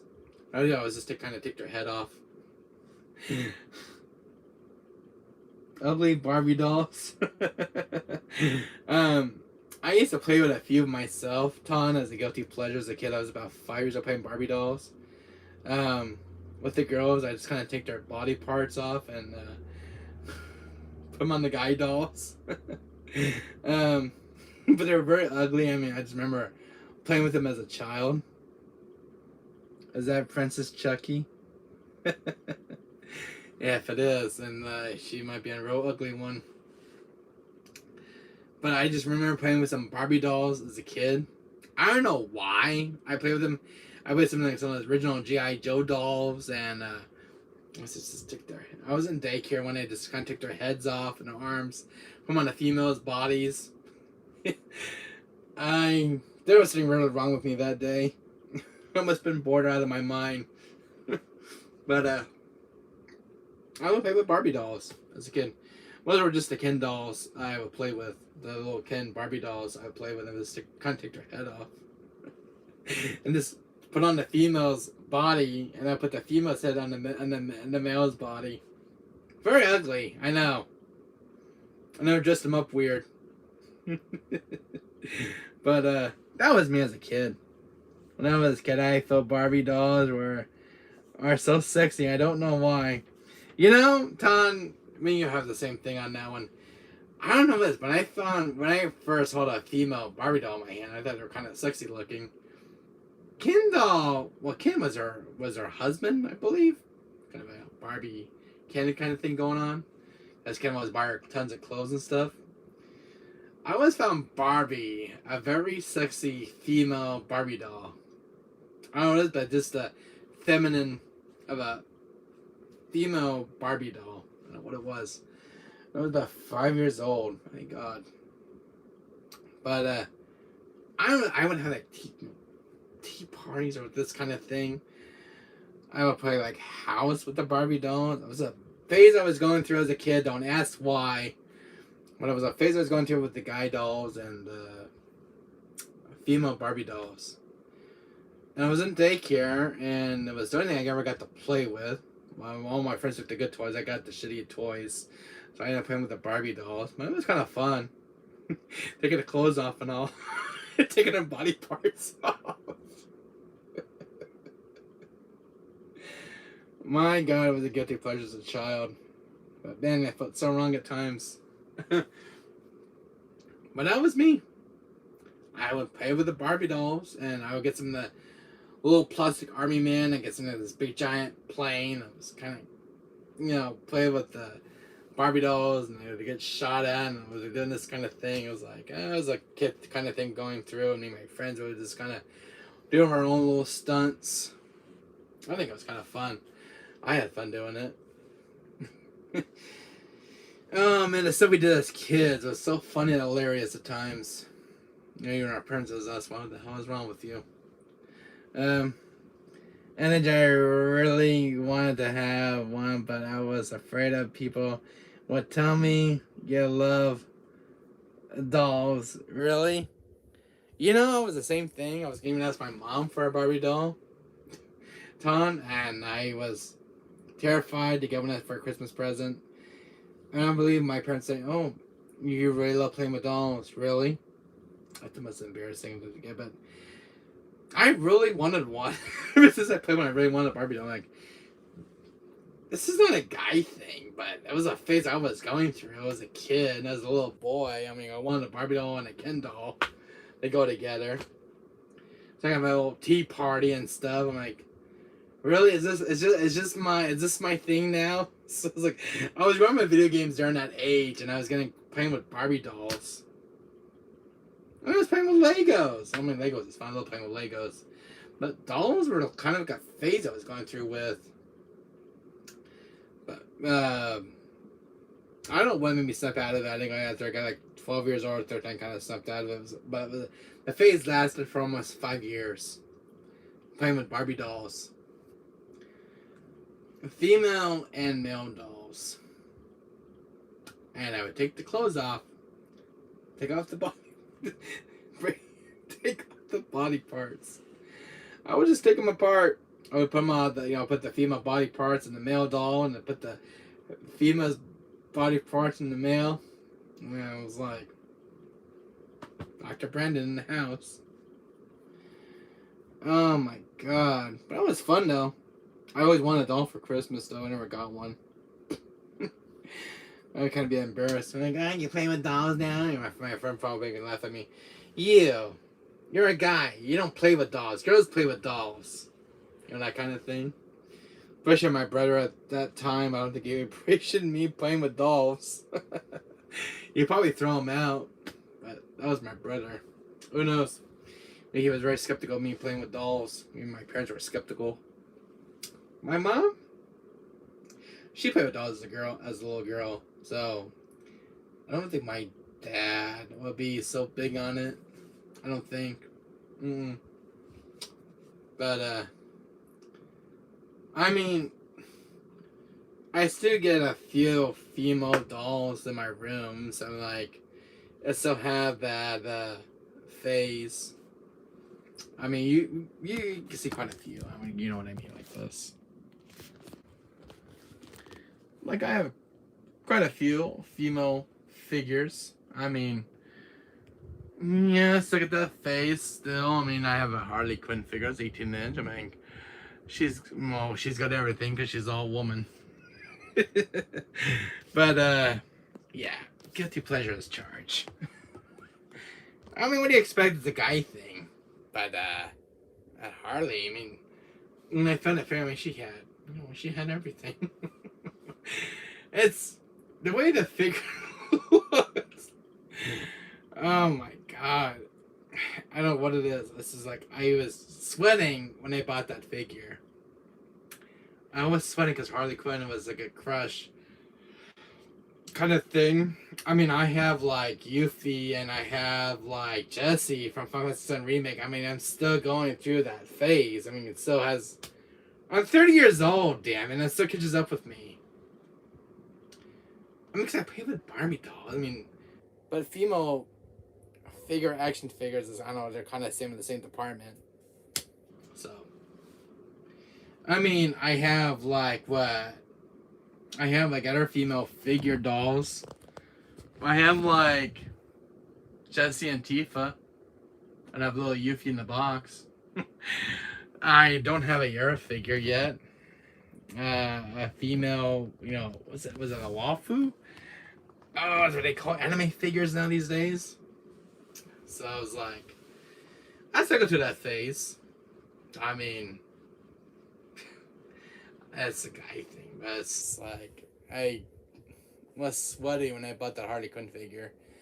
I was turning up a when I bought that one. The way she looked is what made a difference. It's just her character looks, on a figure. I don't know what it is. The way they made her, she's all busted. She's all big busted. On a female action figure that's 18 inches. I mean, of course, you have to make everything in large on an 18-inch figure. But, what do you mean Harley Quinn? That thing was something else. But she was the last one at the figure store. And I really want a female figure for my room.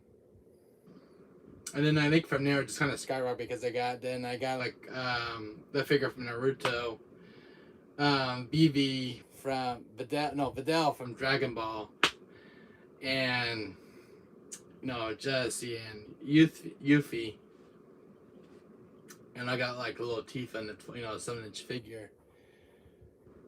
Ever since I played with dolls, Barbie dolls in daycare, I haven't been the same since. I go through that phase. Like it's stuck in my head. But overall, what can you do? I don't know this with female action figures. It's like you're playing with Barbie dolls all over again. But this is like, I still go through that phase. I mean, I have most male figures on the shelf over here. I mean, I have like Tiffany from Bride of Chucky. Yeah, I know what it is about female figures. I don't know. I don't know if you guys were ever like that, going through a phase. As you get your teenage years, it still catches up with you.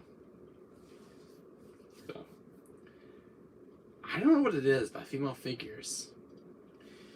I don't think they ever made a figure of Ashley from RE4. But it would have been cool to see one of those. I know they made a figure of, I think I was on a webpage one day. They made a figure of Sherry Birkin from RE6. That's from Hot Toys. And my God, when I saw the Sherry figure, she was like drop dead gorgeous. Oh my God. She looks so real as a figure. And this was, Sherry Birkin from RE6. But it was a 12-inch figure of Sherry. My God, because Sherry's like one of my favorite characters from RE6. But very cute too. Her detail was like so added this for her detail and sculpt. It was like very detailed. And very cool figure too. And they had one of Jake. They had one of Ada from RE6. Oh my God, the one of Ada. Oh my God, the one with Ada. Oof. Bye, everyone. Bye, Sharon, my dear. Take care. Thanks for coming by. Ada's hot. Oh, I agree. Ada is like hot. Oh my God. Oh. When you think about Ada, you're probably thinking, oh man, is it getting hot in this room? I mean, I had a thing for Ada as when RE6 came out. RE6 came out in 2011, and Ada got more hotter in RE6. Oh my God, Ada in RE6 is like a godsend.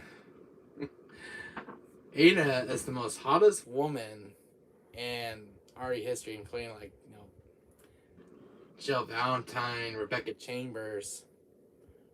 Unlike that, she's Asian. She's definitely Asian. I noticed that. Yeah, Ada is definitely Asian. But she's so drop dead gorgeous. Oh my God, Ada on RE6. Oh boy. And she got more harder in RE4 remake. Oh God, now she's more prettier. Japanese women are hot. Oh, I agree. Japanese women are so damn hot. Oh my God, when I saw Ada an RE4 remake, an RE2 remake, I'm like, am I looking at the same woman? Because my God, she's one of my favorite video game characters. God, I still have a crush on Ada Wong. I had a crush thing going on with Rebecca Chambers, Jill Valentine, Claire Redfield, Sheva, she's very cute. Who else? There's Excella. She's kind of cute. For a villain character, oh my God, Lady Dimitrescu. Lady Dimitrescu. My God, that lady was built like a woman. Lady D. When I saw Lady D, I just want to follow her. Her daughters are very cute, but then they're vampires too. But damn, the vampires are so cute when they're bad. Who else was very pretty? Mia was more, Mia got cuter in RE8. Rose, she got cute when she got her teenage years. I think all the female characters in Resident Evil are very pretty. Especially Ada, she's the hot one. I don't know what it is about female characters when they're on screen, but my blood boils. Like, I have a picture of Rebecca Chambers in my room. This is how bad I am. See this one? I have a picture of Rebecca Chambers, and I have one in the back of me when I sleep during the night. So, yeah, guilty as charged. I have a thing for Rebecca, alright?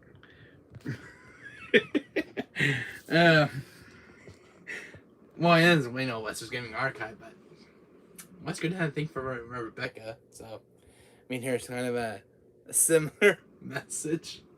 I mean, I have a picture of Rebecca, and I have a picture of, Taunt. Actually, go see this one. I have a picture of Ada for you. She's on my damn wall somewhere. Hold on a second. There's a picture of Ada from RE6. She's the other girl. Like, well, I sleep during the night, so, I mean, I have all my ladies right here. I got Lightning and Sarah. So, I'm not too far from the tree. So, like, and I got Catwoman, so, yeah, guilty of this charge, alright? I mean, what can you do when you're round brown pretty girls? And then I got my two stitches over there. I'm like, I got a Harley Quinn over there. I'm surrounded by women, alright? They're figures, though. Well,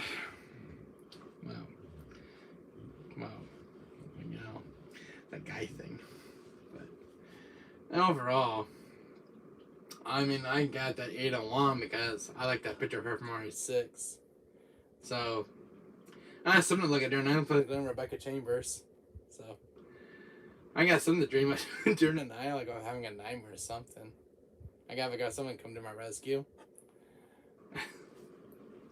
Prince Charming, huh? Yeah. And I have, like, more Resident characters that I printed out on a computer. Like, I have one of Sherry. I have one of Sherry. Helena. Sheva. I have one there of Sheva. Who else? I have one of Ashley from RE4, which is ridiculous. It's because it's got with Jack Krauser and Leon. What else? I printed a lot of original pictures. I got one of Jill Valentine with her blonde hair. I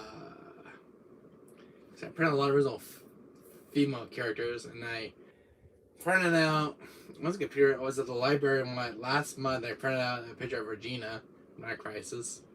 That was the comic book version, or kind of got more anime kind of look. What is that one? So if I want to switch, I have, me my fixed during the night. But overall, I mean, I have Oh, some other stuff too. I don't know if I ever showed you these. As I've cleared my blanket. Every saw these extra row. I have these little Chucky pillows, with Chucky on them. That one's from Child's Play 2. And I think this one's from A Bride of Chucky or Steal Chucky. I have this one. I found these pillows when I was at some kind of store I was at. Somebody makes these custom-made pillows, but I found this one with Chucky on. And they had like $19 a piece. And then I have I have some really cool pillows on my bed.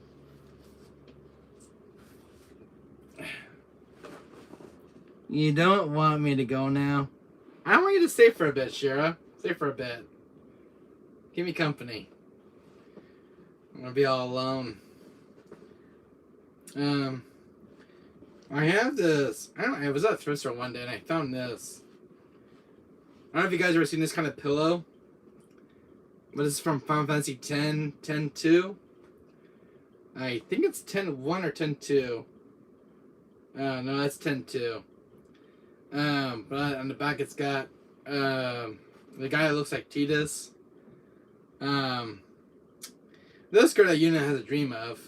And I got this really cool. I found this at thrift store one day and I have to buy this pillow because I like Final Fantasy. But I've never seen a Final Fantasy pillow of Final Fantasy X.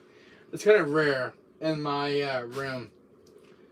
And then I was going to the thrift store one day. They had some really cool stuff. It was like this pillow with some anime figures. I don't know what this one's from. If you guys can tell me.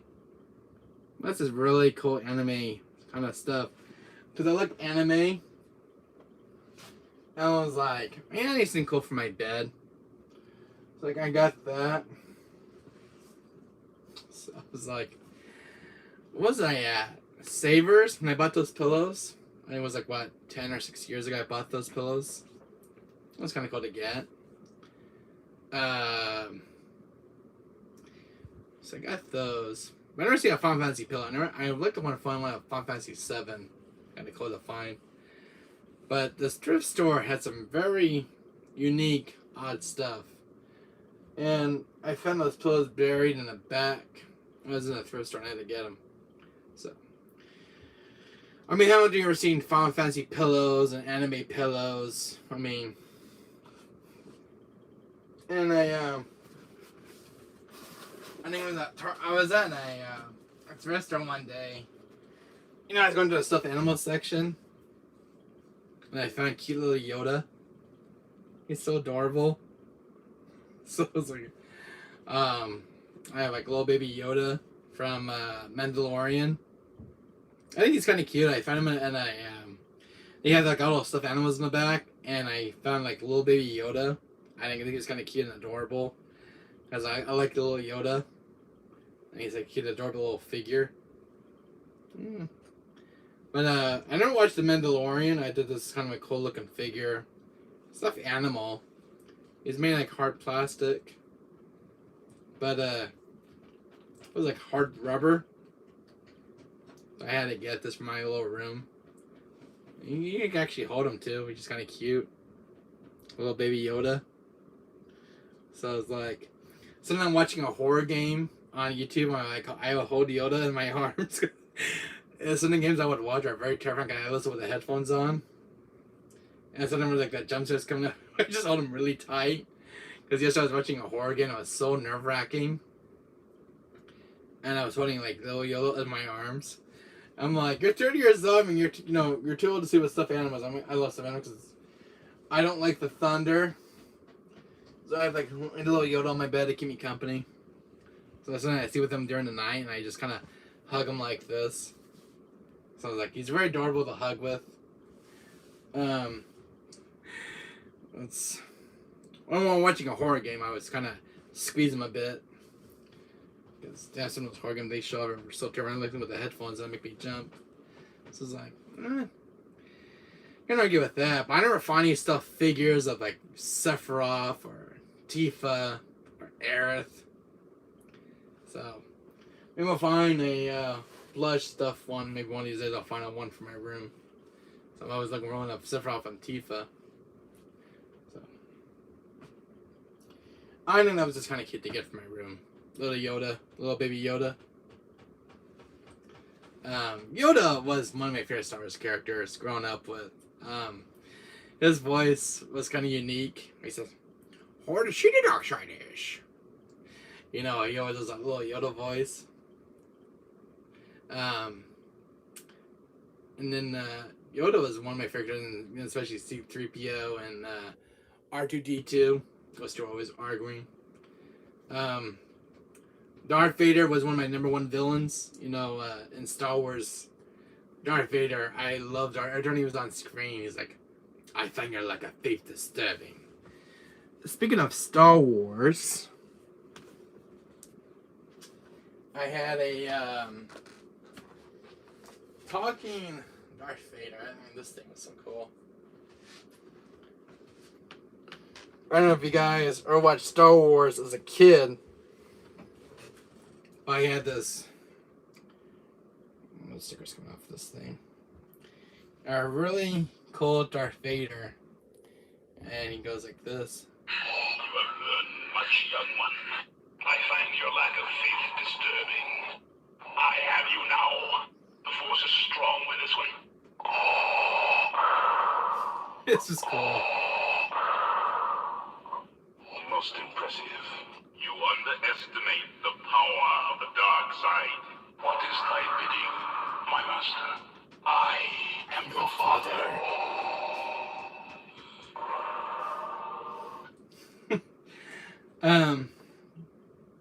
My dad was gonna swap me one day and he had to get this talking Darth Vader.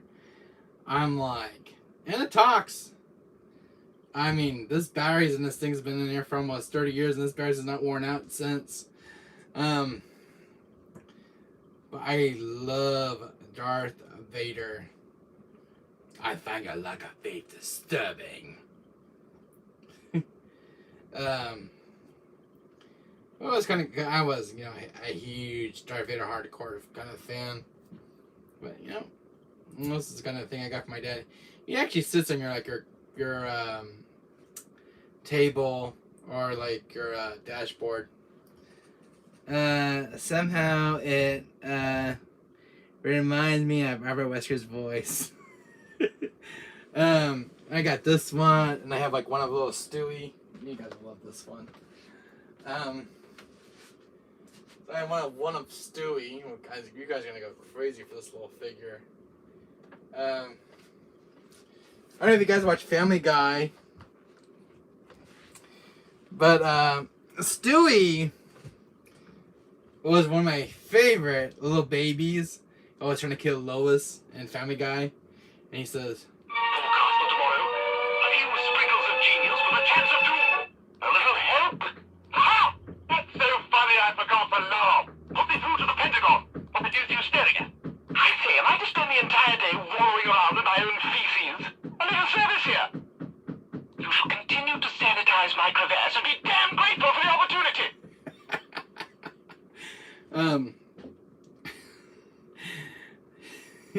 Yeah, little Stewie was one of my favorite babies from a guy. Nightbot. Oh, really? I have a Nightbot in my chat somewhere. For like the spam kind of thing, of the spam protection, but I have a Nightbot I signed up for and can get it to work right properly, but it's in chat, it's invisible. But hopefully I'll get a computer, I'll get it to work right. But it keeps everything in check on my chat now. So I think it's gonna record to my Google Chrome. But very cool, little Stewie. I don't know if you guys ever watch Family Guy, but I love when you're trying to kill Lois. That's my favorite part. I got that from my dad. Little Stewie. Stewie is like one of my favorite characters from Family Guy. He's always beating up Brian or trying to kill Lois. I know you guys ever watch Family Guy growing up, but Stewie was like the number one baby in the whole entire Family Guy, and Peter was my favorite. I can't trust my real mother no more. Really, my dear. That's sad. I mean, I live with my mother. I mean, I have no issues. No complaints. I mean, I had a good childhood. What's the matter with yours? Mommy issues? I mean, that's understandable as you get older. I mean, you don't see the eye to eye with your parents. But you can't hate them. But I was raised pretty good with my parents. I mean, I had no issues with my mom. I had no mommy issues. But what kind of issues are you having, my dear? You can't get along with your mom? You can tell me. I mean, yeah, there was a few times I was mad at my mom. I mean, when I was a kid. But still, honestly, from time to time, I mean, she did take a few things that were kind of pressed me, like my favorite video game. I never had Fire Truck that she took away from me. I never got that back for a week.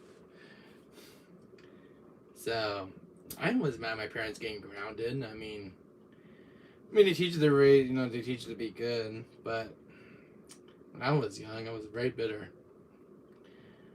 I even had my favorite video game taken away from me when I was a kid. I was like grounded for almost 5 weeks.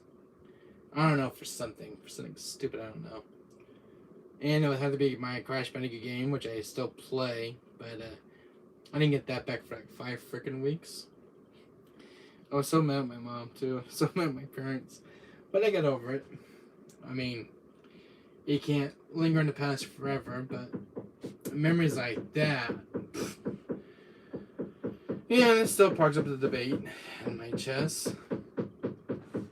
But I know what game I had taken away from me. I had some other games taken away from me as a kid growing up. I think my next Crash Bandicoot game that was taken away from me was Crash Bandicoot Warped. A lot of my PS1 games were taken away from me. I did something bad, but I didn't get it back within 5 weeks. I think 5 or 2 weeks. If I was on good behavior, I get it back. But if I was on bad behavior, and I get extended. Oh, God, I had to be the most boring game in my collection. I was not liking it. But, yeah, I had some stuff taken away from me as a kid. I wasn't happy. Video games. Some of my favorite toys were taken away from me. And it sucked. I didn't want to say that hurt me the most. It was like my Fire Truck taken away and one of my favorite video games. And that still haunts me. I don't know what I did wrong that day. I don't remember. It's back in my mind. But it's like, really? Like, say this was a Crash, game like this. I had a game that was Crash Bandicoot 2 that looked like this. And I had taken away for like 5 or 6 weeks. And I wasn't even done playing it either. So if I was on bad behavior, I wouldn't even get it back. Unless I was on good behavior. And if I did bad at school, it would be a lot worse. Which happened a few times. I think one time had to do with my losing my copy of Castlevania in the night for almost 7 weeks. And that killed me. So, yeah, I wasn't always a good little angel, alright? I did some things. Backtalked to my father one time. Boy, that really not the best thing to do. Yeah, I think I backtalked to my dad a few times. Got back at me. And a few things taken away. There's something to be a better kid, but damn, the stuff that was taken away from me was like not an easy thing to go through. Ugh, how do you go with 7 weeks about your favorite game being taken away from your parents? I mean, the games I had taken away was Crash Bandicoot 2, 3, Castlevania. I think the last one was Mega Man X4. And I think the only game I got to play for the frickin' entire week was Street Fighter. And my god, I couldn't play any game I wanted to play during the week. And I hated it. Mind if I'm playing Street Fighter for 7 weeks and you cannot play one of your favorite games? No Castlevania. No Mega Man. No Crash. 2 or 3. And I only had 5 games when I was a child. And I got stuck with playing Street Fighter for 7 weeks. Being grounded. And it's the only game I can play. Not even Castlevania could save my life for 7 weeks. But yeah, the only game I got to play was Street Fighter versus Capcom. I mean, it was X-Men versus Street Fighter was the one. For 7 weeks, I mean, it was fine, but the game lost its steam with me very quickly because I had other games to play. But I still haunted me as a child. But 7 weeks of Street Fighter was not fun as a kid. If you have stories like that, growing up as a kid, guys, you could tell me in chat. But I think the last game that was actually taken away from me too was Tekken 3. Oh my god, it's like, again, I get stuck with one other game for 7 weeks. I mean, I'm like a few multiple games taken away from me, and I'll be stuck with one game to get to play with, and I hated it. If you guys have something like that, being grounded, let me know, because my childhood sucked me in trouble. Oh, so sorry. I don't know if you had stories like that, buddy. Having a game taken away from you, being a bad boy. I mean, your favorite PS1 game, you're not done with it yet, and like, you have taken away for maybe like 4 of your games taken away for like 7 weeks, and you get stuck with one game, maybe like Street Fighter. God only knows, help me. I don't know how did I get through playing Street Fighter for 7 weeks, being grounded. I have no idea. And then finally got my games back on good behavior, but playing Street Fighter for 7 weeks. Oh God almighty, man. I had to do something. I mean, I had TV to watch, but TV didn't interest me as much growing up. The only one I watched it was my favorite show was on TV, but most of it I want to play a game. But man, being in trouble was not fun. Ooh. God, some of the memories I had my game taken away as a kid was not fun. Especially my copy of Tekken 3. Oh my God. And you never know what game I was going to get stuck with for 7 weeks. Either it was a good one or a really bad stinker. Most of the time I get tired playing Street Fighter.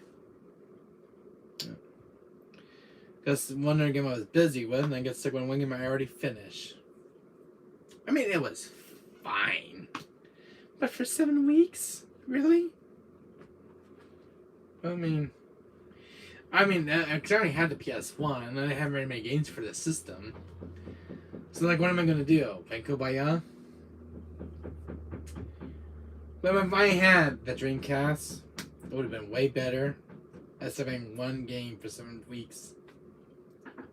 But I didn't have a Dreamcast growing up, so that got messed up. The only thing I ever had was the Game Boy Color, but the only thing that's wrong with that system, I need batteries every 5 or 6 hours for that thing. And yeah, I had a Game Boy Color growing up. But not when I was using my games for PS1. I didn't have my Game Boy card then. I didn't get a Game Boy Color until what? 19. Oh, what year Game Boy Color came out? I think it was 1996 or 94. Why didn't I have a Game Boy Color though? When I was in timeout. So I'm like, what am I gonna do for something's being grounded? I mean, being a gamer and gearing for a game to win was not easy for me. Well, I mean, eventually I got more games to play with when I got in trouble, but it wasn't fun at first. Never. I don't know if you guys have any stories like that as a kid, you know, be in trouble and all with your parents, have your games taken away. I didn't like it one bit. I hated it, but that showed me to be a better person and all. But Seltzer, if you have something like that in chat, you can tell me. Were you ever like a bad boy, or you got your games taken away from your parents, and you got stuck with one game you did not like? Yeah, that was my childhood was like. I didn't have all games for my PS when I first got it. I think the other game I had actually for the system was like, I think the game that came with it was like Twisted Metal. But oh, it just wasn't fun. So I don't know if you have something like that, guys, to share with me. But being grounded, having your games taken away and your toys sucked for my childhood. It sucked. If you got something to say, I mean, have your stuff taken away, you guys let me know, because my childhood was different. I mean, it just had its moments, but have your stuff taken away? The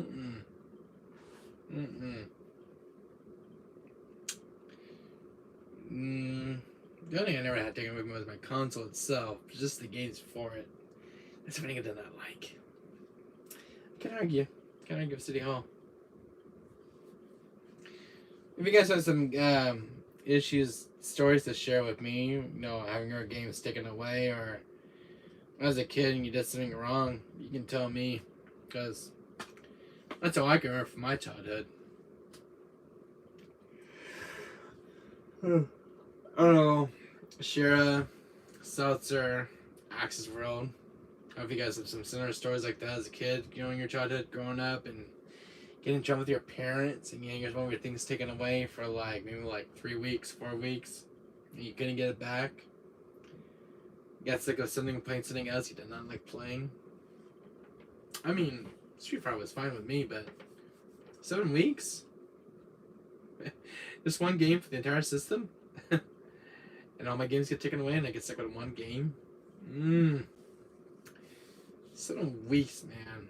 I mean, I could play every single character within 7 weeks, but like, I want to play something else during that time. So, I mean, good thing it wasn't modern gaming, because modern gaming would just kill the hell out of me during that time. But when it comes to the PS1 games, different story. I think the one that hurt me the most was Castlevania. That one hurt me the most. That one didn't crash. And I was like, halfway through, I'm like, damn it, I lose my game for like, what, 3 weeks? Do the bad behavior? Did I get it back? Oh, what did I do in the meantime for 3 weeks, though? So that was my punishment as a kid. And like, so like, I had some toys like this growing up. And then like, I would do something bad and I'd get my toy taken away. I love playing with. I didn't even get it back for like 3 weeks of being grounded. That tell me that's really bad, because The only thing I ever played was like toys and games. It's getting late. Good night, guys. Take care. Take care, Seltzer. Bye bye. What time is it? 7:30. I'm gonna go eat. I don't think I'm gonna call it here on the stream. All right, guys. I'm gonna call it here. I'll see you guys all later. I know Seltzer's turning in. I'm gonna go eat. I haven't eaten this morning, but I just want to make the stream, show out some games I picked up for Friday. I'm a little tired myself. Maybe I should go unwind. Everyone, guys, I'll see you guys all later. I have another video coming up soon from Limited Run Games for this channel. An unboxing video. Hope you guys had fun. Hit that like button, guys. Smash that like. And subscribe to my channel if you guys are new to my channel. You can share the video or something. Remember, guys, you guys have a wonderful weekend with your family, guys. And I'll see you guys later. I'm signing off, guys. Thank you much for setting up, guys. I'll see y'all later. Ciao.